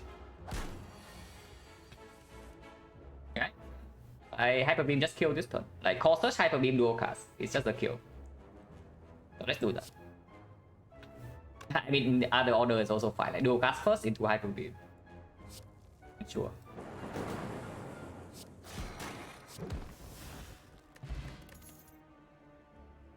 Yeah, okay, fine. Tiny house. I mean, energy already play in that fight, so like, what do you want me to do? I think I can grab revenge, yeah, surely. Fusion is not good enough, and we also don't need it with the energy from Joker. And exactly the same for this, yeah. Unless you tell me Turbo is still good. Yeah, that's true. Turbo, even on 4 energy, this is still fairly difficult to play. And with the Pocket Watch, we do line up Turbo with this like slightly more often. But not really, right? Not yet at least. Wait, this is another Guardian. There's another Guardian waiting for us right here.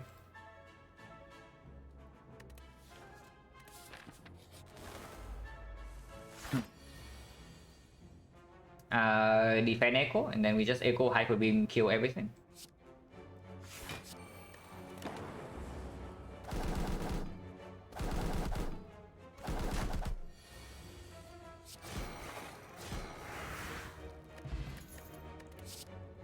Storm Plus, finally what we did.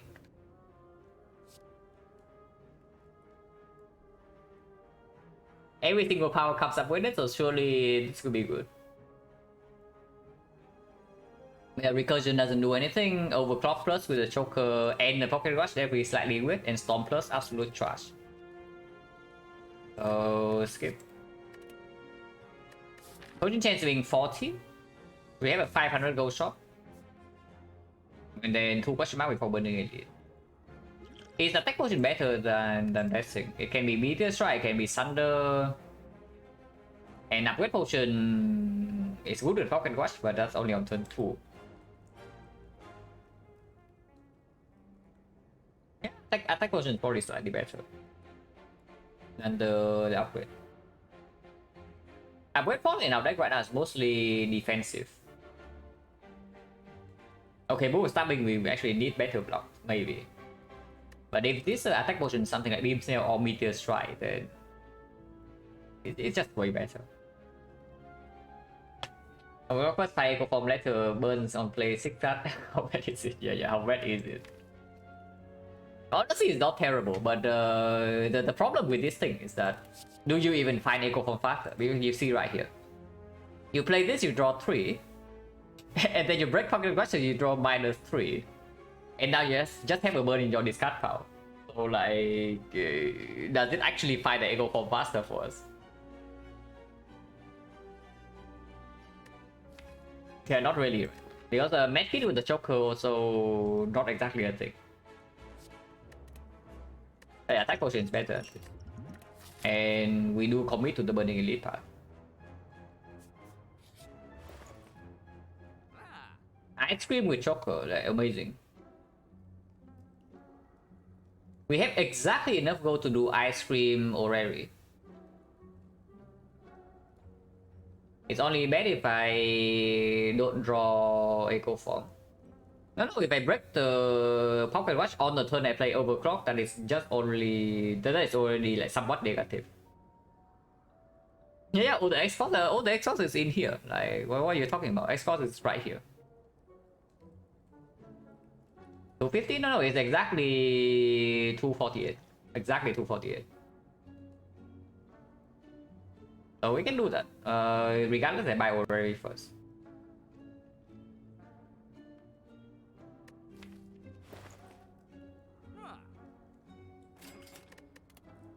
Buffer plus, it's green. Hologram with the Choker. Should I pick Storm plus? Should I pick Tiny House? But okay, fine.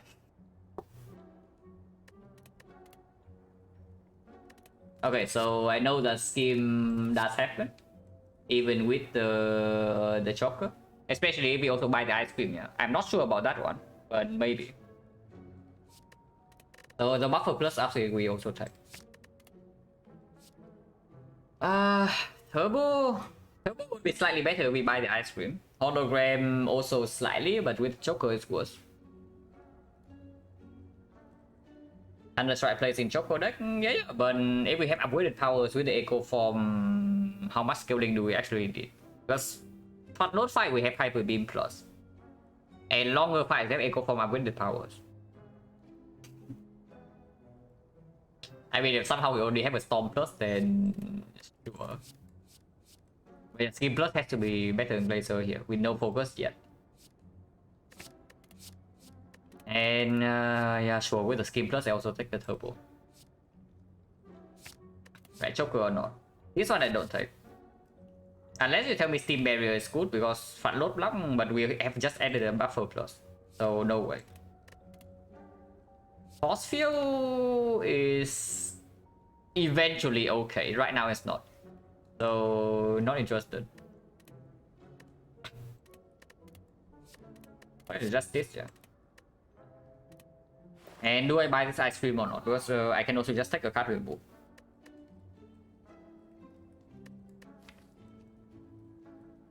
Ice Cream does make playing the Echo Form a lot easier, and it makes every single turn where we take Pocket Watch slightly better as well.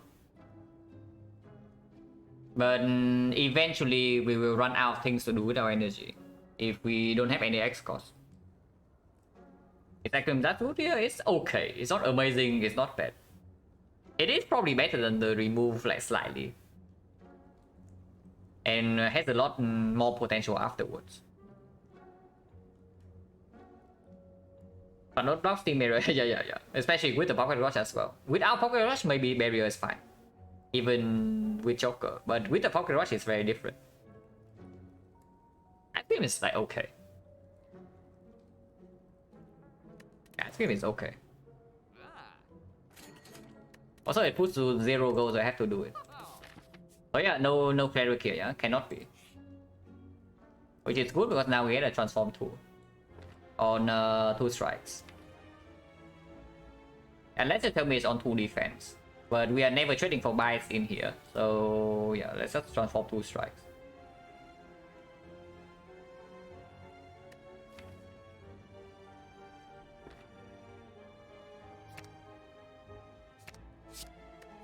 Nothing discharge plus for our Thunder Strike.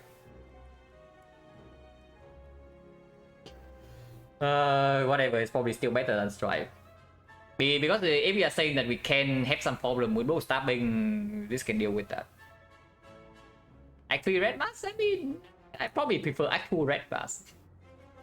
It gives you uncut rewards and also like double amount of gold. We have 2 static discharge and the storm and the thunder strike. Yeah, what could have been? It is kind of cringe. But the Gameless Brew is okay.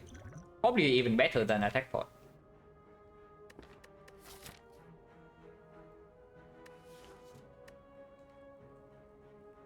Yeah, probably. Especially when we have a card that can control the Burning Elite like, on the spot. Don't take regen for sure, yeah, because loop on the Hyper Beam is still very much a thing here. Turbo upgrade for energy with Ice Cream now is very reasonable. Team 9 upgrade is like something, but cannot be better than this, right?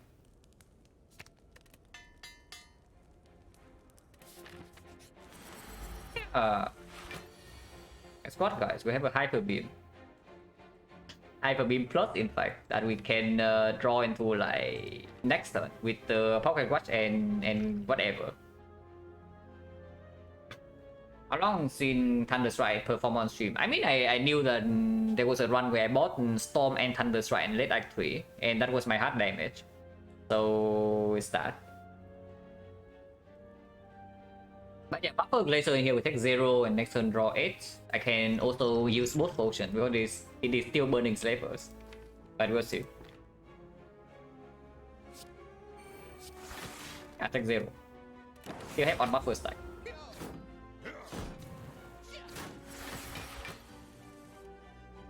Or we can also just do Cautious Hyper Beam and play this fight normally, preserve the root potion. Because that seems to be perfectly fine here. And 100%, no, that's a copy paste that. Like, do not get paste that.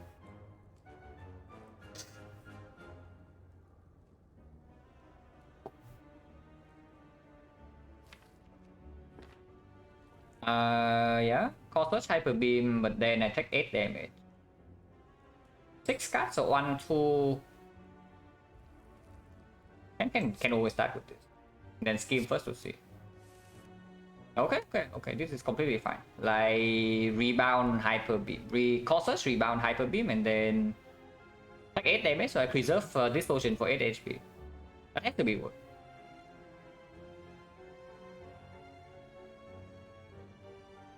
Yeah, that has to be worth.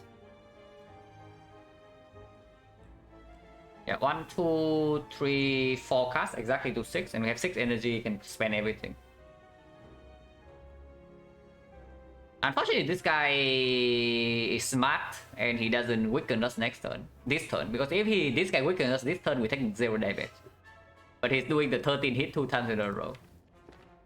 Oh yeah, it's fine, it's okay. So 43, so I do need to put Colossus here still as well, but that's completely fine. Actually, no. If I kill this guy, I take 0, right? Oh yeah. Why the hell would I kill this guy? Wait, I'm 1 off. This guy at 55. This guy has 55, I have 54 guarantee. So I need a aim mode right here to take 0. Otherwise I take 17. Whatever, let's just take 8 and get out of here. Yeah, 54, this guy 55, so I can only kill him.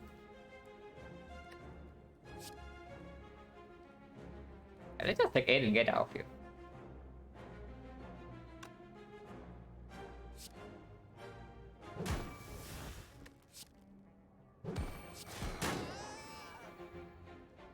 Doesn't matter to block that hit, to be honest. Yeah, get choke. Choker cost me some HP here.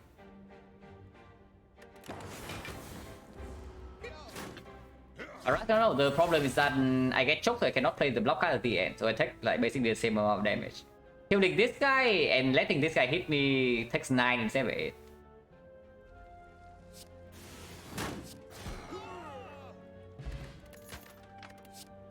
Oh. Huh, interesting.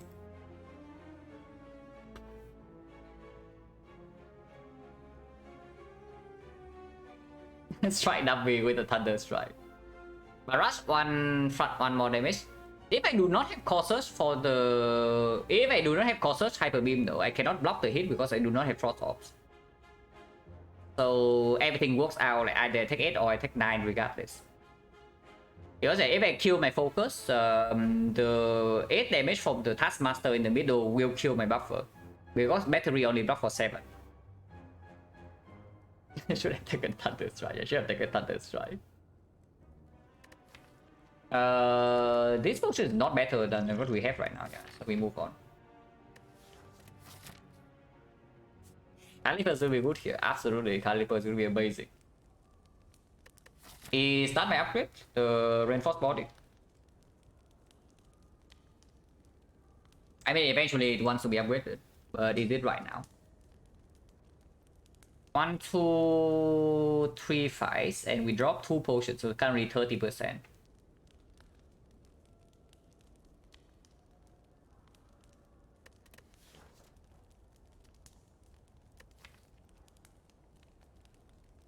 The only upgrade that makes sense in here is the reinforced body, right? We just fought the slavers. Unless you tell me we need to like upgrade to kill the small gremlin in 1 hit. Oh, with Thunder Strike, yeah, it does. Like, why would it not? It definitely does.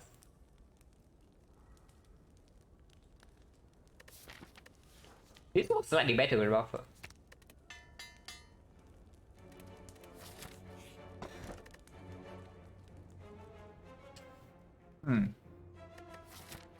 A little bit late, but it is 18 gold per card. That's a little bit late though. But it is 18 gold per card.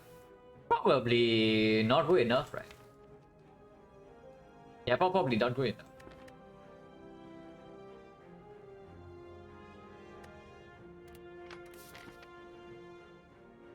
%30 potion chance, so fighting elite immediately is like fine. If we end up using 1 potion here.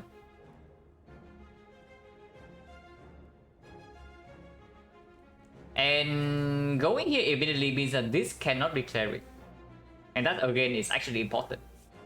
Like imagine taking this part and then this rose cleric. That would be extremely sad. Instead we get like Colosseum for free here. 200 gold, 2 relics. Yeah, let's take it elite first. Okay, book is probably the slightly more annoying fight force. But we have the hard counter. Not enough energy, by the way. Cleric is just 5 player. Yeah, cleric sucks. Sucks doubly so with the card. So screw the cleric. This fight actually is quite a problem for us. Yeah. Not gonna lie, this fight actually is a problem. So do I actually play the buffer here or not? Because playing buffer means that the starting discharge doesn't get in play. And we don't actually have focus to block that long. Reinforced body block one hit. Echo form though. Human is going to skip and go for reward. Yeah, probably not. I'm not worth using buffer this turn, but next turn, if we need to block to play echo form, what happens? Because the buffer is going to block only mostly 7 damage at most. When it starts to become 7 times 4, 7 times 5, or 7 times 6, the buffer will not actually play. But playing buffer right now gives us a chance to actually block the 18 still on turn 3. Or 24. Yeah, it's 24. Yeah, that doesn't make sense to not buffer now, because buffer cannot block 24 on turn 6, but it can block 24 on turn 3 here. Saving buffer would allow me to do maybe doing something like rebound laser, but with no focus, I don't even care too much about getting frost in play. And yeah, it's just buffer battery, and then I think I preserve my energy instead of playing rebound for 9 damage.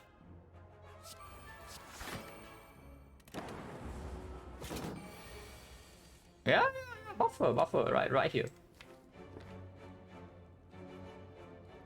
So echo discharge. Unfortunately, it means the next turn kind of sucks. Because next turn is not the turn I want to spend my charge battery yet. Not charge battery, but reinforced body. But yeah, echo definitely comes now, discharge definitely comes now, and then maybe causes just to exhaust.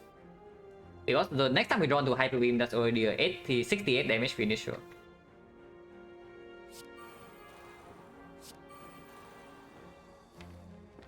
Discounting this, not that important.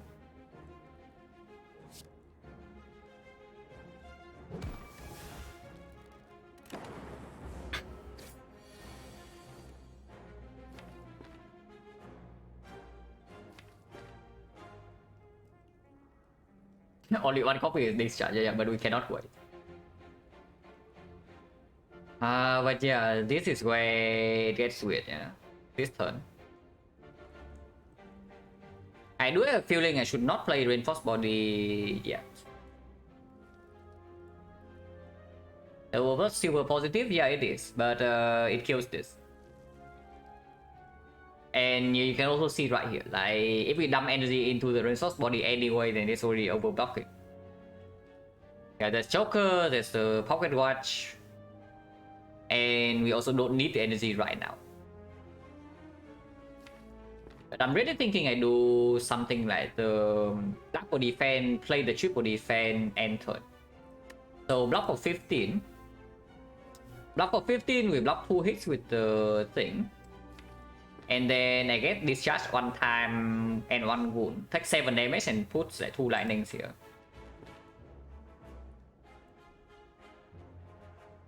That's stupid. Probably fine. And we preserve a lot of energy still. So any reinforced body we draw is just full block. That seems not good. Why is it not good? Like what other hand are you playing here though? If you do not do that, because Pocket Watch still has to be taken, yeah. And if you spend energy this turn, you cannot actually block next turn. I mean, maybe you can, but also we don't put damage here at all.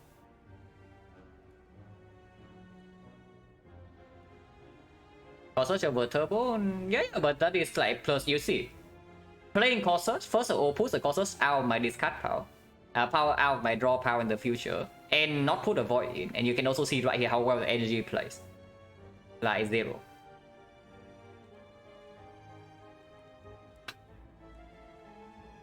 Loop compound into block. It's a full block, but also the fight doesn't get advanced. And next turn we have only 4 energy still. And he's hitting for 35. Which is like not terrible, but also not amazing.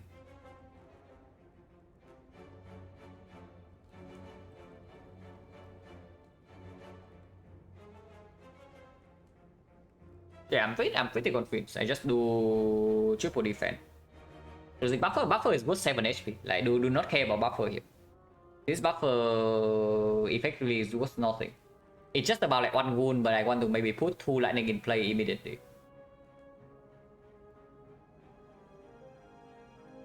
Losing another 7? Yeah, but eventually I want to... I have to lose 7 eventually. You think we can get out of this fight with 0 damage taken? I mean, sure, we use a potion maybe. Because next turn I can also just Gameless Brew for the reinforced body full block, and then afterwards the buffer blocks the second hit.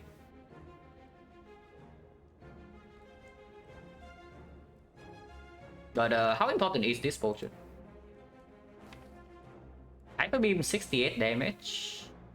We can actually block this fight for like quite a long time.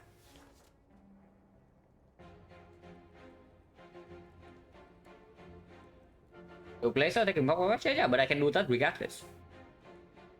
And the thing about playing double defense right now is that drawing, I still have a lot of energy, yeah. So it does even open me to, let's say, doing skim into single reinforced body, and that is still full block. And next turn I can't full block because now I have 3 lightnings dealing damage while I'm just like doing nothing. But you see right here, this turn if you do nothing, and next turn you full block again, how are you killing this guy before he hits you for like 7 times 7? Because I am not very interested in taking that hit.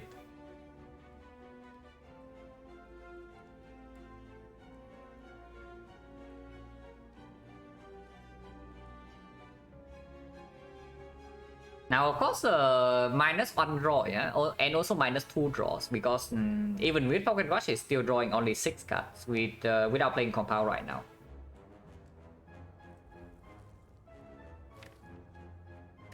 So effectively, it's like not really positive draw. It only puts 2 lightnings in play, which is 6 passive damage every single turn. But also makes the future suddenly just like slightly stronger. Not that it matters, it's exactly the same.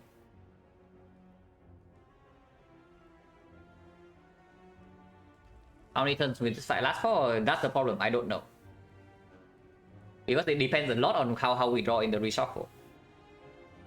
But I do know that if we are extremely desperate, I can always just duplicate the Hyper Beam for 102 damage. Which is also why I kind of want to put some damage in right here to make that a potential possible play.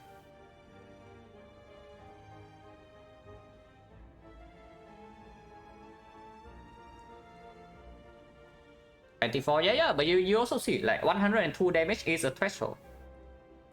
Exactly, 102. This thing being above 102 and below 102 is actually a huge deal.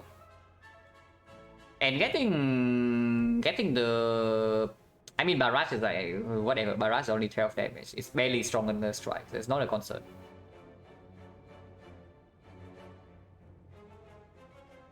European Compound deals 14 right now. It also burns my energy though. Is another thing. I'm just saying it burns energy and it deals less damage. So like why are you so attached to this buffer? Yes, I'm thinking that if we do not put... So first of all, yeah, Barrage redraw is going to be like very bad, which is whatever, doesn't matter. But okay. Let's say I just do the double compound line. Double compound into reinforced body, take Pocket Rush, take 0. Deal 70, goes to 138. 138, next turn is attacking for 7 times 5. We never ever die, even if we don't do anything. And then both will take 28 damage because of the buffer. How fast do we reshuffle? If we reshuffle extremely fast, we can also just block next deck cycle. So we have 0 wounds at the moment, yeah. So deck has 18 cards in total. 18. So we draw like half our deck next turn already. It's probably fine. We shuffle in like 2.5 turns. So next turn 7 times 5, we draw half our deck. Single hit 24, we draw the second half, and then we reshuffle again. And then Gambler's Blue can always come down. It's probably okay to play greedy here. I'm thinking about how fast we reshuffle. And yeah, the greedy line absolutely is double combined to reinforce body. It's extremely greedy. But it probably can pay off.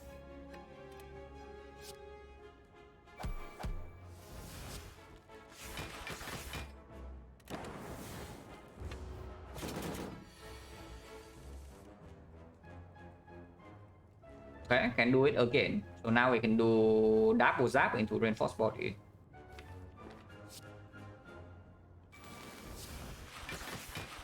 Full block, and next turn we can buff. And we shuffle again next turn, yeah. So there's like no. Maybe because we shuffle like extremely fast. So we can still do double hyper beam next turn if we really need to.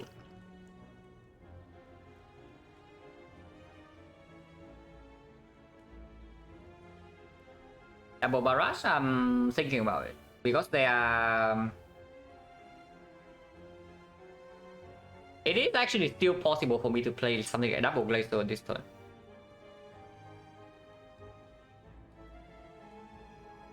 Because full blocking this turn, starting this charge with the force of in action is blocking for a lot.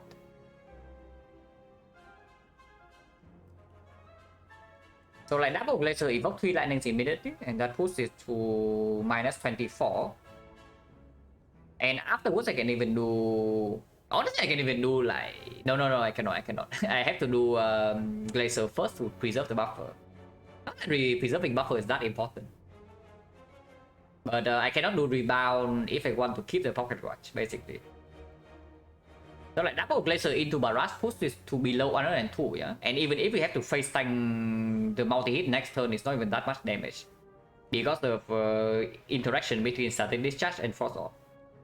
We take 7 per hit, but it evokes 2 frost, so it's 10. So then we take we fully block 1 more hit, and then we only take 4 for the next hit afterwards. It's not bad, and we can even draw into reinforced body and do it again next turn. But then 3 lightning is better than 3 frost.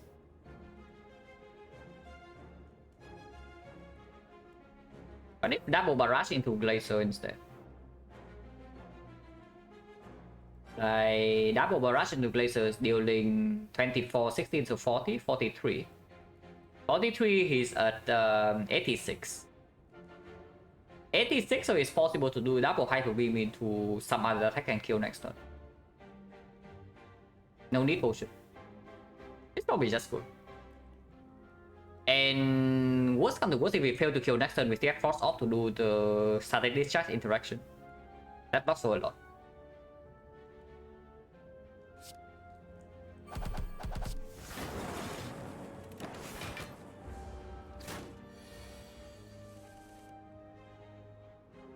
Can also just block this hit. Like double glacier.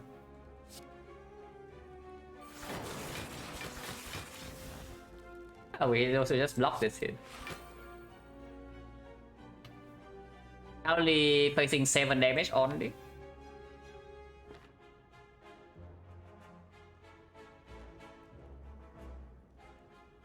If I keep the pocket watch, we will end the fight next turn. If I just take the 7. But can I block the 7 or not? Blocking the 7 is extremely greedy because next turn he hits me for 7 times 8 and I only draw 5 cards. So probably should just take 7 and get out of here. Rebound, yeah, can rebound like skim or maybe turbo or something, but Joker is coming in hot. The Joker is like hurting us here. Like if we don't have Joker this turn, we can probably just kill him, or getting very close. Like skim into hyper beam, turbo, and then rebound the hyper beam, and it kills next turn. But only 3 cards left. It's probably fine. Taking 7. It's not even 7, it's 6. No, it's 7, it's 7. Yeah. Taking 7 in this fight, like whatever is fine. Let's not be that greedy.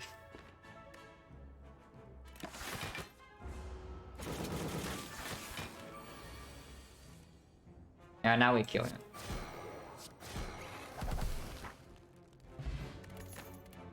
Mounting mass with the cat. Not really a thing. Thunder strike. But yeah, this is just a skip.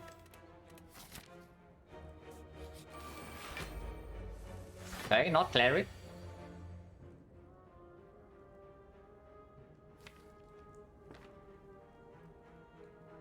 Cost is always 50.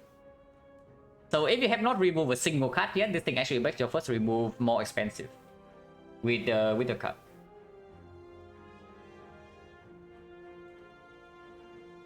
But this is just echo from pass. Yeah. Unfortunately, buffer is drawn on turn 1, but just fine. And hyper beam also drawn on turn 1. Okay, it's fine.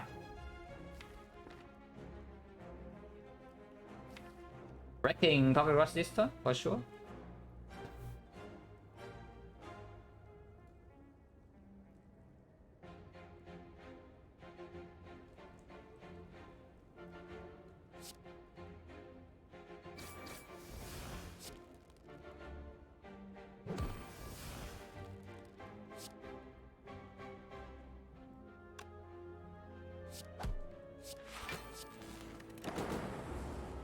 Could have taken less damage if I wanted to kill the sentry.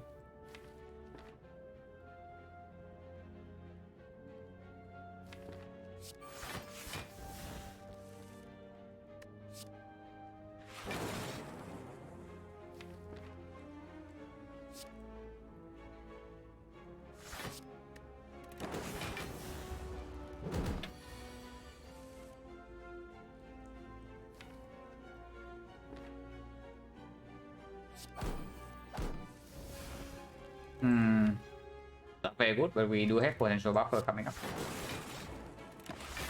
And we are not failed. So blocking this is not too difficult.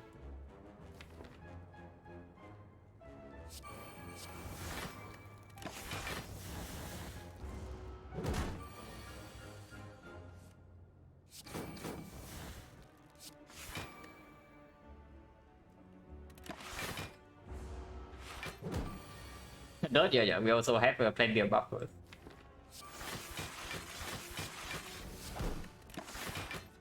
Double hyper just kill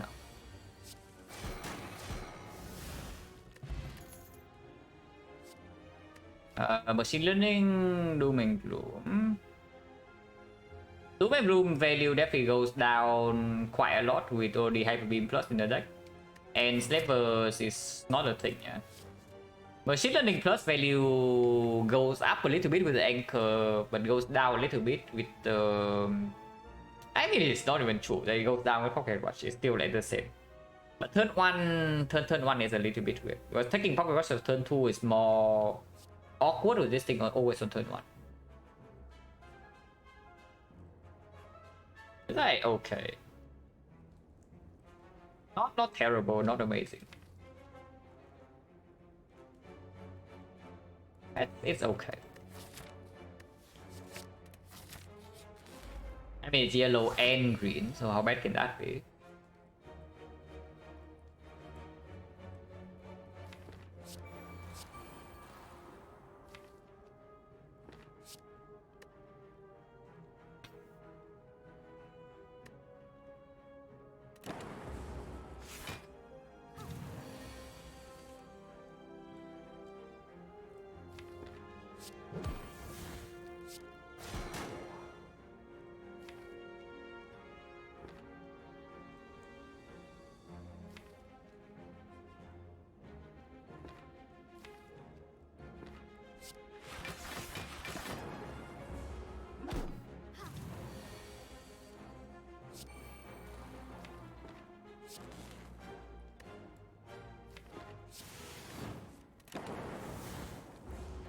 Buffer plus definitely getting in there.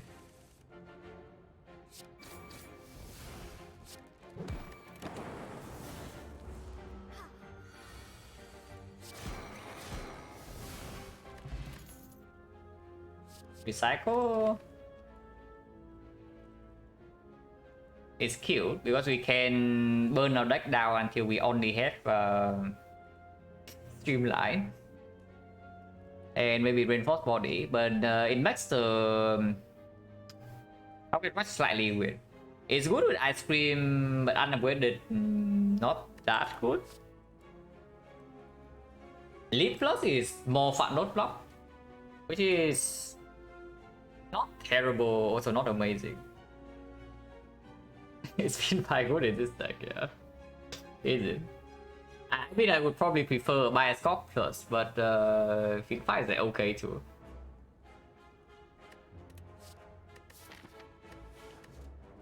I mean, we don't actually see Calipers. This deck defense is still very much weird.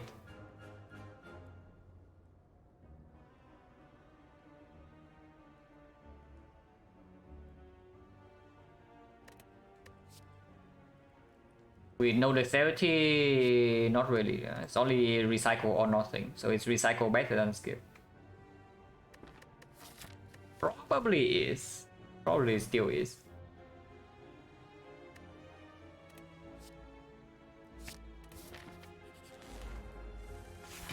The Chosen.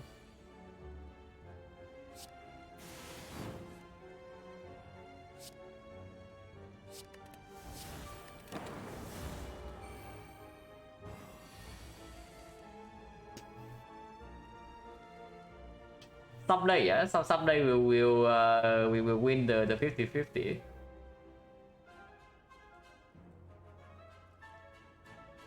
This one is a problem, like for sure, because we cannot actually preserve our buffer.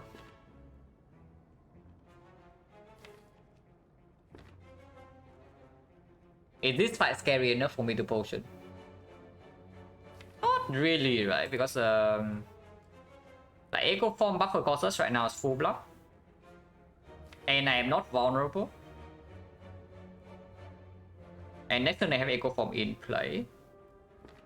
So I can even just do maybe double streamline on this to kill and then play one block to block because I am not vulnerable. The costless or monkey is very open, like with Frozen Egg.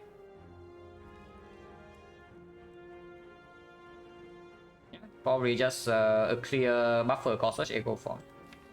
And then we see what happens next turn.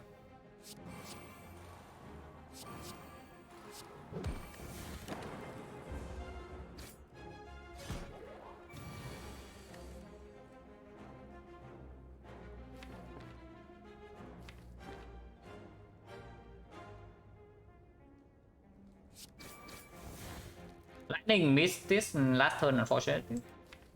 So I do need to spend some energy to kill it.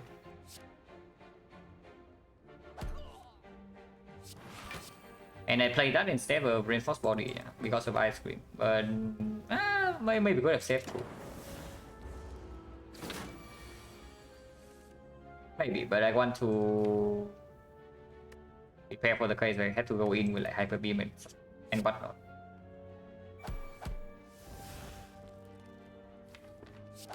Saving energy to block also is like not too bad.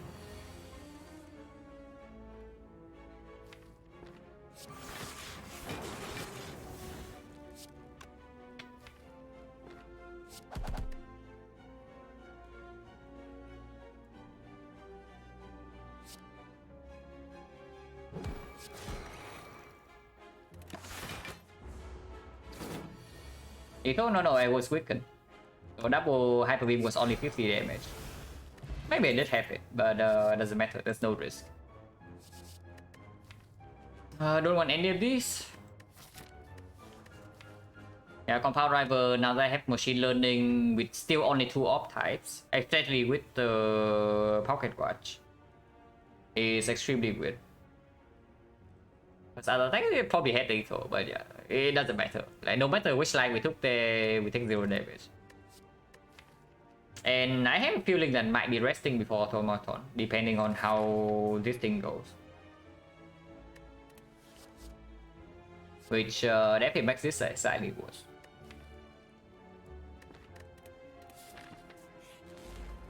It's not cool. Interesting. Don't even know whether blocking confusion is good for our deck or not, but I did it anyway.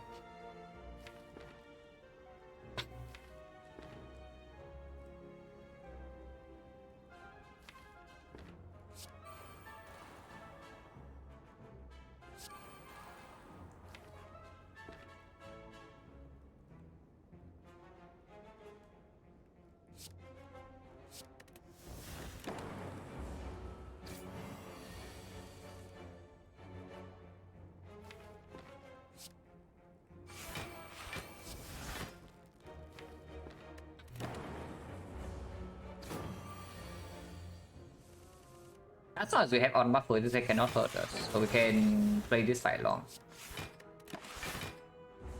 And he doesn't scale, we do. I mean, we kind of scale, but also kind of not.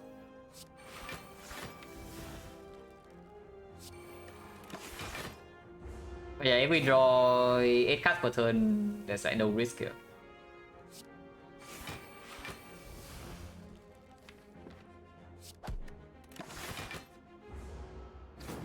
Scale energy, but for what?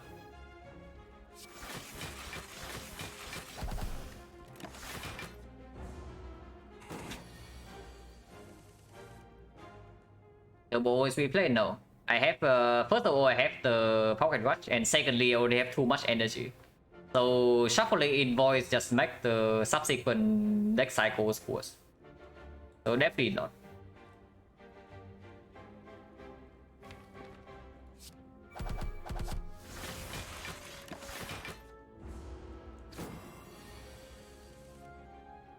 Tempest will be good here, yeah. No joke.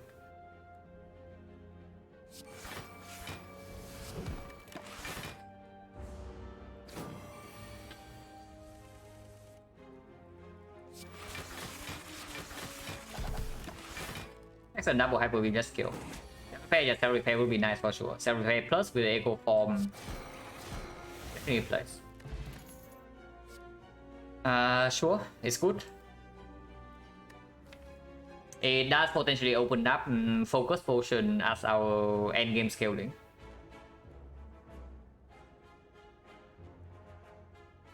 Capacitor is probably slightly better, but Lupus is fine. Also works better with the buffer in the hard fight.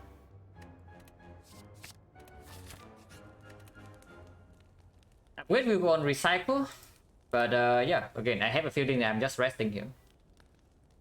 Because sometimes I cannot actually play Hyper Beam. And if I cannot play Hyper Beam, killing the minion is fairly difficult. And they can steal Echo Form.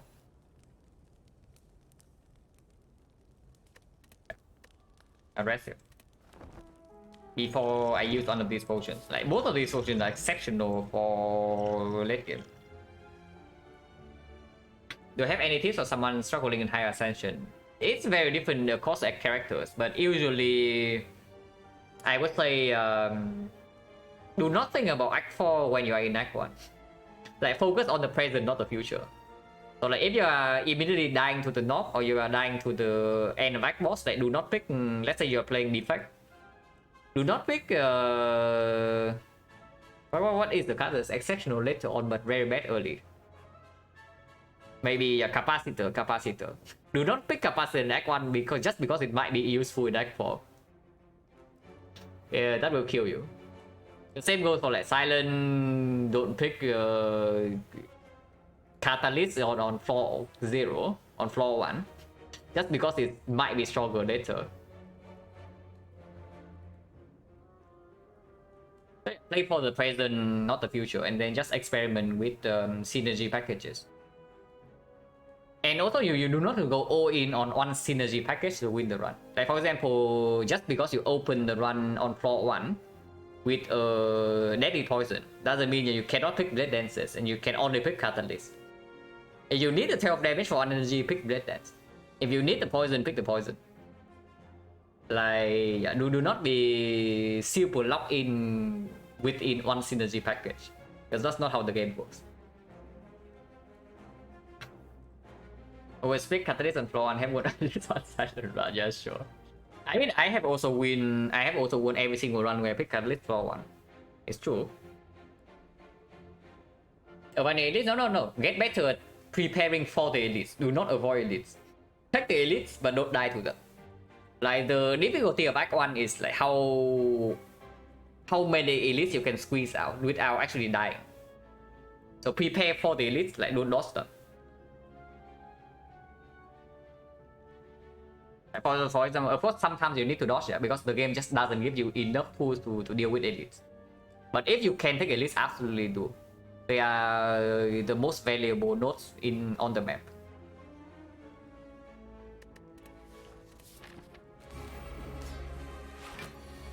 Of course, right now it's quite weird, so it's probably just machine learning Blazer and turn.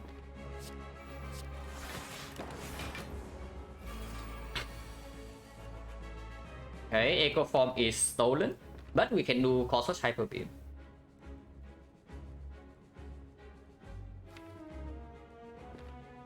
So probably just do that. This guy steals Echo Form. Yeah.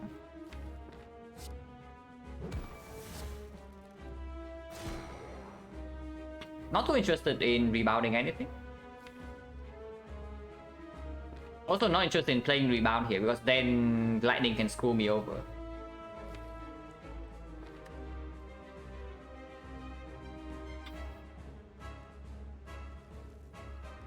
So how am I killing this thing if I recycle this streamline?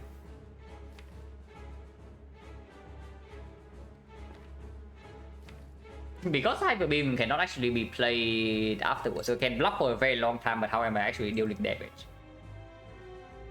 Silent died. For many, I think like this Silent win or something, but Silent died to Act 3 boss counter.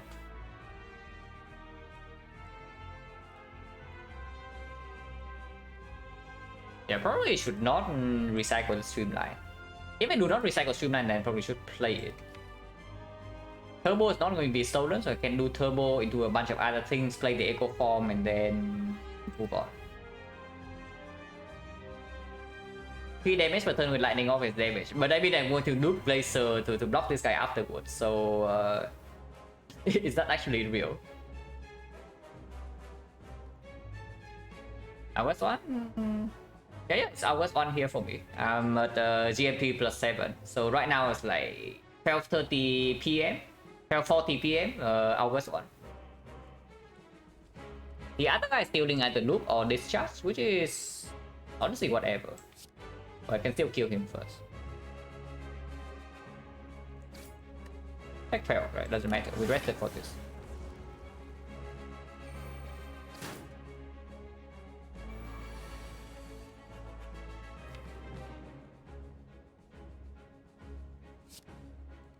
Wait.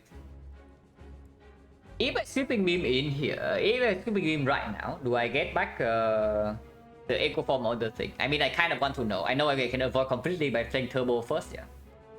But I kind of want to know. If I sweep beam right now, the Echo Form is returned and the discharge is like tossed in here, right? But I'm not going to do it, but yeah, pretty fun, dude. Yeah, start with Turbo first, play the sweeping beam, play the Echo Form, move on. Move on without life. Yeah, Echo Form gets returned first. Like animation also happen. The animation also suggests that way. That will look no, I want to duplicate this later. So I don't even play it this turn. Like this, I can even take the pocket watch. Let's do that.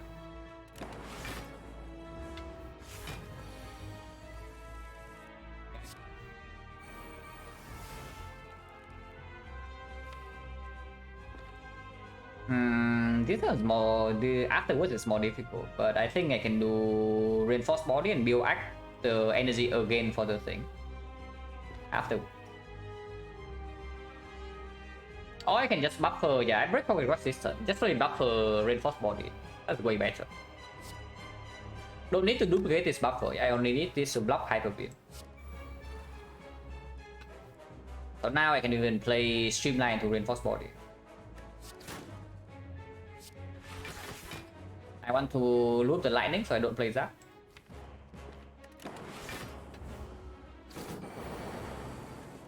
Damage.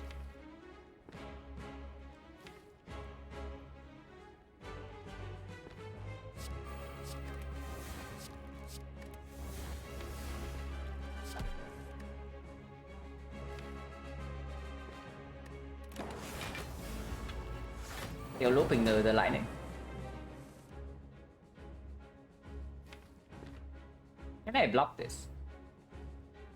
Maybe I should have looped the frost if I can actually block this here. That doesn't matter too much, it's only one buffer stack.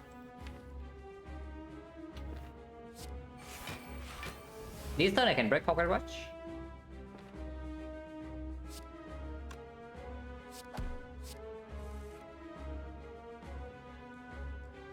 Hyper Beam probably can go now.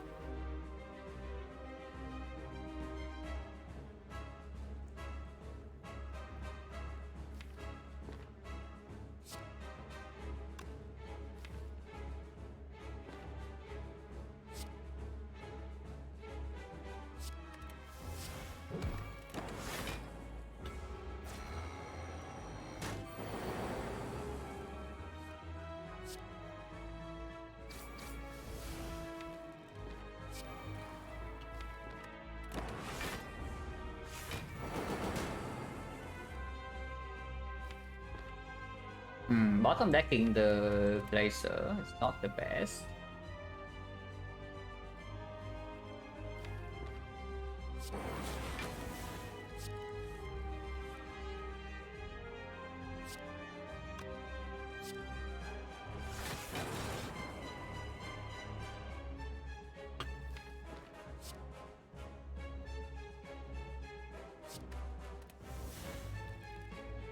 Losing another buffer, yeah, but doesn't matter that much.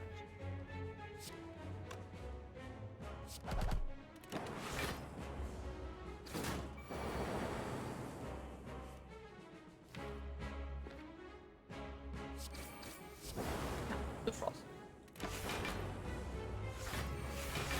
Oh yeah, absolutely. This deck is slow, but yeah, no surprise there.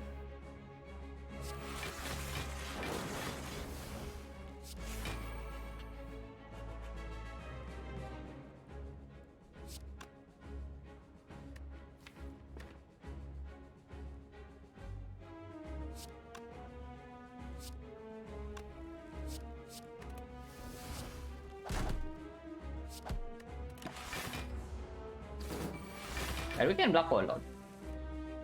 Next turn, reinforced body guarantees we can never have a problem.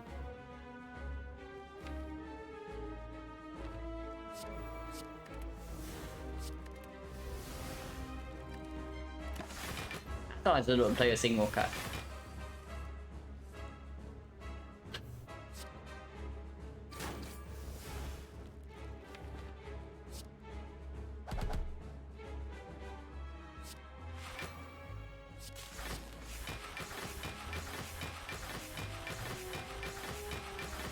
Caliber will be good.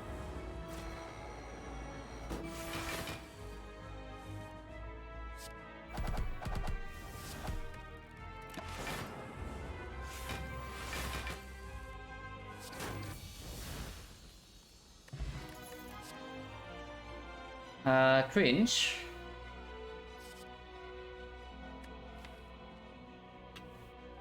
Multicast with the ice cream is a thing. But we only have lightning at the moment. I mean, of course, frost is also basically it's another reinforced body for the frost. But for lightning, it's whatever. On the other, ice cream second with darkness. Why not pick the card that actually give us a dark orb instead? Like why not pick the card that give us a darkness? But it's probably bounty cards with ice cream and turbo. Because this thing without the upgrade also does not persist. So like one time darkness and then the moment we play a Glacier that goes away. I would say though, with Loop Plus in our deck, like one dark orb might actually be enough damage. Yeah, like Rainbow with Loop Plus, but it does make the blocking pretty weird.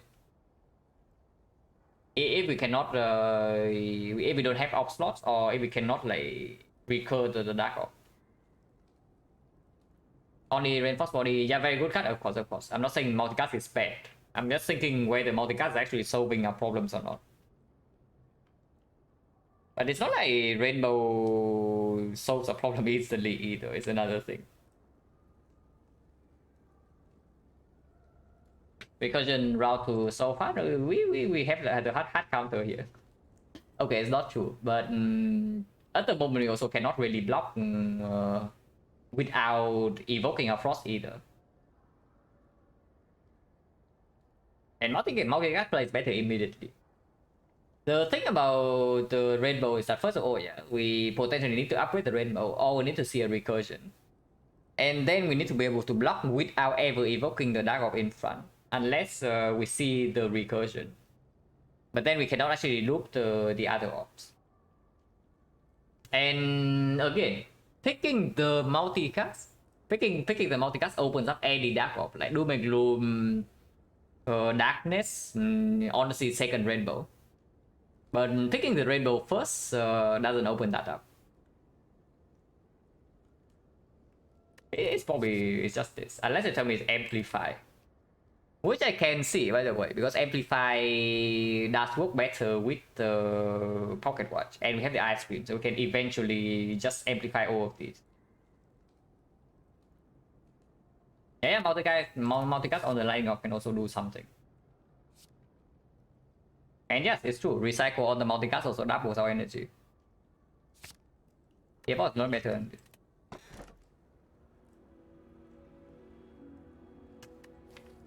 Reaper with no cell repair yet, but we do have buffer with the anchor. Dome absolute garbage with a deck that doesn't overblock yet, and we need to know when the HUD is doing multi to play a freaking reinforced body. Or Sozu. This potion bell is good enough to carry into the HUD, yeah, but there's no guarantee we have used no potions along the way. And I don't know, maybe we would prefer to have a focus potion, for example, instead of duplication. Difficult for that to be the case, but maybe possible. And Dripper is basically one cell repair away from being like extremely free. With cell repair coming up with it, and of course we have the Echo Form. It's sci-fi, the Dripper. I think in actually it's also free, and we have a fairly big shop. Okay, so I do want to go to a shop. Unfortunately, if I go to the shop, I cannot take 3 elites. Actually, no, that's not true. I can go to this shop or this shop, and take this elite into this elite, or this elite into this elite. This is like completely fine. 1000 gold cannot go to 2 shops. But I mean, of course, one normality doesn't really do that. Like, yeah, on normality is not that bad. We do have a recycle, and of course we have Pocket Watch and ice cream.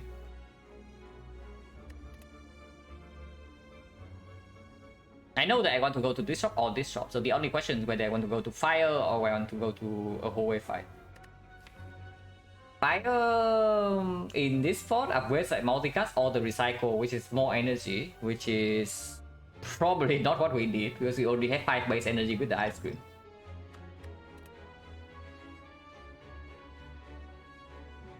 Which probably means, and if we really need the upgrade, it can also like go left. But this probably tells me I should go to this shop into more hallway fights, into the elite.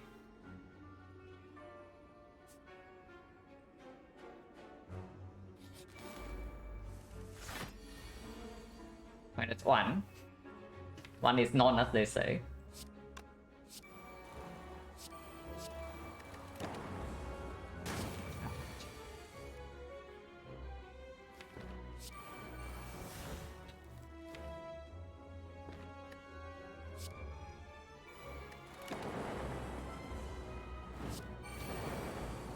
What is like whatever? It's +6. It's like barely anything at the moment. Terrible, but also not amazing.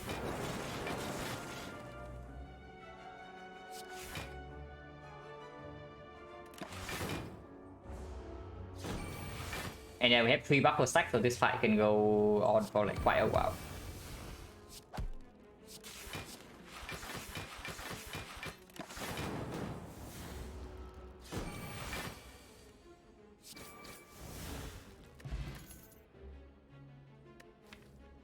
More frost. The only frost card we have in our deck is the Glacier, yeah? It doesn't feel like it because we cycle extremely fast. But this is our only frost card. So how about a Cold Snap? Or you tell me it's like Go for the Eyes. Because I can also upgrade to Go for the Eyes.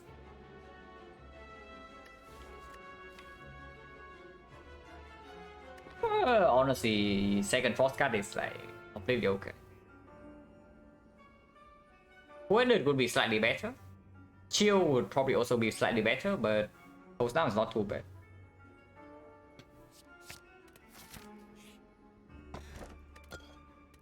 Okay, X.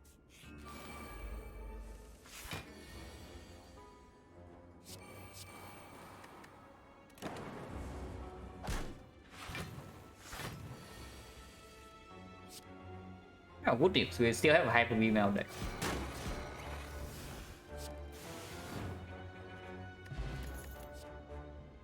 This is not the upgraded power we are looking for, and these are also not skills to go with our Toxic Egg. Defrag Plus and Reprogram Plus fix his spawn. It's most likely Defrag. We already have a Loop Plus. With Loop Plus already, with no holograms and no hologram potential as well, yeah. With the Joker, I take the Defrag over Reprogram in this spawn like every time. But these are not it. But yeah, Shop also give us a bunch of upgraded cards. Like this one, oh my god. Oh, freaking. Unfortunately, there's no double shop here, yeah? And this shop is extremely bad.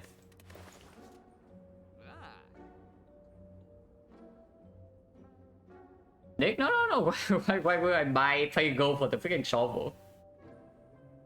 But yeah, we just remove and then maybe secret technique and then get out of here.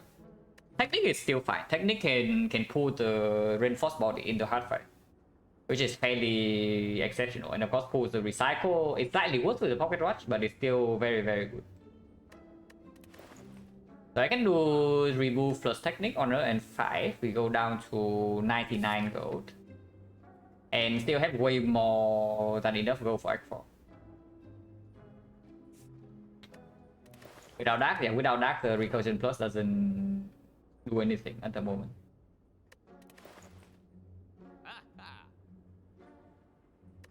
Is it ever removing defense over strike here? Your strike is like strike plus. It can be sometimes useful to kill a Retromancer deck. And this defense never going to scale up.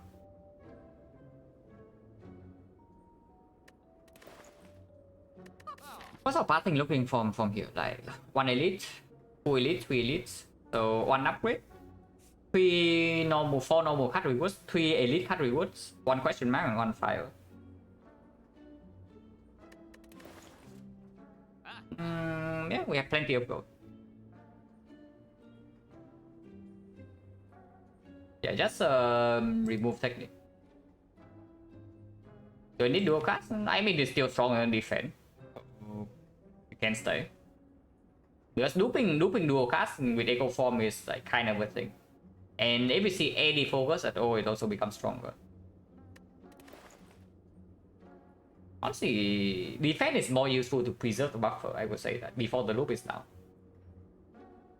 Attack density 1, 2, 3, 4, 5, 6, 7, 8, 9.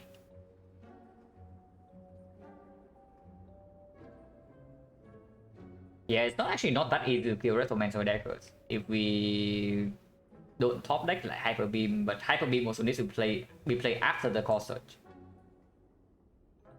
Elite or events better, actually most of the time elites. And this run even more so because we have membership card, so the goal gets doubled, and of course we get upgraded rewards. I mean, the math is dropping, yeah. But what is the remove? Because I have a feeling it's actually just defense over strike with the strike dummy in here. Yeah, it's probably defense over strike.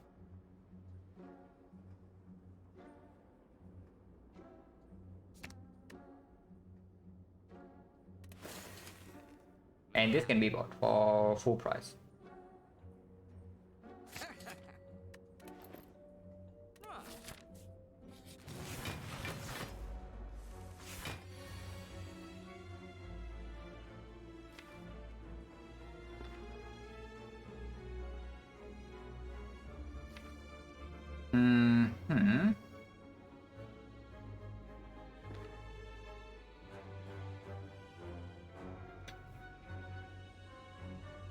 Joker, yeah.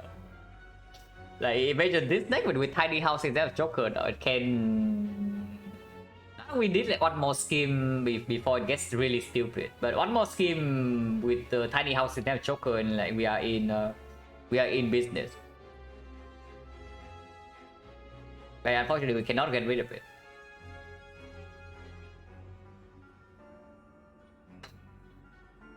Which is scary stuff. We are absolutely taking Pocket Watch. I'm just wondering what I'm technicking for.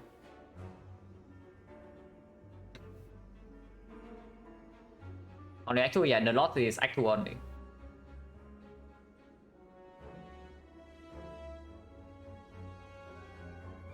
Tiny how beatable stabbing? I mean, we took like 7 damage in that fight, so minus on energy per turn. Maybe we take a little bit more damage, but I don't think we died there.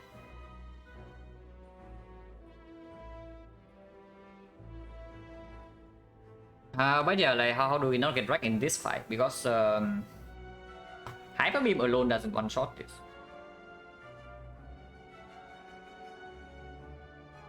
Core Search Machine Learning defense takes 2, but we draw 9 cards next turn and they can still Hyper Beam plus Laser to block. Maybe that's just better, taking 2.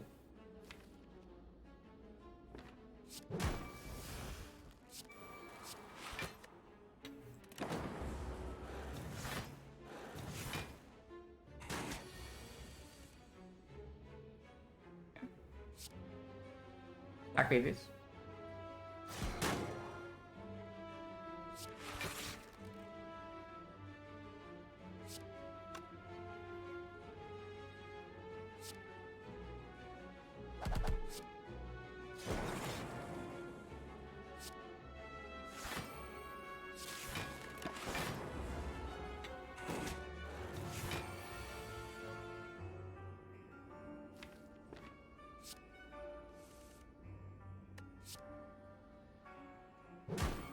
Streamline is way too powerful, guys, even in Act 3.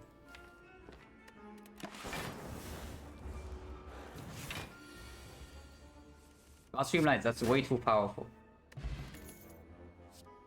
I mean, yeah, it's green, not amazing, but still fine. Better than the other one.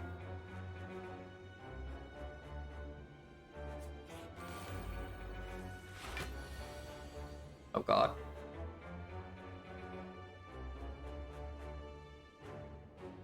Echo Machine Learning Loop takes 6.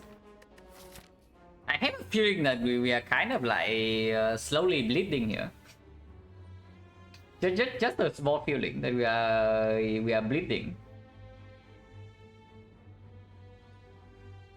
I mean, we see one cell repair and a lot of things are fixed. Yeah, we see one defect and also a lot of things are fixed. But for now, we are bleeding. Yeah, this is a defect with no sustain. Absolutely. Slow and no sustain. It's like the killer combo.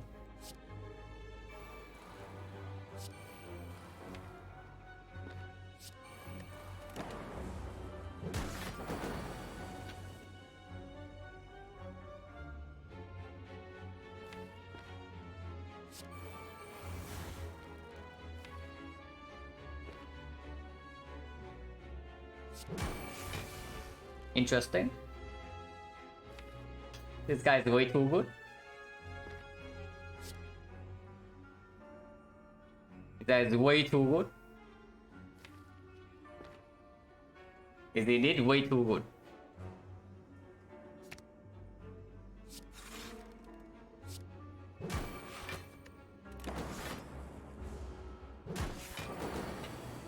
But it's fine, we are not cursed.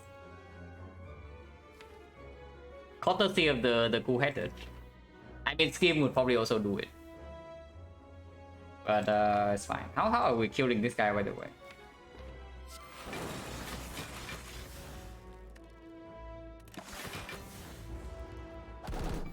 We'll figure that out like, eventually. Maybe with this.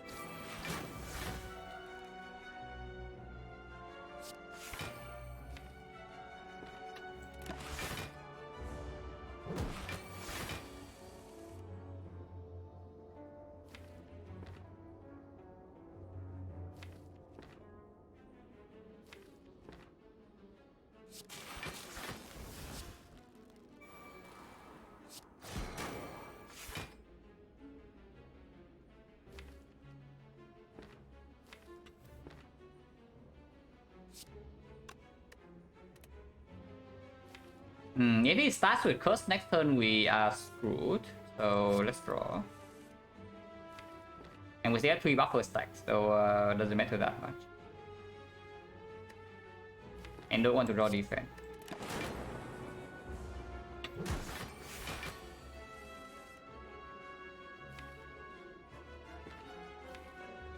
Debuff is annoying, but whatever.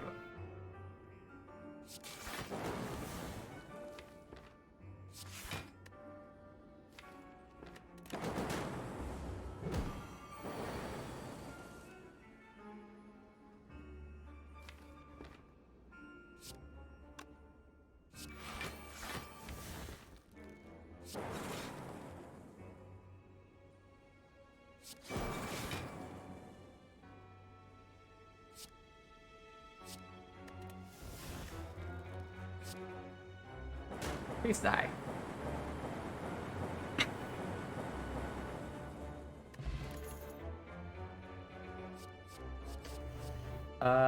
Yeah, freaking Joker.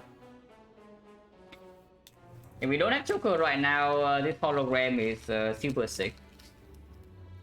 It's probably just reinforced body with 5 base energy and of course the ice cream.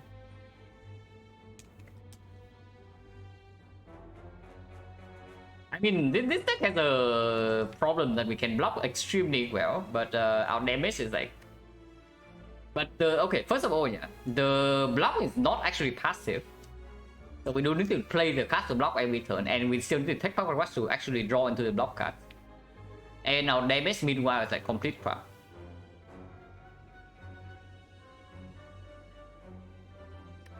So it's weird, but second body is probably just good.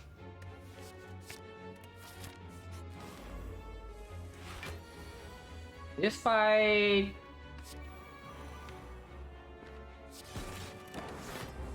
I hope we are fine, but I don't know. But we can recycle down fairly fast. And we have a potentially echo buffer.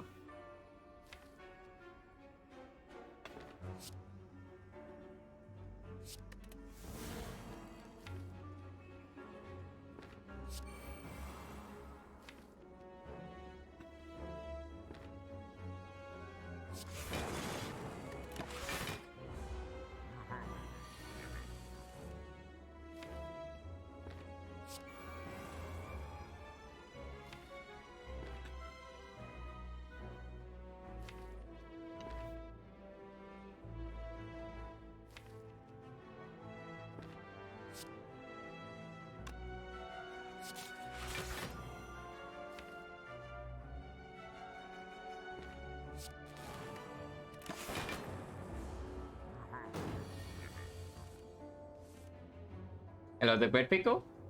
Yeah, I've been well. Lost a big silent streak today, so a little bit sad, but overall still fine. That was very optimistic, by the way, yeah, what I just did. But hopefully no punish. But not drawing into Glacier or Reinforced Body or Buffer or whatever this turn is slightly spooky. I don't want to use this if possible.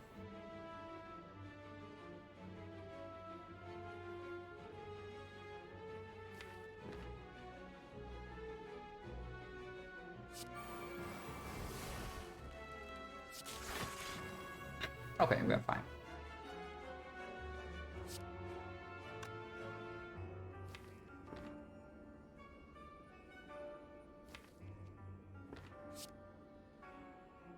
Might not be fine next turn, but this turn we are fine.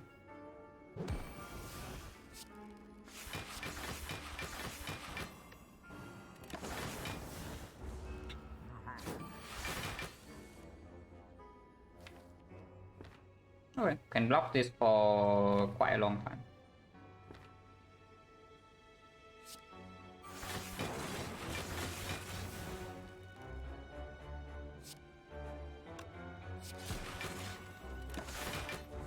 Now we duplicate buffer.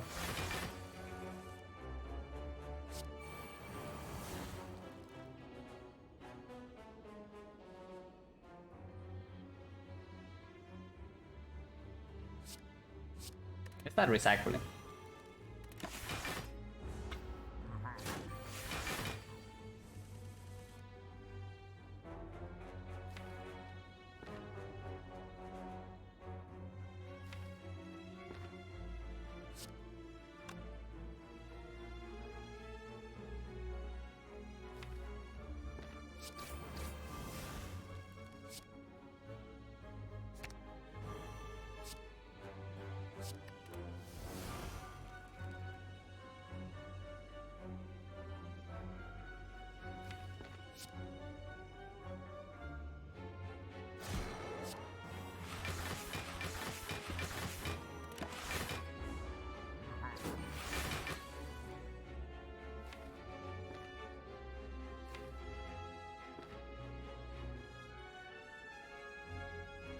This is blocking for 20.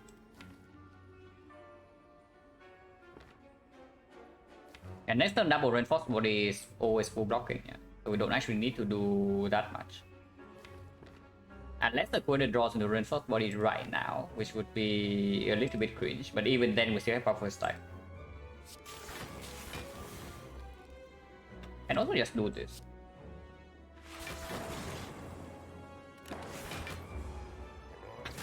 This guy takes for 5 or 2, yeah, sure.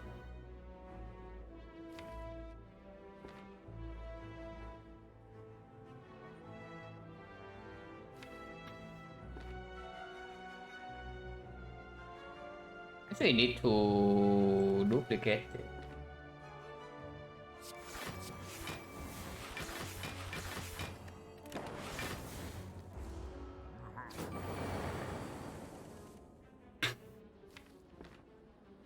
But we can get to a point where we just play double reinforced body every turn and full block with lightning in front. This time 100% epic. It's possible.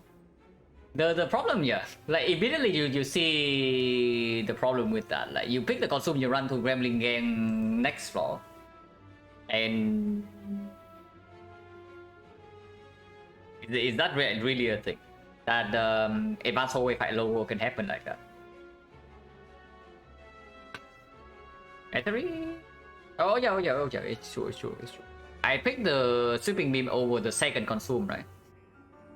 Yeah, I don't actually see 2 consumes. Right.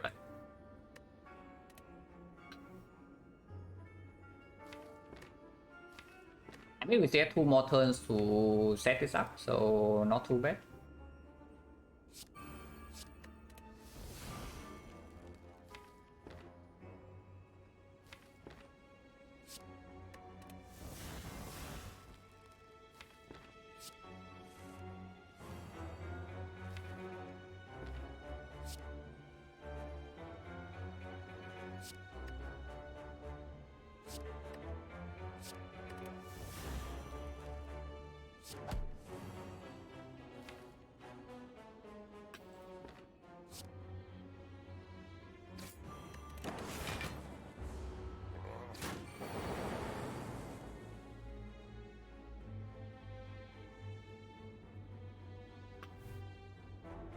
And Persui, man, no, Caliper's will be good. If we want to overblock this guy, we can easily. But right now the plan in this fight is like very clear, yeah. Just trying to sneak it in. A double barrage into reinforce is good enough. Or double rebound to reinforce is better.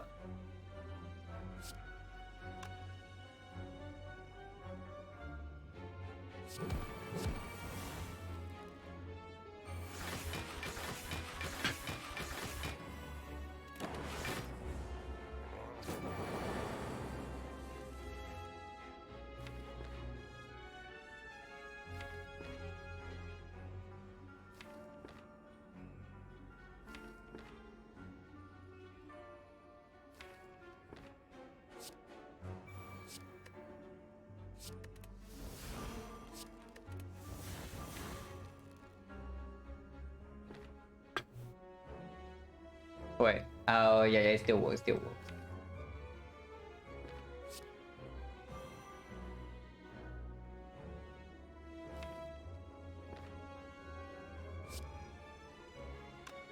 Times 8, yeah, still enough.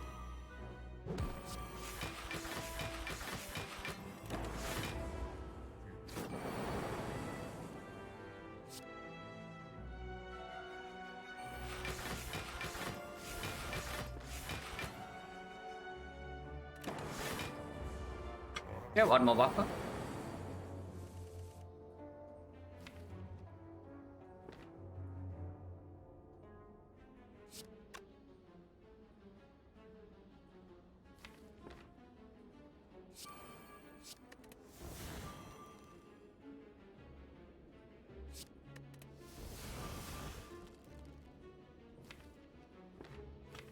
Next time we can use our buffer maybe.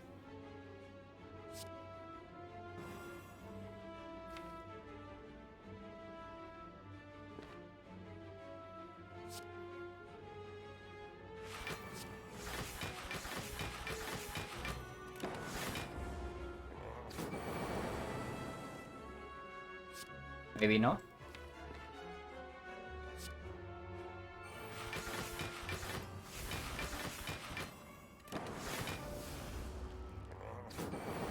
Recycle, if recycle is plus, this fight is a lot easier though, I would say that. But recycle minus, so I cannot actually do double reinforce into recycle at the end.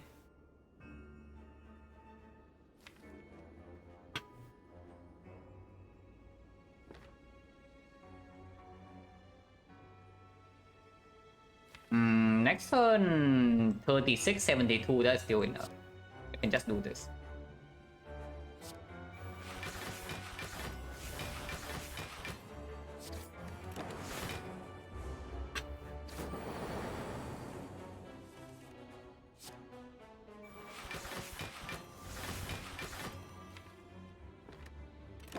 Now we have a loop. We just do this like every turn.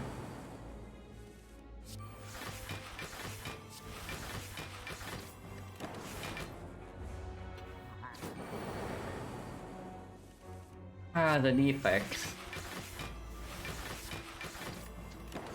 Oh, the defect.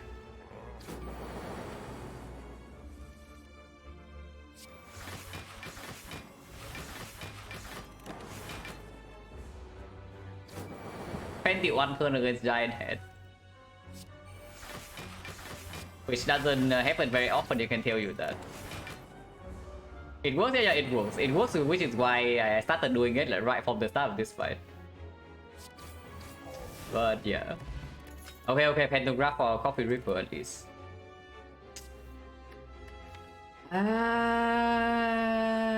Is this a thing?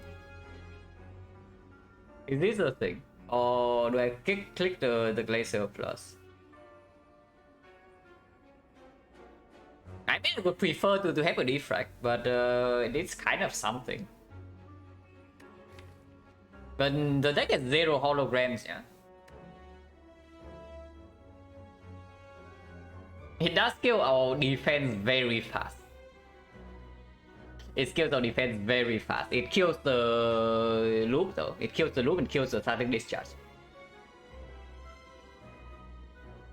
And if the loop is killed, then it means that meter death is an actual problem. But it is killing. Are we at the spot where we take any scaling we see, or are we still in the spot where we can click this laser and not feel terrible? Because this is a lot of block still, yeah. This is actually a lot of block. And if we can full block one turn with double laser, we preserve 3 energy for the next turn, so we can do a big multicast.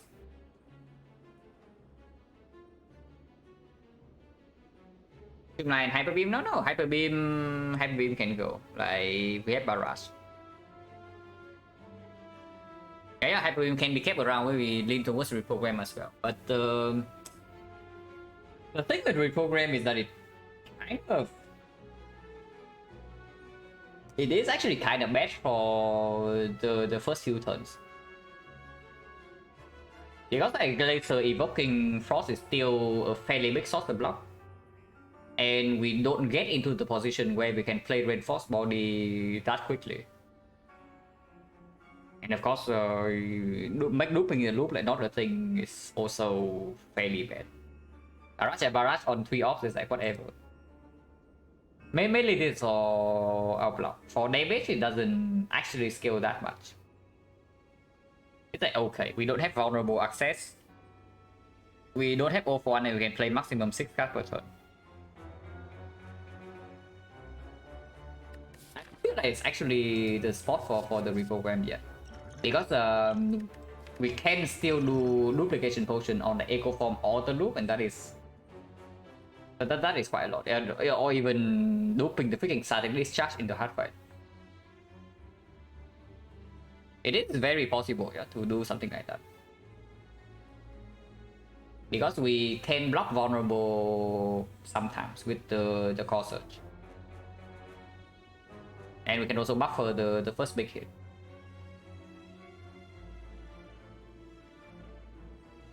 I don't think I like it too much, because we do go into at least one more shop for upgraded powers.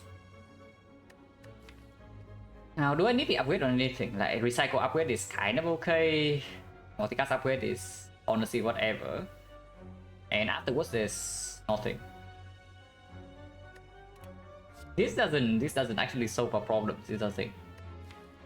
It increase our maximum defensive output, yeah.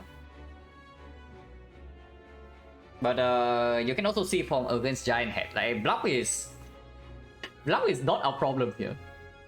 And fat load damage, it absolutely doesn't really do it, and I don't even know whether scaling damage is good or not compared to the stuff already in our deck. Assuming draw buffer causes turn 1, yeah, but then what do you want to do with the reprogram? Because reprogram doesn't improve our fat load block like at all.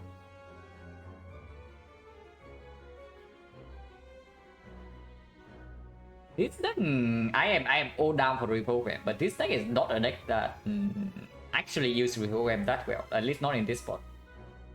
I'm just wondering whether we are desperate enough that I click this and hope that it works out anyway. Because it does open up like one avenue of potentially doing something in this one. Not really, right? We have one... if we don't need upgrades at all, maybe I don't even go here. But we saw in the Giant Head fight that upgrading recycle actually is fairly important. That might be how we are killing Awakened One, by the way. Yeah? We recycle down double Reinforced Body every turn, and then yeah, just play our single Streamline or single Zap. No more shop, yeah, no more shop in this deck. But we have like 1, 2, 3, 4 more card rewards we upgraded with 2x and 3 relics, and potentially this can also give us something.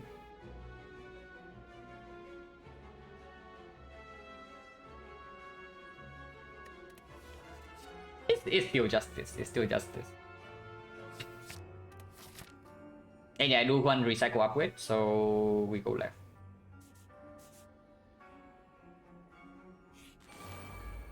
Spikers. Oh, they are pissed.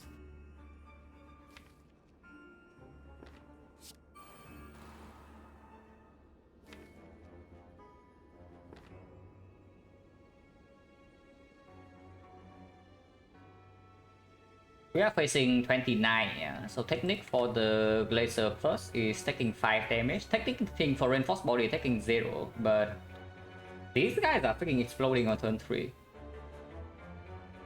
Retro is potentially quite bad. Yes, we do have a Hyper Beam though.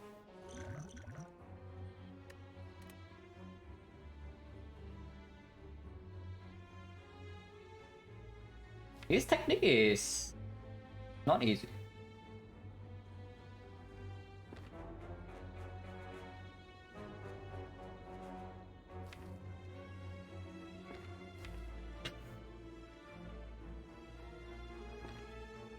Because technically for Glacier also allows me to play the Streamline immediately. And leave the reinforced body in the deck in case I need to take the freaking explosion on turn 3. And also Hyper Beam deals 34, so this guy is still alive on 1.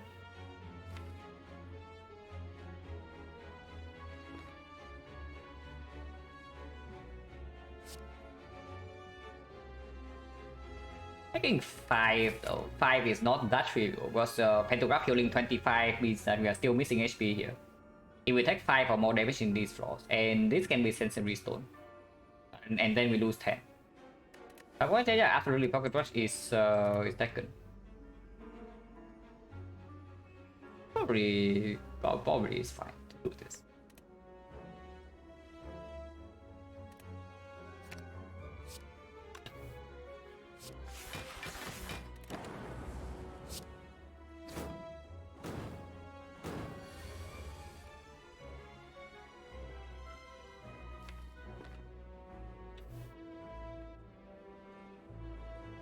Autos Laser Battery. Next turn, if we don't draw into the thing, we can still play buffer.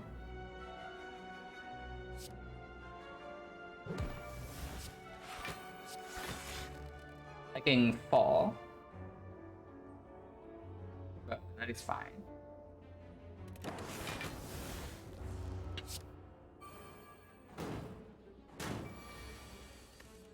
Oh god.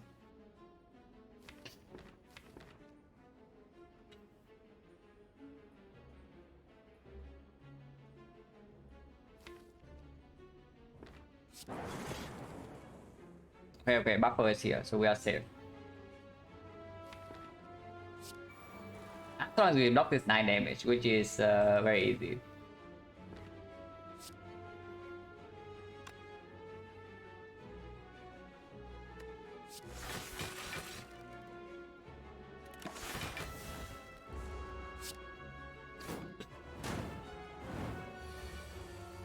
That was dangerous, to say the least.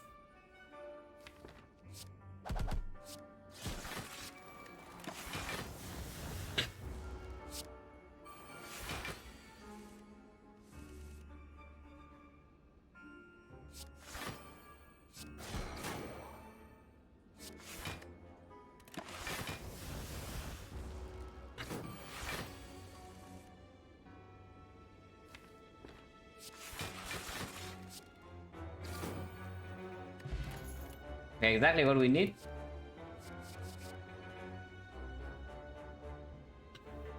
Second Streamline is not it, yeah. Because the Streamline actually only plays after Echo Form is down and not before. Boost Sequence doesn't do it. Go of the Eyes minus doesn't do it. It does not get upgraded until Act 4.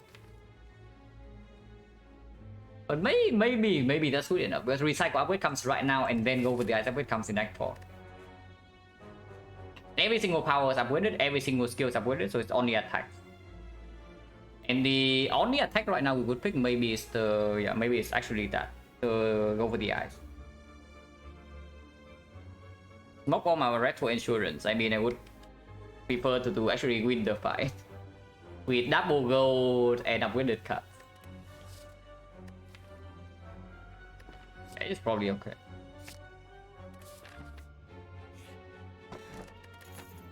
Ooh, one focus. We are already almost there. One focus plus 1. Like plus 50% of power. Or Frost Orb at least. Okay, not Retromancer. The learning technique laser seems clear.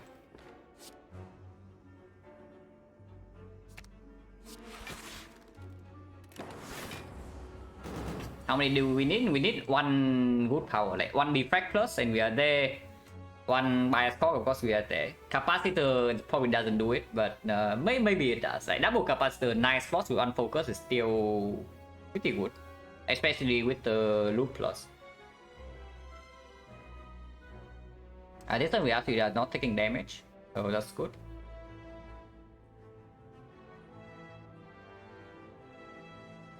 Recycle defense and just play reinforced body, play the charge battery.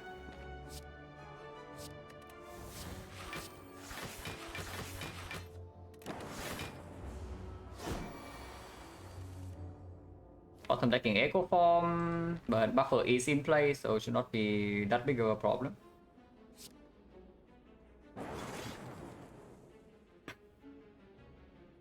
I mean, we are losing one buffer stack right now, but doesn't matter too much. At least I hope so.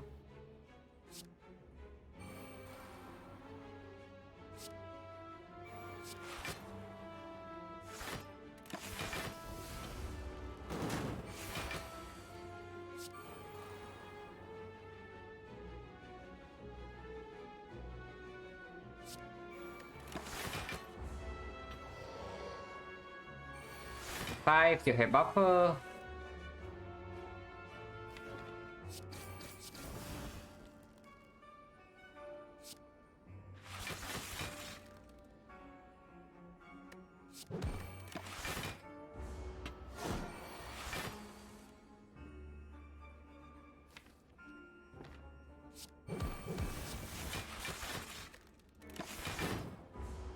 Still have buffer.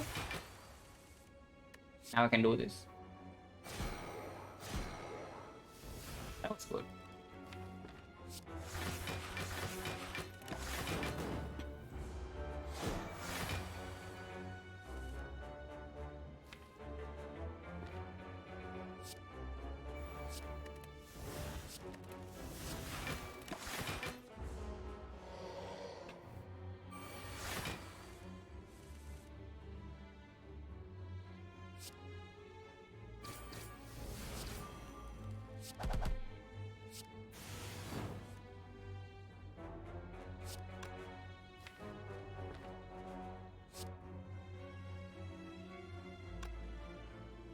If we draw exactly into a burn right now, buffer dies. So let's not. Didn't have to play that, but also whatever. Okay, he dies to hyper beam.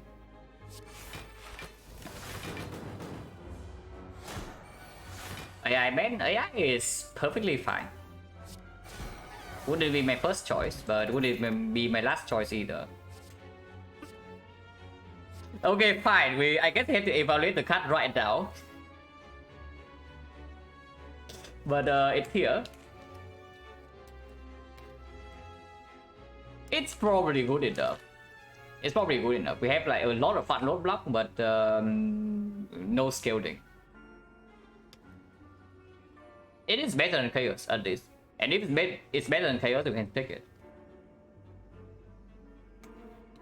Also, when the Awaken one, we can just recycle it, so it's not a huge problem.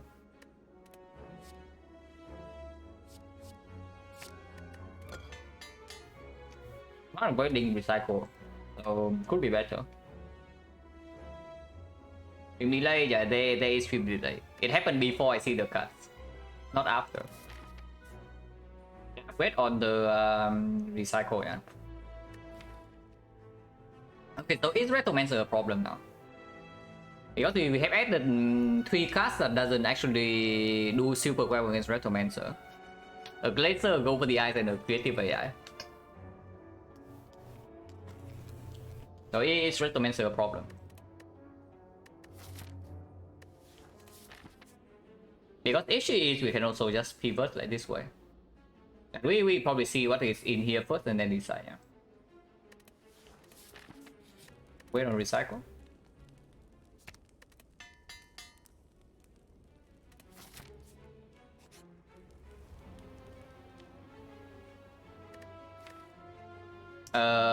Okay, I guess our Retromancer fight just got a little bit worse.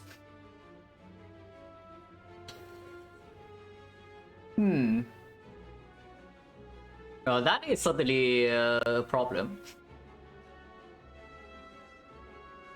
Because before this, yeah, we can either one hyper beam to kill the minions, or we can duplicate we can echo form the sweeping beam and also do the same thing. But sweeping beam is gone. Does that mean we avoid this thing? Or Retromancer actually just a loser? Giant Head is mostly trivial. We can do exactly the same thing we did last fight. And this time we even do it faster with the Recycle Plus. And of course, Creative AI just stalls that fight forever. If possible, I would like to not waste my potions, yeah. But One elite. How's the deck looking now? Very slow. And Falling right here is asking for a Retromancer solution. One floor before the elite. Which is pretty spooky. You know, if the Corset doesn't come down before the Hyper Beam, it's also fairly difficult to play this.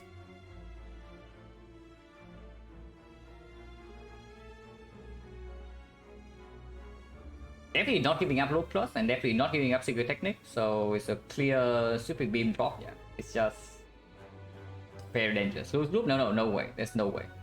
It's freaking Loop Plus. And that is the way we can make sure that we do not take beat of that. And of course, it's even stronger now with the data disc. No damage on focus, recycle, yeah. Then did you see the giant head fight, Byron?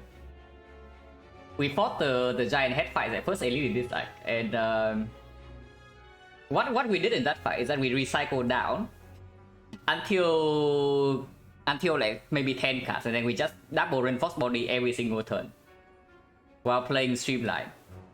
So that's 3 cards with the pocket watch. Double reinforced body 2 plus a Streamline, and the giant head is dead because it cannot damage us like ever. That I have a feeling that will not work very well with Retromancer. But rematch against Giant Head, we can do exactly the same thing. And tossing this is like so freaking scary. Look, yeah, we also played Lightning Off at first, but when we got to the state where we do reinforced body into Streamline, like there was 0 risk. So we can have like 0 ops and it's still the same. Man, dodging his elite is like so bad though. Minus 30 gold, yeah? And rare card chance. I mean, rare card is like whatever, but it can also just be a bias cock plus. Only bias cock though. Maybe it's not that bad to dodge the elite if we are like insanely terrified of Retromancer. And I would prefer to keep my potions.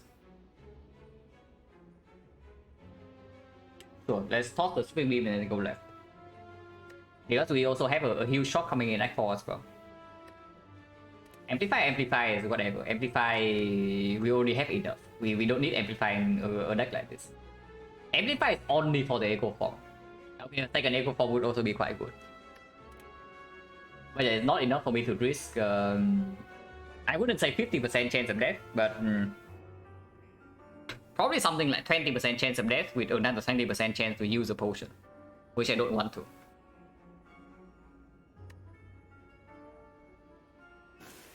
Right, we dodged it.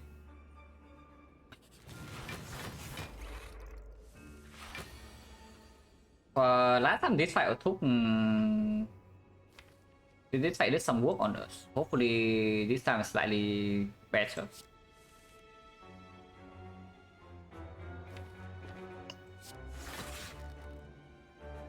This damage is mostly cosmetic, yeah.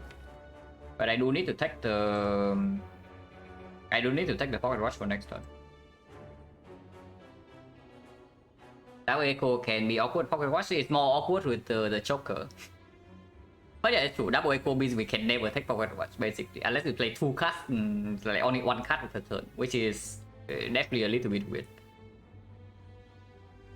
Taking 6 right here is still cosmetic. We heal exactly enough to 71. So let's just play this.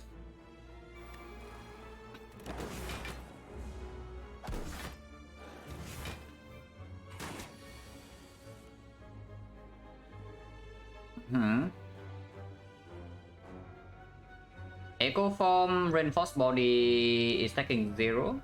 No, taking 1, and this 1 damage is real. But just 1 damage. But getting Echo Form in play does mean that 1 Hyper Beam kills some ore, and that is... I am fairly interested in that. But maybe I can just do like Core Search. Not playing Echo Form, just do something like Core Search. Maybe even Barrage and then Reinforced Body full block this. Because then Hyper Beam can still be played once and it still kills this. That's probably okay.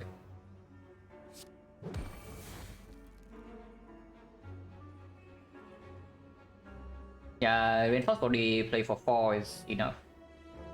So barrage for 12 damage here.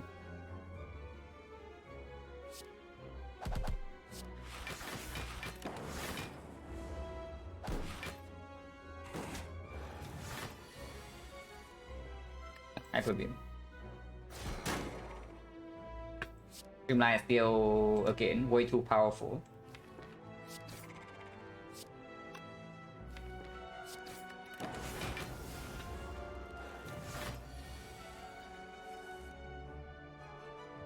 J Door, thank you very much for the sub and the 3 months. Appreciate it a lot.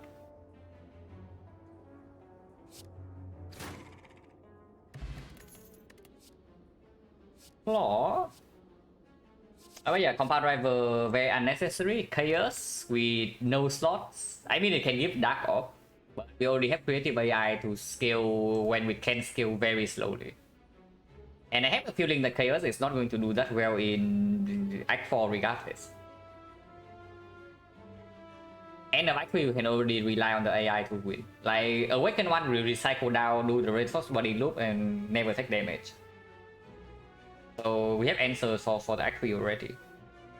And yeah, Chaos just doesn't play in Act 4. At least not with a deck like this.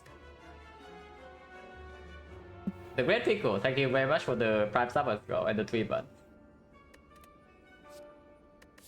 This is such a freaking weird run. We are just turning down basically every single card draw besides like this thing. After the Joker, I have only picked up the Scheme and the Coordinate Plus. And every single turn we just take freaking Pocket Watch. But it's true, like with Pocket Watch and Ice Cream, adding like Compound Driver to the deck just doesn't even do it. Because Compound is what, like draw 2 at best. That's not good enough.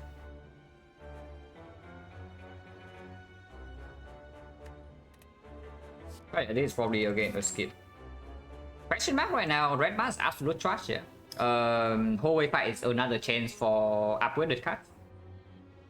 Two Chef, thank you very much for the Prime Sub as well and the 7 months. Appreciate a lot. Your technique is kind of card draw. It is card draw.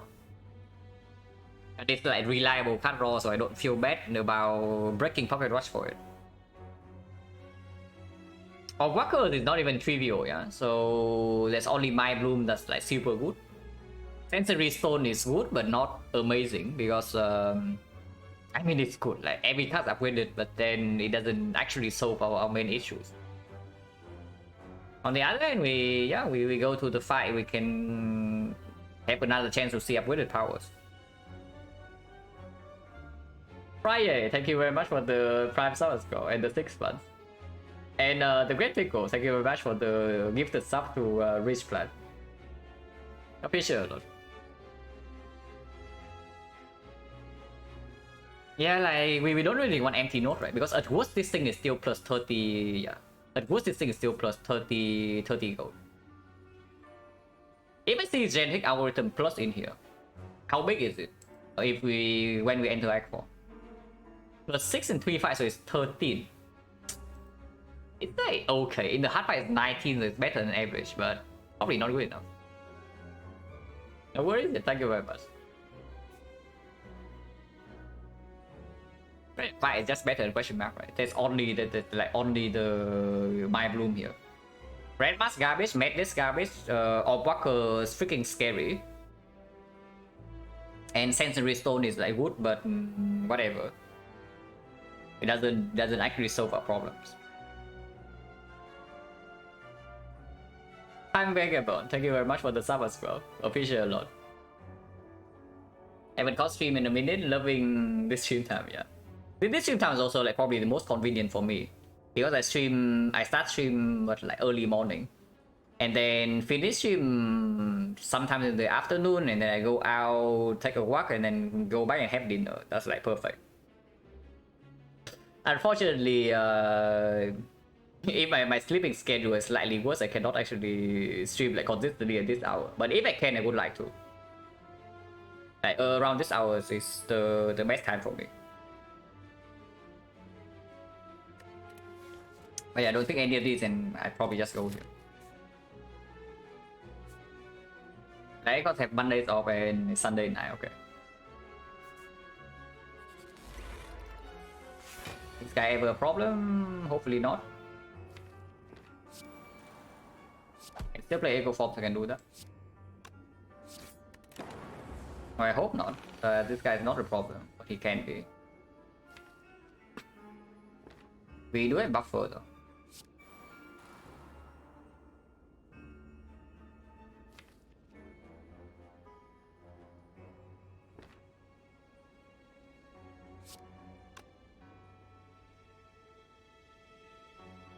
Hmm, 37.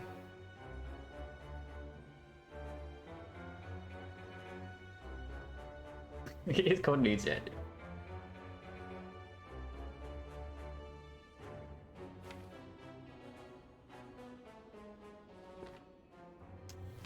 Missing one reinforced body already makes next turn difficult to block for sure, but we do have the thing in play. Probably still like this.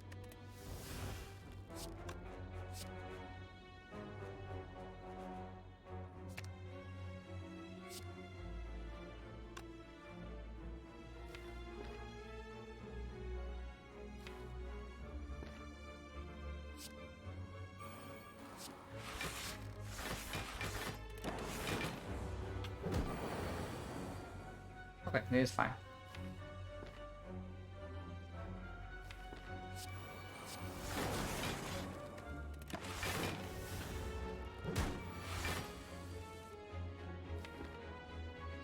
And this guy never scale, so we can outscale him.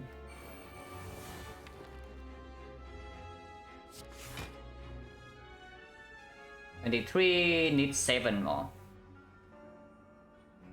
Great people, thank you very much for another gifted sub to WG S705. Thank you very much. Recycle X, yeah, Recycle X cost basically is the double energy.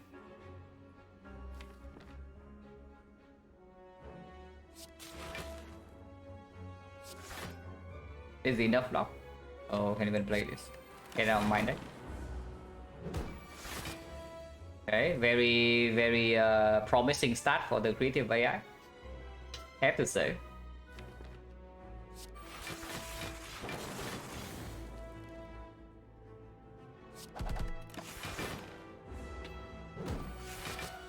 Okay, wait, this is slightly better.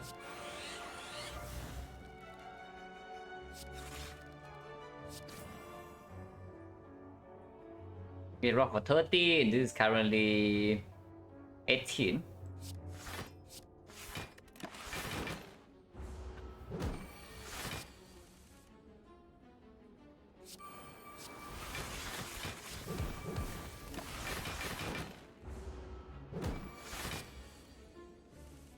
Okay, we can never take damage from here, yeah? So we can just kill.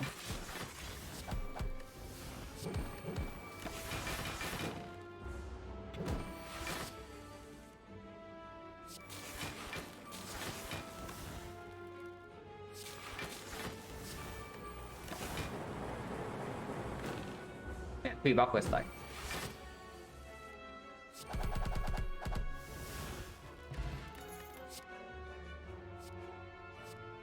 I mean, let's say that we can get more upgraded powers. Is this what we need though? It's okay. Not amazing, but it's not bad either. And we don't need the Chill Plus. Oh, this seems like such a like die to spear and shield deck. But we do have decent front load block with reinforced body and the pocket watch. So and we have pentagram to heal as well. So maybe we can do something. Awaken one is not a huge problem after we kill the cultist at least. The biggest problem in the Awaken one fight is that we cannot actually kill the cultist super quickly without the hyper beam. After killing the cultist, we can just recycle down, play reinforced body forever, and then the Awaken one doesn't do it.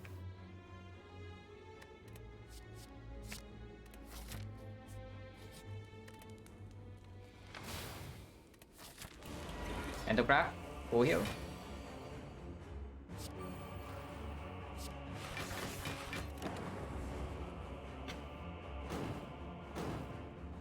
It should not be that difficult, but it can be.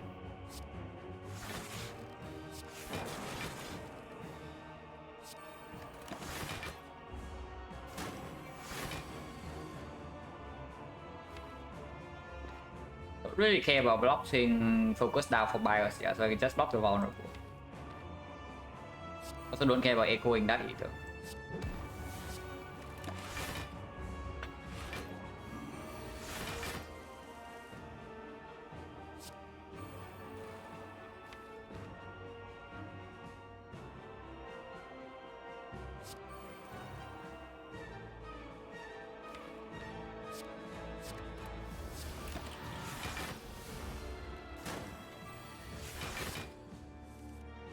Okay, instant punish or what? But yeah, whatever. Doesn't matter too much. We have plenty of time here.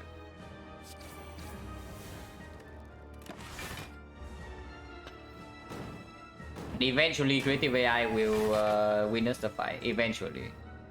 I mean, last time we did this, it did not actually give us anything useful until way later. But surely this time we will perform.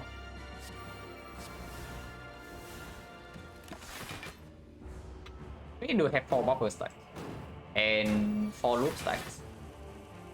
This is probably good.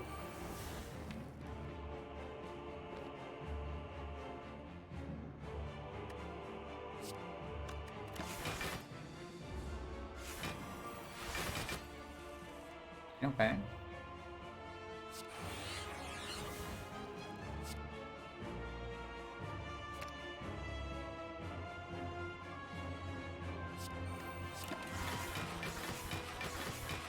This should the capacitor should win the fight like instantly.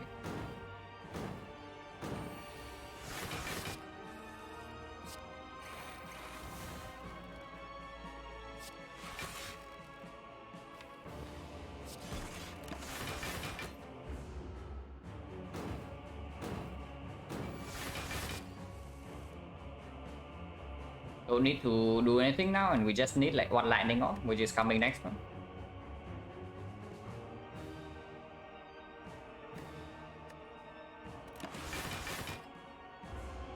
Soon pressy, yeah, soon be pressy.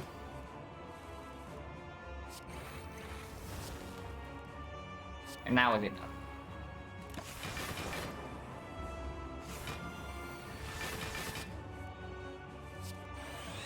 But of course you can kill faster with like the barrage or the electro right here. Nothing to set up, yeah, so we just get out of here.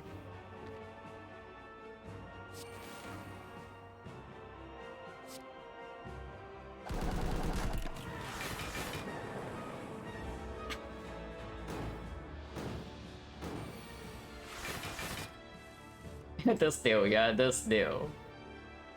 The snail is eating up time here, like for sure.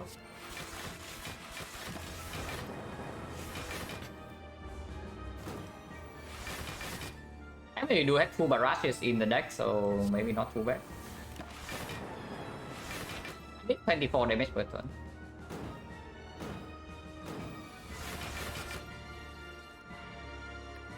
Don't need more echo. You don't need more echo. Streamline can be played. His speed is bad, yeah. He blocks and weakens when we actually okay, we don't actually draw into barrage. It's fine. Okay, 1 more lightning. Okay, 2 more lightnings, whatever, doesn't matter.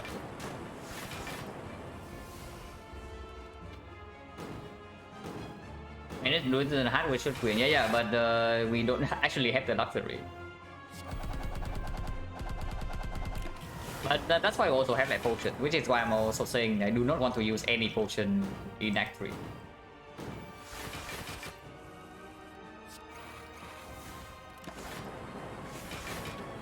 Would have killed, but whatever. He can heal. Healing is fine. 3, 4, 5, 6, 10 slots, so this is not doing anything. Losing focus now, so we are dying in a few turns.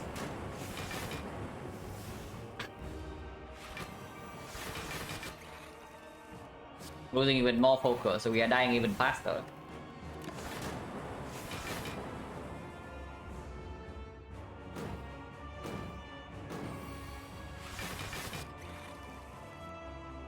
Yeah, AI does need to work fairly fast if we want to do something similar to this in Act 4.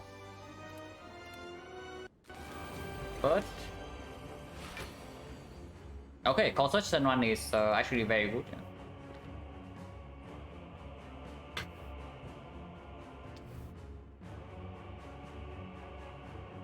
But what do I play other than that? I'm definitely playing defense and definitely playing construction, and I'm definitely playing one of these. It's probably not AI, it's probably the machine learning.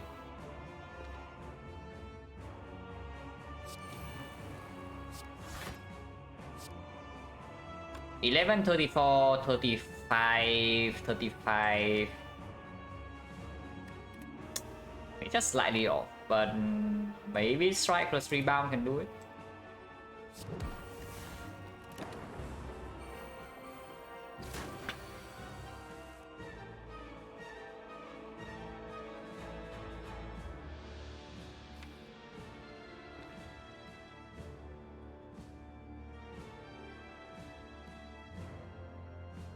Not throwing into hyper beam turn 2 is problematic, of course. But yeah, the main problem in this fight are these two. This guy is a problem for a while, but eventually he stops being a problem completely. But these things are big problems.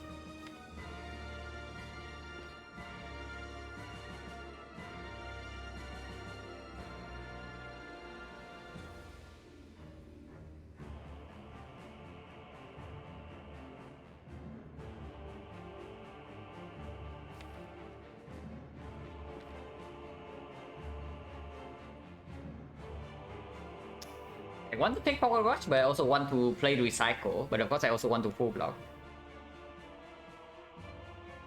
Fancy Basra, yeah, Basra. 3 strike would be good here for sure.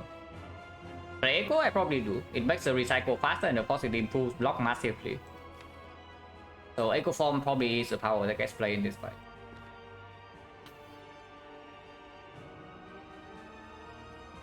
Glacier is only blocking for 13. But to full block this turn, it needs to be reinforced body at the end. Maybe recycling immunity is not that important. So I can see something like Glacier.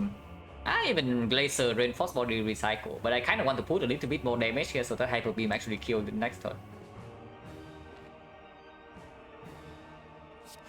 Yeah, sure. Probably like this. Like 2 frost, 6 passive block is still quite a big deal.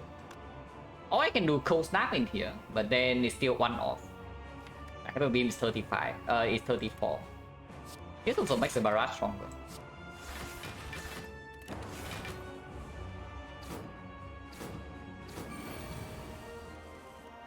Okay, not drawing into Hyper Beam, which is extremely cringe.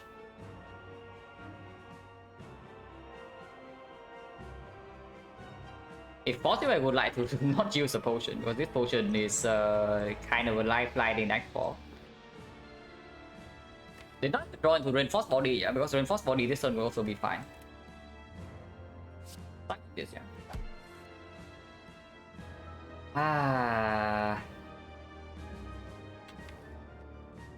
No Turbo, no Technique, no Reinforced Body, no Hyper Beam. Not even go for the ice. That is very bad. That is actually very bad. They don't even hit here. Multicast on this is blocking for 36. So 39 block, and then I'm taking 23. But Pocket Watch is in play, so next time I can do Hyper Beam, kill this.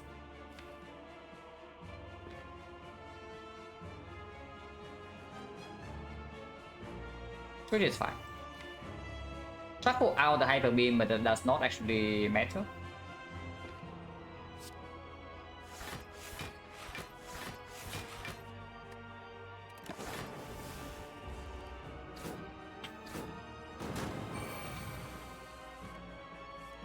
Hyper Beam was an absolute bottom card, so good to know.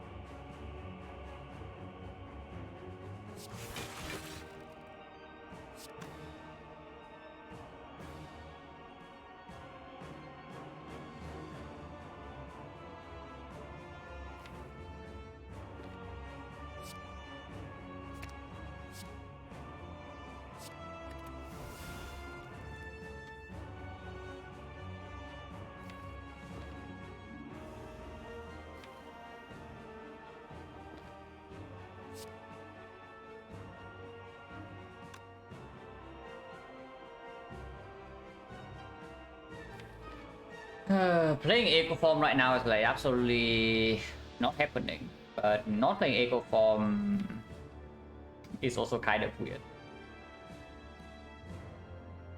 Probably fine.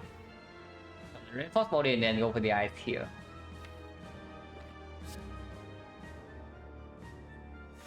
Or reinforce body into turbo to get back some energy.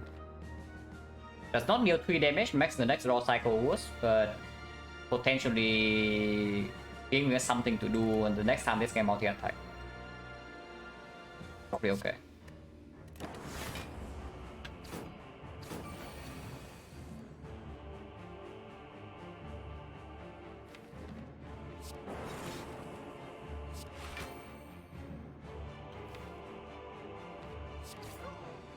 Definitely take the pocket watch and take another 8 damage.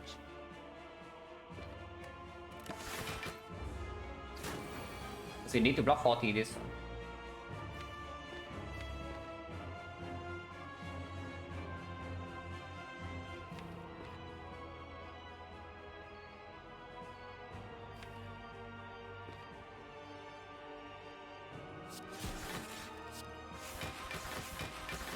Do not actually want lightning out.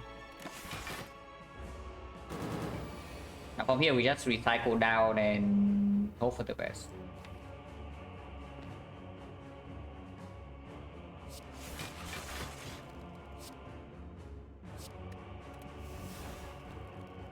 Play this.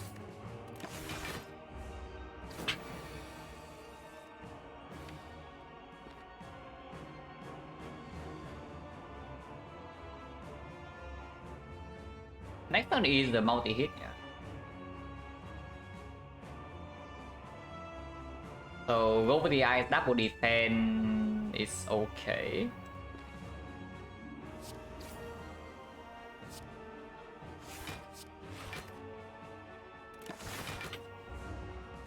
Can be played, but not yet. Not before I have perfect control over the reinforced bodies.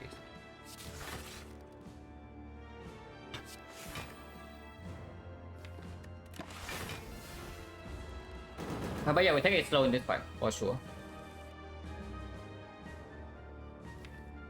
Loop is 6 block per turn, which is negative during the multi-hit, but positive for the single hit. And get out of the deck. Probably not.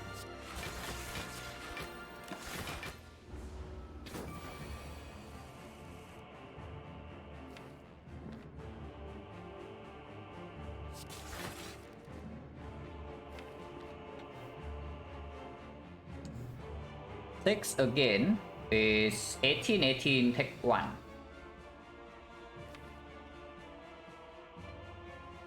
Or I just do reinforced body and next time I recycle the multi-cast. And play reinforced body to full block. That is fine too.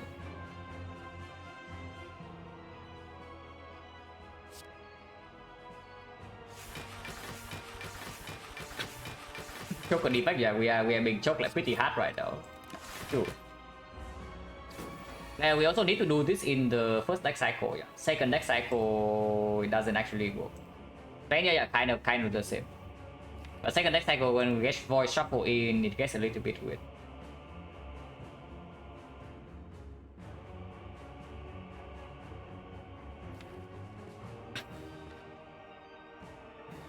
I can play Echo Form right now, which is probably good.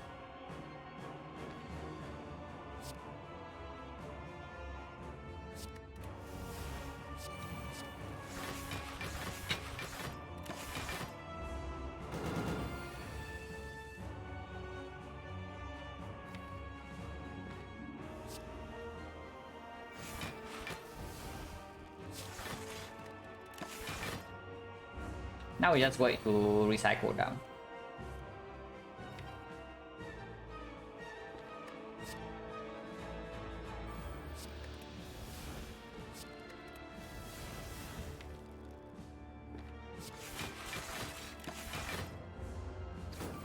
Recycle X, yeah, Recycle X is basically double your energy.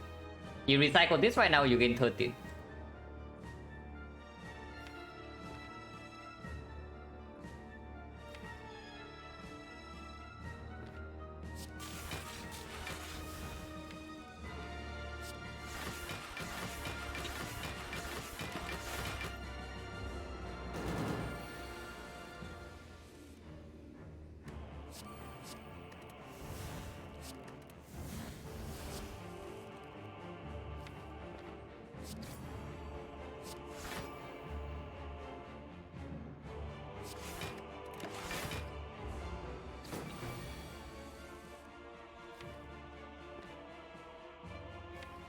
Next one is slightly problematic, but we can draw with it. It's not too bad.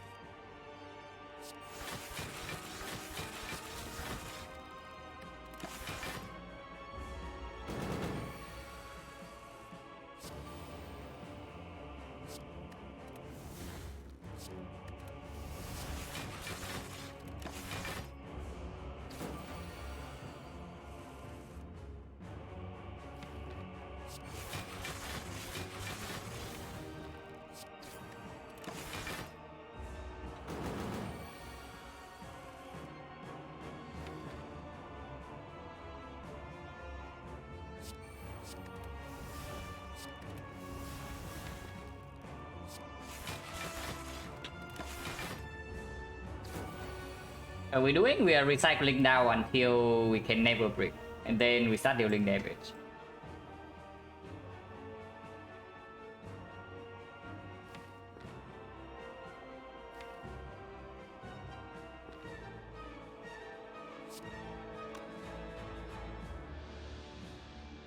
I don't actually want to recycle this loop, so if not the loop, then what is it? Probably defense plus.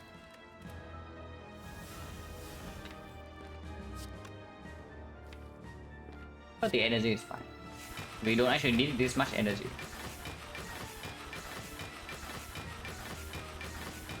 Streamline, yeah. Eventually we will have loop in play with this, and then double streamline to reinforce body every turn. This much, no, this much we don't need, but we need to prepare for second half.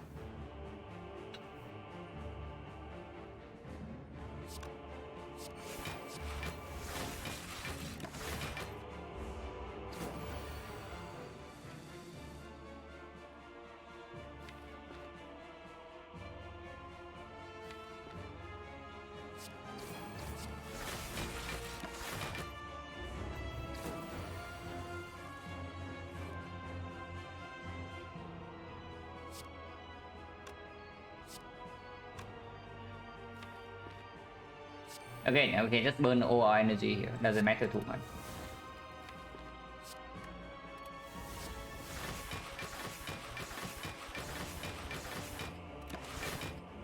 Getting close to the point where we can start dealing damage soon.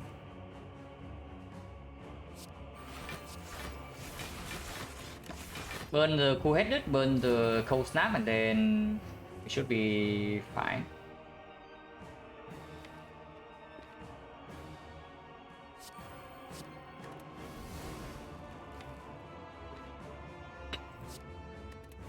And also burn the turbo.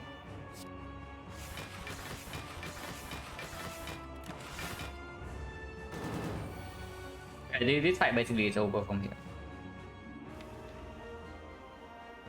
And who would have thought streamlines our damage, even at this point in the run.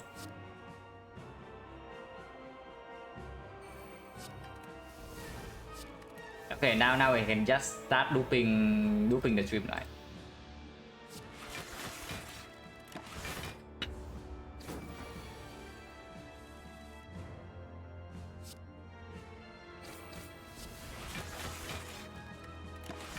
15 damage per turn, by the way, yeah. And we literally do not have lightning, so it cannot, our damage output cannot increase. So this is basically our damage output for the rest of the fight.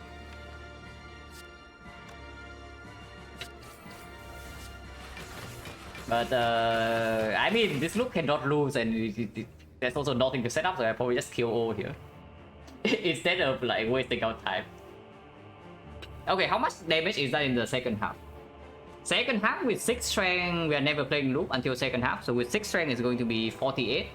So exactly the same as this. And whenever we get voided, we are going to play both loops and then also recycle the charge battery, yeah, and recycle a glacier. So yeah, we literally cannot take damage ever. So I probably should just kill all here to save to save time. But yeah, at this point we literally cannot take damage. And we are dealing 15 damage per turn. Okay, eventually we get to deal 18 damage per turn. So yeah, let's just freaking kill wall. Let's just kill wall.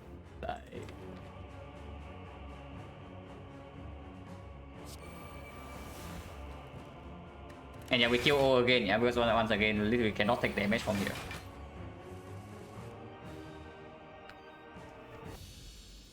And yeah, nothing to set up.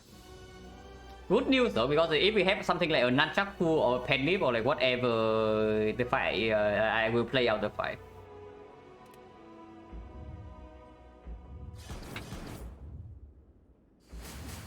We are cheating, yeah, we are cheating. Example like invalidator. Whenever I console, I just use the console to instantly kill the enemy, because we got to the point where we literally cannot take damage. We are dealing 50 damage per turn against the 640 HP enemy. So I saved everyone's time by just using the kill wall command.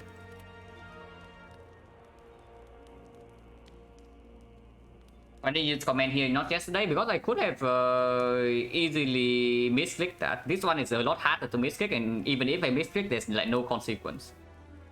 But the other one I misclick, the alchemize, and then the whole thing is gone. So I do play it out.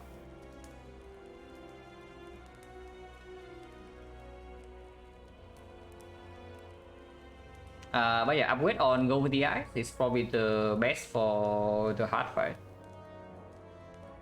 Not exactly the best against Spear and Shield. And I mean, I don't know, looking at the Awakened one, maybe Streamline upgrade is our soul. Probably not, right? Because we can, if we can play AI, our deck also looks a little bit different. The tempo wasn't clean, not really, yeah. There's a lot to improve for sure. I mean, I'm trying to play my best, but we like this sample will get better results like eventually.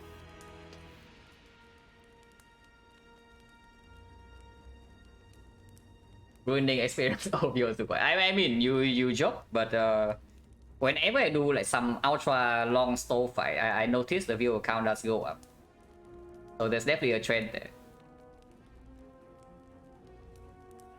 Yeah, whenever I do some like ultra long alchemized store, the viewer count just goes up like through the roof. So surely there's a correlation. So yeah, upgrade Go with the Eyes over Streamline. Unless they tell me it's actually Barrage upgrade. So base move 25 gold, yeah. It's probably just this. Okay, for 494 shot, gold shot, so surely it has something. Wow. Upgraded power for us.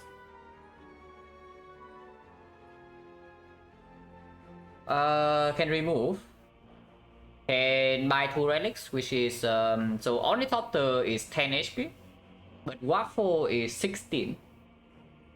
And I mean, okay, not 16, it's like 10. Depending on how much we lose in the Spear and Shield fight, it's potentially only 10.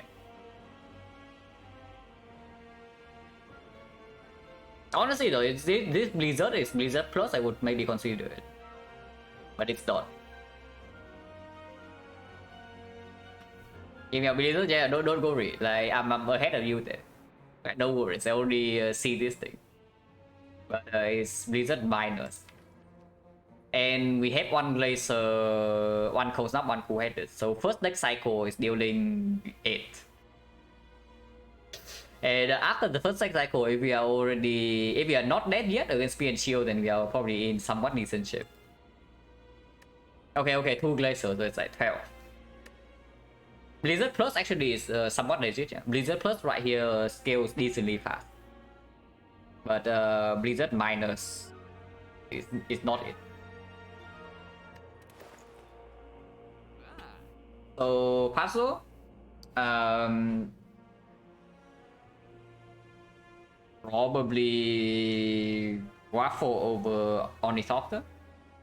Because I do expect that we will lose more than 25 in the Spear and Shield. So the value, the full heal value of this actually fully plays.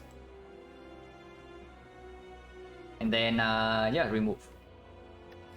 And no pallet, so we can safely remove a strike here.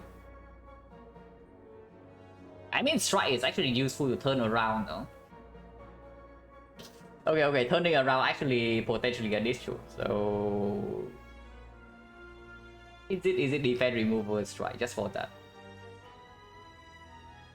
That remove can still be somewhat useful, sometimes. No, I mean the zap in now deck. I only thought the every better we have the pantograph. So if we lose less than 25 HP in the Spear and Shield fight, we full heal into the heart, and then only thought is worth 10 HP. But the Waffle is only worth 7. Waffle is strictly better without this. With this, it's not so clear, but I do think that we will lose more than 25 in Spear and Shield. So Waffle probably is just a buy here. I mean, if we do not lose 25 in Spear and Shield, then it's already an amazing outcome. So like no complaints there. But every other time, then the Waffle is just better.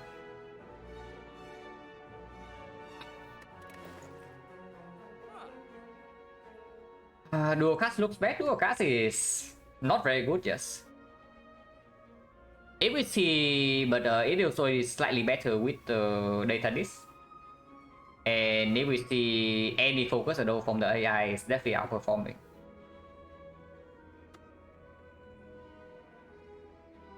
Both, no, puzzle definitely comes before both. The puzzle definitely gets bought here. Like not buying puzzle is like complete nonsense. Because puzzle does allow us to do something like breaking Pocket Watch on turn 1 into taking puzzle for turn 2. Otherwise I can maybe still even draw 10 cards instead of only 8. But puzzle definitely gets bought here, and puzzle also is very strong in the hard fight itself. So run Echo Hell from Toy, yeah, sometimes. If we top deck Echo Form in the hard fight, that can also happen. But yeah, it's probably just puzzle, Waffle, remove.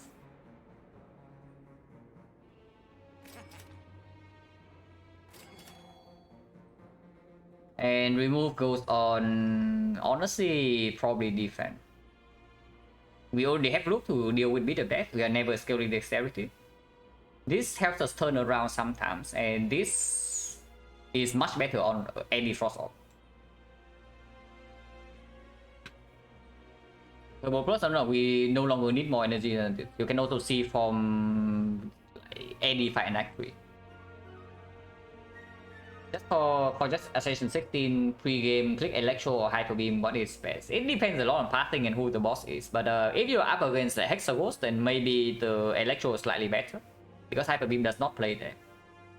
Into the other two, usually Hyper Beam early game is better, but you need to play more aggressive with the Hyper Beam early. Electro is easier to play, I would say, but Hyper Beam is most of the time better. Diamond Guardian, yeah, Guardian, then Hyper Beam can be picked, but I would say that Electro is easier to play. So if you want like convenience, then Electro is better, but I personally would probably pick Hyper Beam.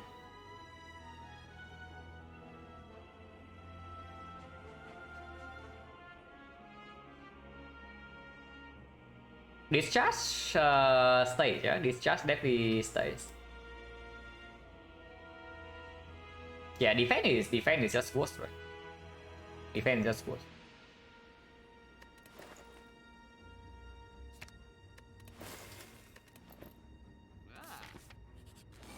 Okay, time to die to Act 4.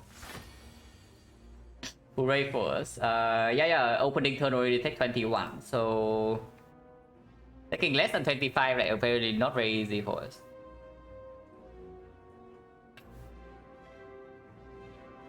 Actually, no, it's not 21, it's 23. But we do draw a full hand next turn. Just defecting Zymin, we also get the quote-unquote bad attack pattern. I think this pattern is worse for us than the other one. Because turn 2 we can game Blast Brew into a big reinforced body. So if turn 1 this guy does not attack next turn, we have full block, usually. But here we take 23, and there's no way potion comes up this turn, yeah. So we just accept the hit. I should hope this guy debuff my strength instead of my focus, because otherwise it's going to be slightly ugly. The learning definitely gets played. Recycle on strike probably happens, and then just go for the Ice Strip.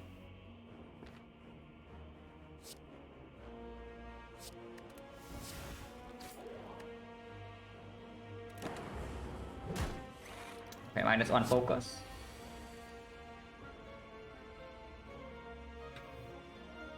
Debuff, yeah, debuff is 50% focus, 50% strength. And he did debuff our focus here. Now we do a buffer to block this guy next turn, yeah? So as long as we can fully block this hit, next turn we don't really take that much. At most, maybe -12 here. It's like -6 actually. But Game Blast Rule probably comes down this turn. I do want to play Core Search beforehand though. So Game Blast Rule on like 1, 2, 3, 4, 5, 6, 7. Maybe you can toss a Cool-Headed as well. But Cool-Headed is a positive card. I can even still do Core Search into Cool-Headed into Reinforced Body. Into Buffer Echo Form, for example. Reinforced Body only needs to be played for 5 energy. So I can play 1 energy here, 2 energy here, 3 energy, 4 energy here. Or just Echo Form plus Buffer plus Reinforced Body. That's already enough. And also, even if I lose 1 Buffer to this, it's not like the end. Afterwards, this guy maybe I take 12 next turn. Okay, not that. Probably something like this.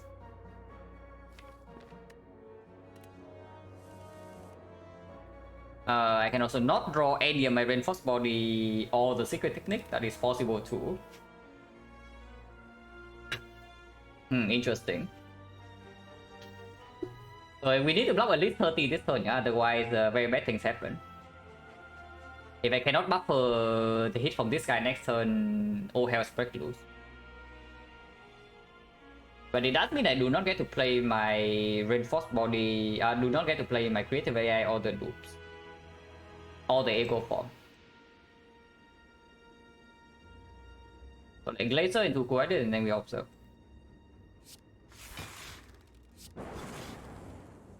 Okay, interesting. Okay, maybe Reinforced Body can come down next turn. 26 or 31, so it is full block. So Cold Snap into defense, into buffer, into Echo Form is perfect block. And Echo Form is in play. Of course, no powers is in play, yeah, but we still have on buffer stack to block this hit. And Echo Form is down. Next turn is going to be very bad though, but I can preserve buffer. Okay, buffer is actually not that important because next turn we have the next turn we have double Reinforced Body anyway. That is full block. But not playing buffer does take 9 damage this turn.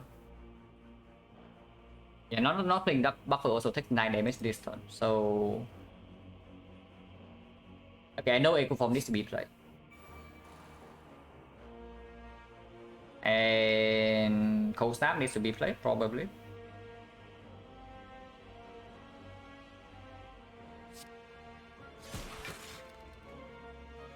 Actually, no, it's 21. It's 20. It's not even 26. Then I don't need to play buffer actually. I actually don't need to play buffer. I can play like double loop defense and take 9. If we're taking 9 regardless, and buffer doesn't block this hit.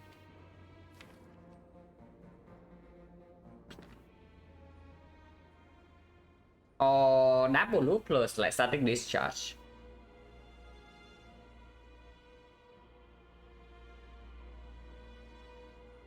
Double loop defense, yeah, double loop defense is what I'm actually considering here potentially.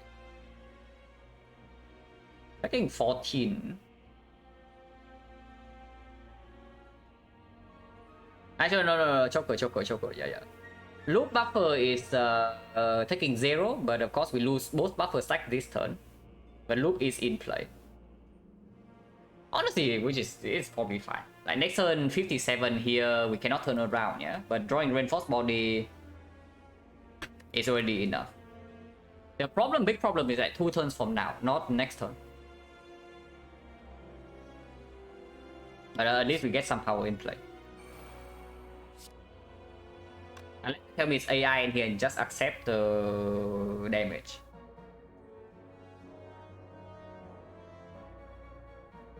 Accepting damage, this is minus 19.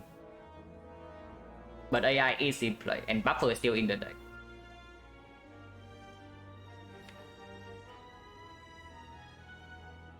If we have to turn around next turn with 1 attack, it's only 36 buff, so it has to be reinforced body right at the start, which is 90 block, it's full block. If we draw into 1 reinforced body, that is. But otherwise I can still take the technique for like turbo reinforced body, blocking for 72. Which is enough with the loop.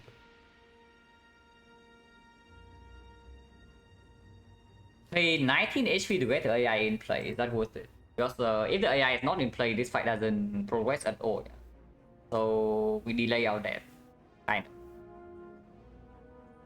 I probably just take the 19 and then play this. We only knew this fight is like insanely bad. So let's not be ultra greedy here.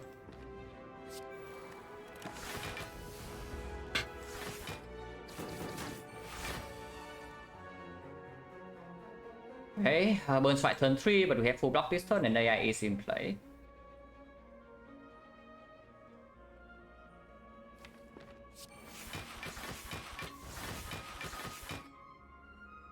And technique for defense plus, which is good, or technique for the glacier, which we are never using next turn.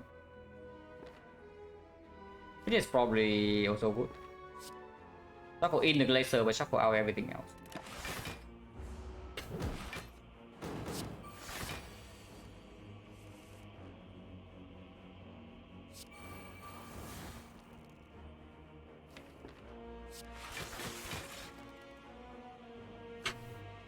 And continue to take Pocket Rush, or can play the Halo Word while gaining some more energy. But next turn is a multi-hit from this, so I probably take Pocket Rush. Oh god. Just losing focus. I mean, we can counter with this, yeah. Which is probably what I'm doing. Countering the focus down.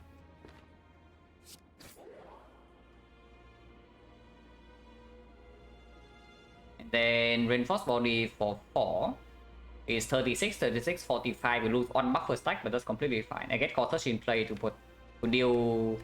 potentially get the bias score from the AI.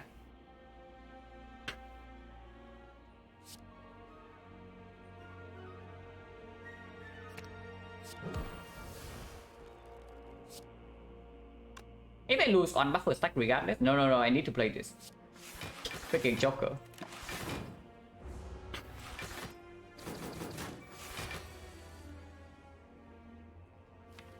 Okay, now maybe we're in business. Like this. Buffer doesn't matter. You can just take this hit.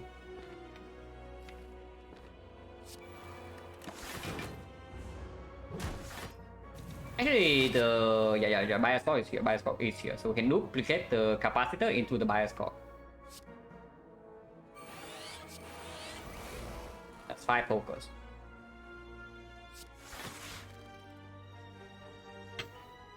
51, that's already full block, we can play this. And sure, get more energy.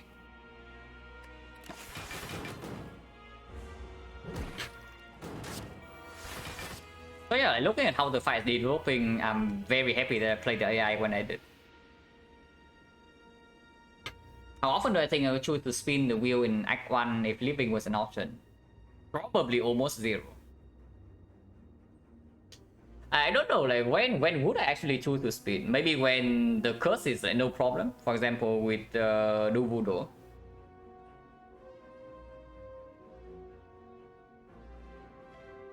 I mean, maybe not, because life loss, like, if it's super late in Act 1, life loss is also like way more manageable.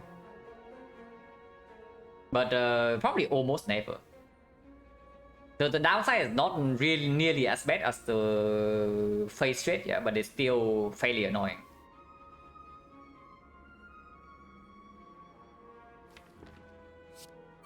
Yeah, we no longer need to take Pocket Watch because we just draw everything with hissing anyway.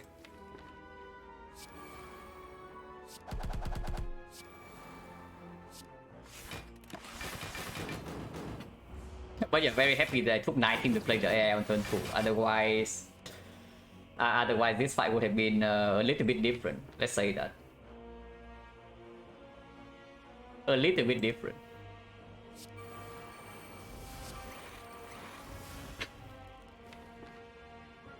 Already blocking for 56, so 90. So already have a full block.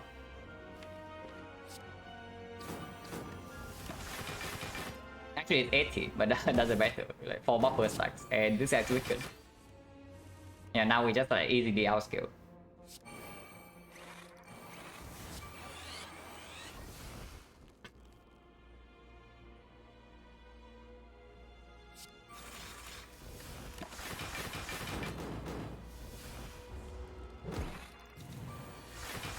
I still needed to use one of the very strong potions, but this thing is still in here.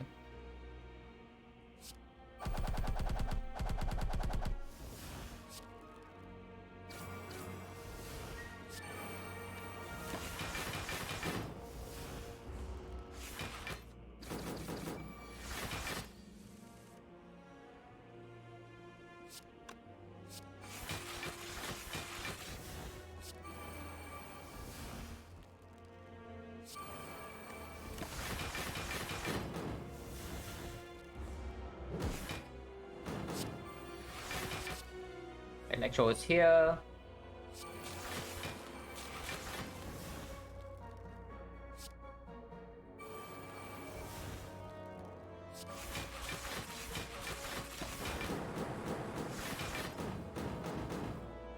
Continue Silent trick? No, Silent died today to actually boss gauntlet.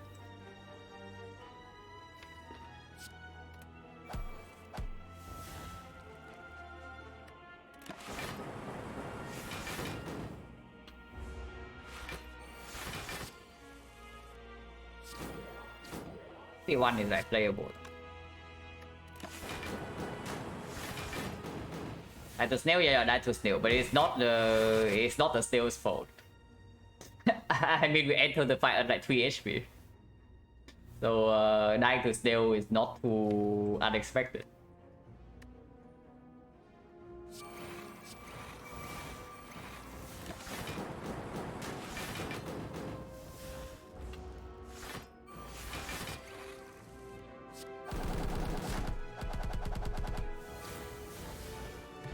No potion, Other War is kind of good. Hologram plus. Sure. Choker or not is still very, very strong.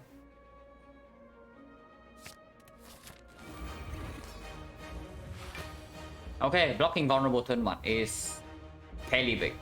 Drawing both reinforced body is kind of cringe, I have to say, but we do have a hologram. Do I scheme here? I know that I want to play machine learning, I know that I want to play cost search, but do I scheme? Because scheming into echo form immediately is going to get weird.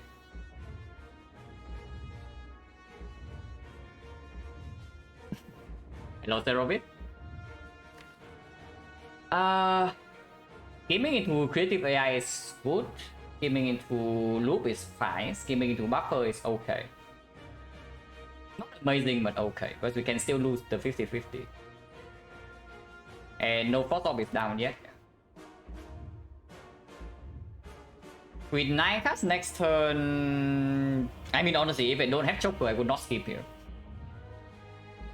But we do have Joker, so yeah, skip probably happens. Skimming into form never happens? No, if it happens, it's actually okay. We just don't play the machine learning then. It's not a big problem. We just do freaking Echo Form, play the Core Search, and then that's our turn 1. Yeah, scheme is completely fine. Okay, maybe it's not that fine. Maybe it is not that fine. But now we are guaranteed to not have Reinforced Body in our hand for the first cycle. We are not vulnerable though. But we also drew into like a lot of block cards here. So protecting the buffer is not that easy. But yeah, this is just machine learning cautious. Take the pocket watch.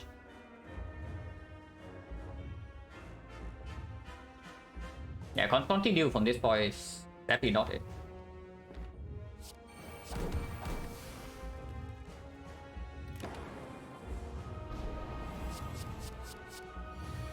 first, so buffer would be good here.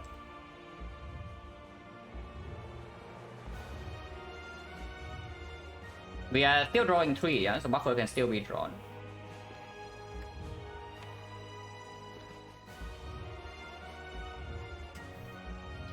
But I don't really like this hand, if I'm to be honest.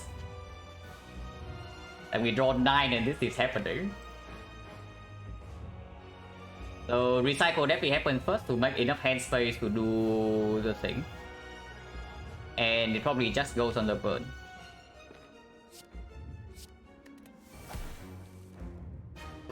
Okay, puzzle is here to save our ass. The Centennial puzzle, the Centennial puzzle is here to save us. It was very bad and then it's like okay. It's not very good yet, but it's okay. And I think I pay 2 HP to play the Cold Snap. So like Cold Snap buffer.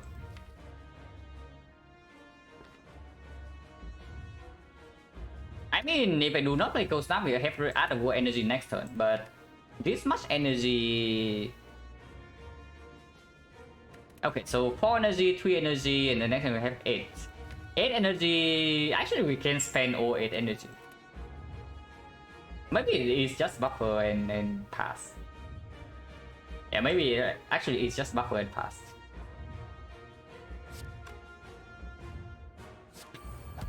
Yeah, like two Glazers, the Echo Form need to be played, the AI need to be played, the Loop also probably wants to be played as well.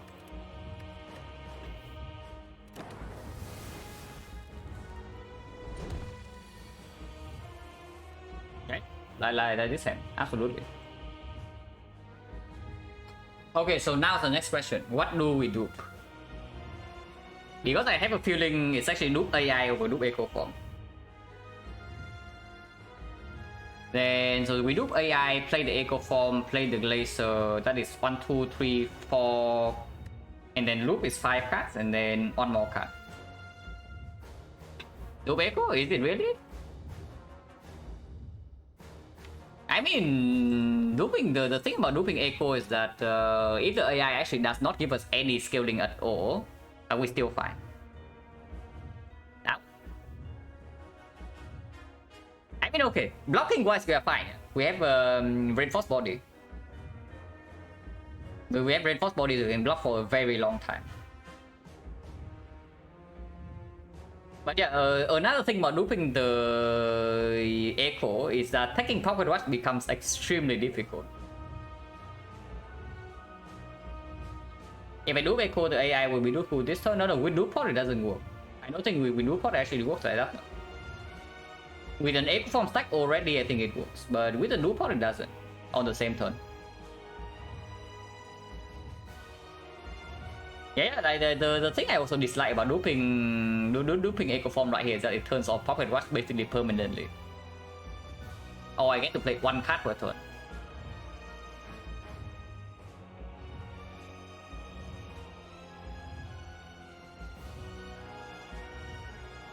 How it has done its job. You really think duping Echo Form is always winning? Because I am fairly afraid that if the AI doesn't give me anything, we are not winning this fight yet.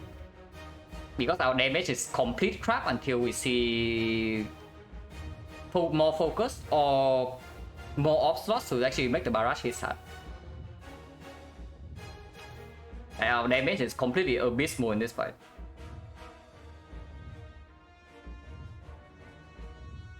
A nice thing about duping AI, however, is that we do have loop, 2 loop plus, so we do bypass the bit of death. Like, how are we actually dealing damage? Like, cannot rely on this, yeah. It's freaking over the eyes. I swear to God, the go for the eyes actually just never actually freaking hits in the hard fight.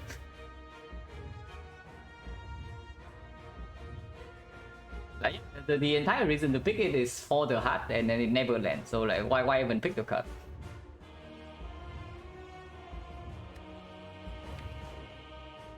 True, like how are we dealing damage? We do Echo Form.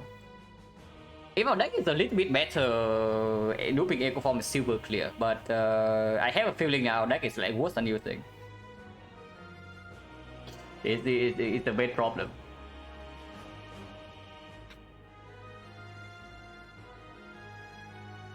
Echo Form no move AI. No, it can. Like AI just give us AI first card, and then suddenly we have like all the AIs we need. Clear dupe AI, no. If our deck is a little bit better, it's a clear dupe Echo Form. But because our deck is terrible, I do think we actually need the dupe AI to win over duping Echo Form. And also, yeah, of course, Pocket Watch Joker contributes a little bit.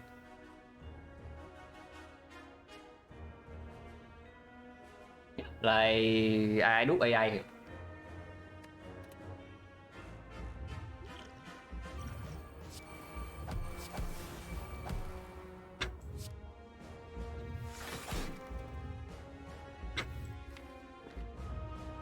And dual cast into loop immediately does give us block next turn to bypass bit of death, yeah.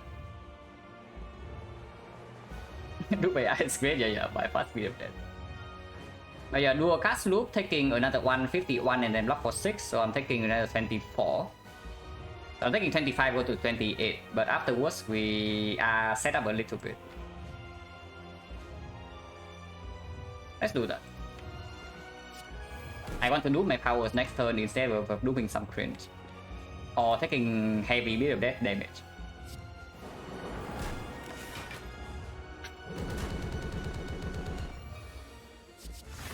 Okay, here's more AI if we want that. But here we dupe the loop.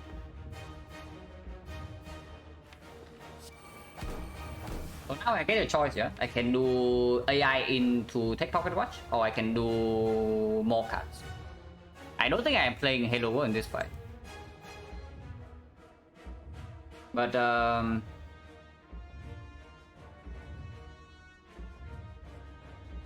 if I play the AI, I have 3 stacks. So Pocket Watch also doesn't actually draw that much. It only draws +1. If I do triple AI stack. Which probably means I should just exhaust and get the Glacier down.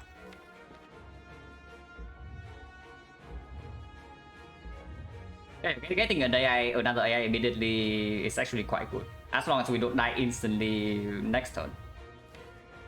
Which is also where this comes in.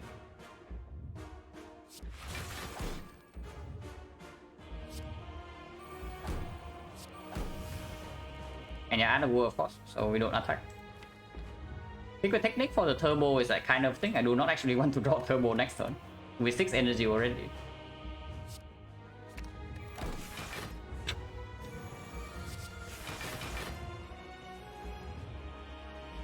Okay. Yeah. Some output here if we need.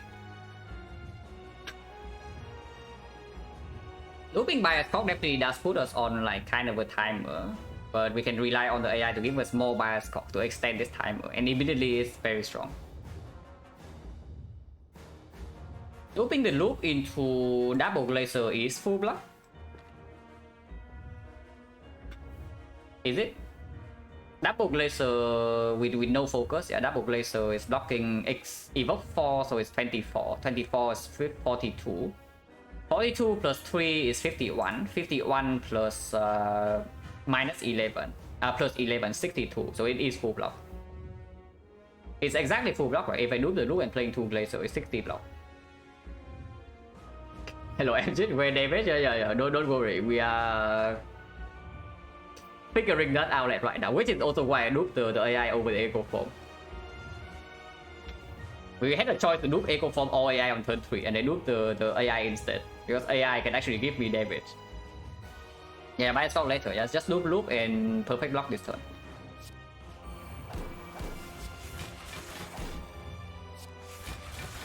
Yeah, look at this, exactly 60, all calculated. And now we have 8 loop stacks. Okay, more slots first. So we are like outscaling this guy like it's real fast here. But yeah, I'm not even kidding. Like we are outscaling this guy quite fast. So Buffer can just be played here and then end turn maybe. Fast, okay, good. Fast on the in quotation marks.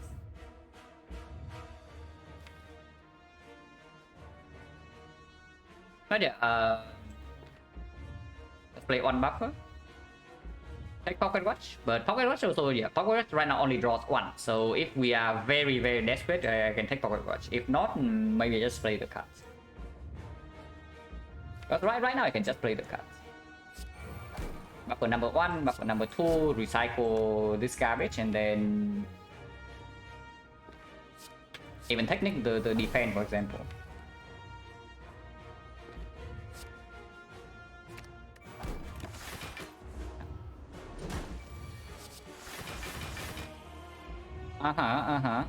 Interesting. I'm listening here. Once again, to go with the ice mist here. So there's that.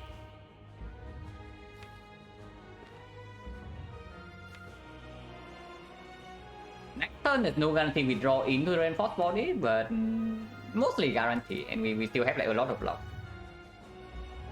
Defrag, yeah, defrag of course would be great, but maybe next time we can play the bioscope. So double cold snap into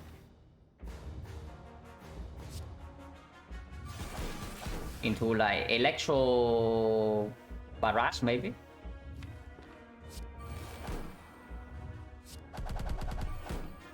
And this is just free. I mean, we don't need to play it, but it's free. I think I keep the things as is though.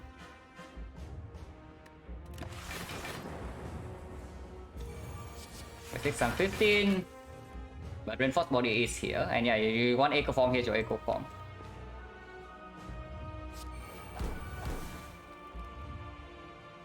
And now every single card we play is duplicated, like 3 cards.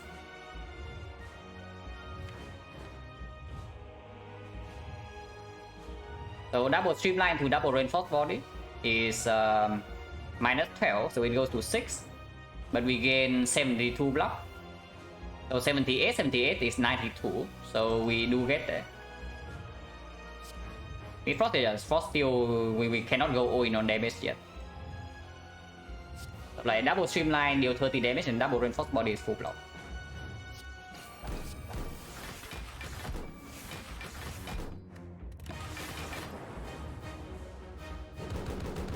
Depending on the powers, we can block 300. Maybe now it's time to go in. Like looping capacitor, looping storm. No, looping storm right now is so risky though. We still need to block 120.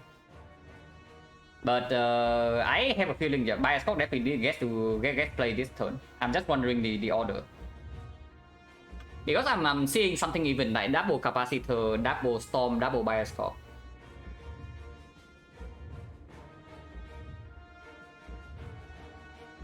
That seems completely fine. Yeah, that actually seems completely fine.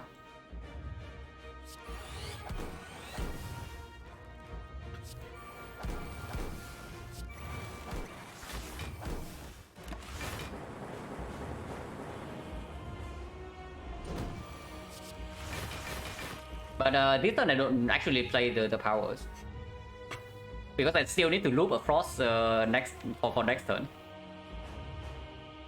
Channel 2 lightnings, yeah. So if I play a single power in here, I kill all my frost. And so it does not happen. It definitely does not happen. So double charge battery and play a single zap, so I get one frost in front.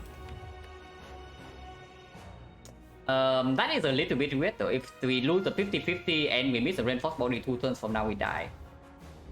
Yeah, very awkward hand. I want to draw Glacier next turn, I want to draw reinforced body next turn. But we do have a hologram still. Yeah, cannot actually get the frost in front from here. Unless, wait, looping Glacier first is getting frost, yeah. And then I loop 2 powers. Power number 1 is here, power number 2, so I do still get, I deal a lot of damage this turn, and I still have 2 frost in front. If I do Glacier first into 2 powers. But the problem with 2 powers is that any power here actually blocks my real draw. I play any of the powers here and they generate random cards and it blocks my real draw. And that is a big problem. So maybe not. Maybe just do like charge battery and then zap. Because there is still a second Glacier in the deck. And it's only 120 next cycle.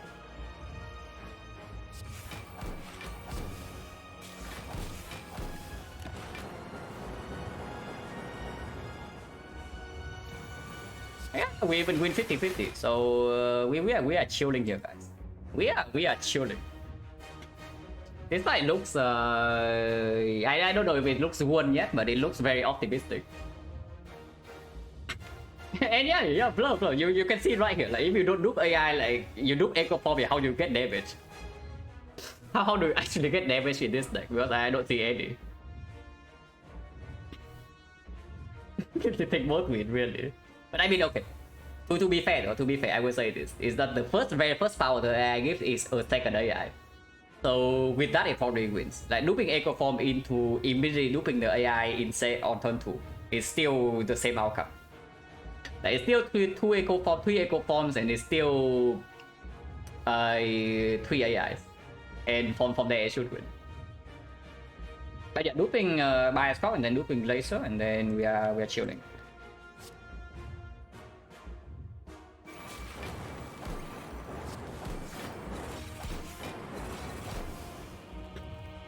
Now,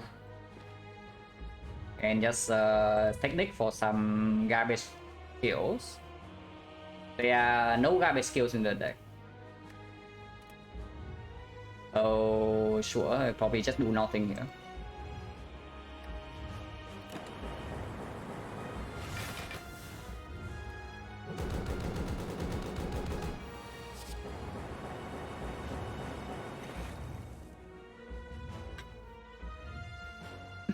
Doubling this buffer is funny. I mean, we take 0 damage and we deal a million, but also not needed. We can just end turn and he dies next turn. Oh yeah, sure, let's do that.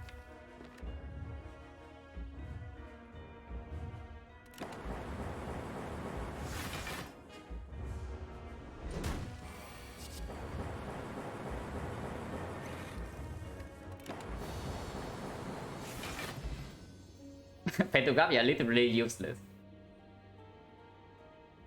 Yeah, that was nice. I mean, this deck without the Joker is also like quite a lot stronger, I can say that. But yeah, the Joker definitely made actually a lot easier for us, for sure. And then it kind of screwed the run. But yeah, that was good.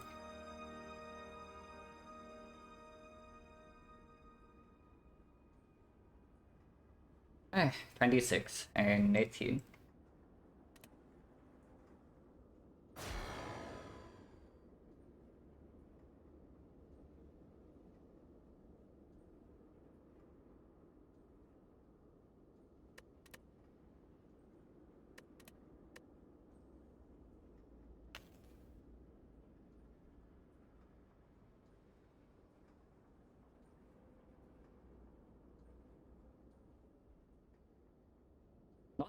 dodging Recommencer was probably also a good call. Like looking at how slow the deck actually is without potion use.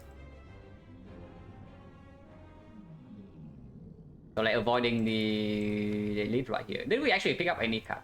A second loop plus. And yeah, I'm sure second loop was playing for sure. Yeah, someone go live. Thank you, technique was again very good, yeah. I don't even know like what to think about this card because maybe I only should add this to my deck if I have like plenty of holograms. With no holograms, no equilibrium, it just doesn't line up. It happens so often. What happened on Silent, we just got a run that doesn't see any actual defense. And we just bleed out on Act 3. Partially my mistake because I did not think that the deck was this bad into Act 3, so I did not go to the shop somewhere around here. But it was actually that bad in Act 3. So just look at this. 50 damage Nemesis. This fight was very bad because we also got burn 45. But this fight is actually just us taking straight up 50 even after killing both daggers on turn 1 because the deck was yeah, it could not block. Theoretically it lights up more often than it does. Yeah, in theory. But that's the thing, right? Turn 1 it doesn't work, and usually when you are playing Defect Act 4 you want a deck that draws like a decent amount turn 1. So missing on turn 1 is already a big deal. And then turn 2, turn 3 you draw into Status. And then yeah, turn 4 off turn it doesn't work, and then turn 5 is already Artifact. So when is actually the window to play Go for the Eyes? Without the holograms. Even scaling, yeah. We have defensive scaling but no cast actually save block and 0 weak chain. So that actually cannot do it for end of Act 3. Unfortunately. The relics also do not really play defensively. Like we have one Voodoo with 3 strength, so that's our entire damage. But then we don't really have anything else. Which is just a difficult run all around. When you don't see the OP cast and you also don't see the scaling, it's really difficult. Good face advantage. I mean, it could have worked. Honestly, yeah, I think that if I pick the magnetism here, for example, maybe could have done something. If I go to the shop in here, maybe could have done something. If we could afford what is in this shop, we could also do something. And yeah, like before this ritual dagger just front-load everything down. Meditation with red also is shamble, it's true. Let's now run magnetism. Okay, magnetism occupies. I see what's happening there. I mean, that run is it's not that quick, right? So you probably don't actually need to do it. But the option is there. But yeah, I'm definitely getting off, so I'm just assuming that Mer is live. Okay, Mer is live.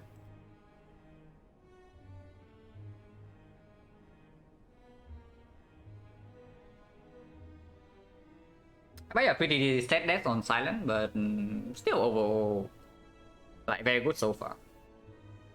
Is it that strong? It's not that strong, and also it's not that quick.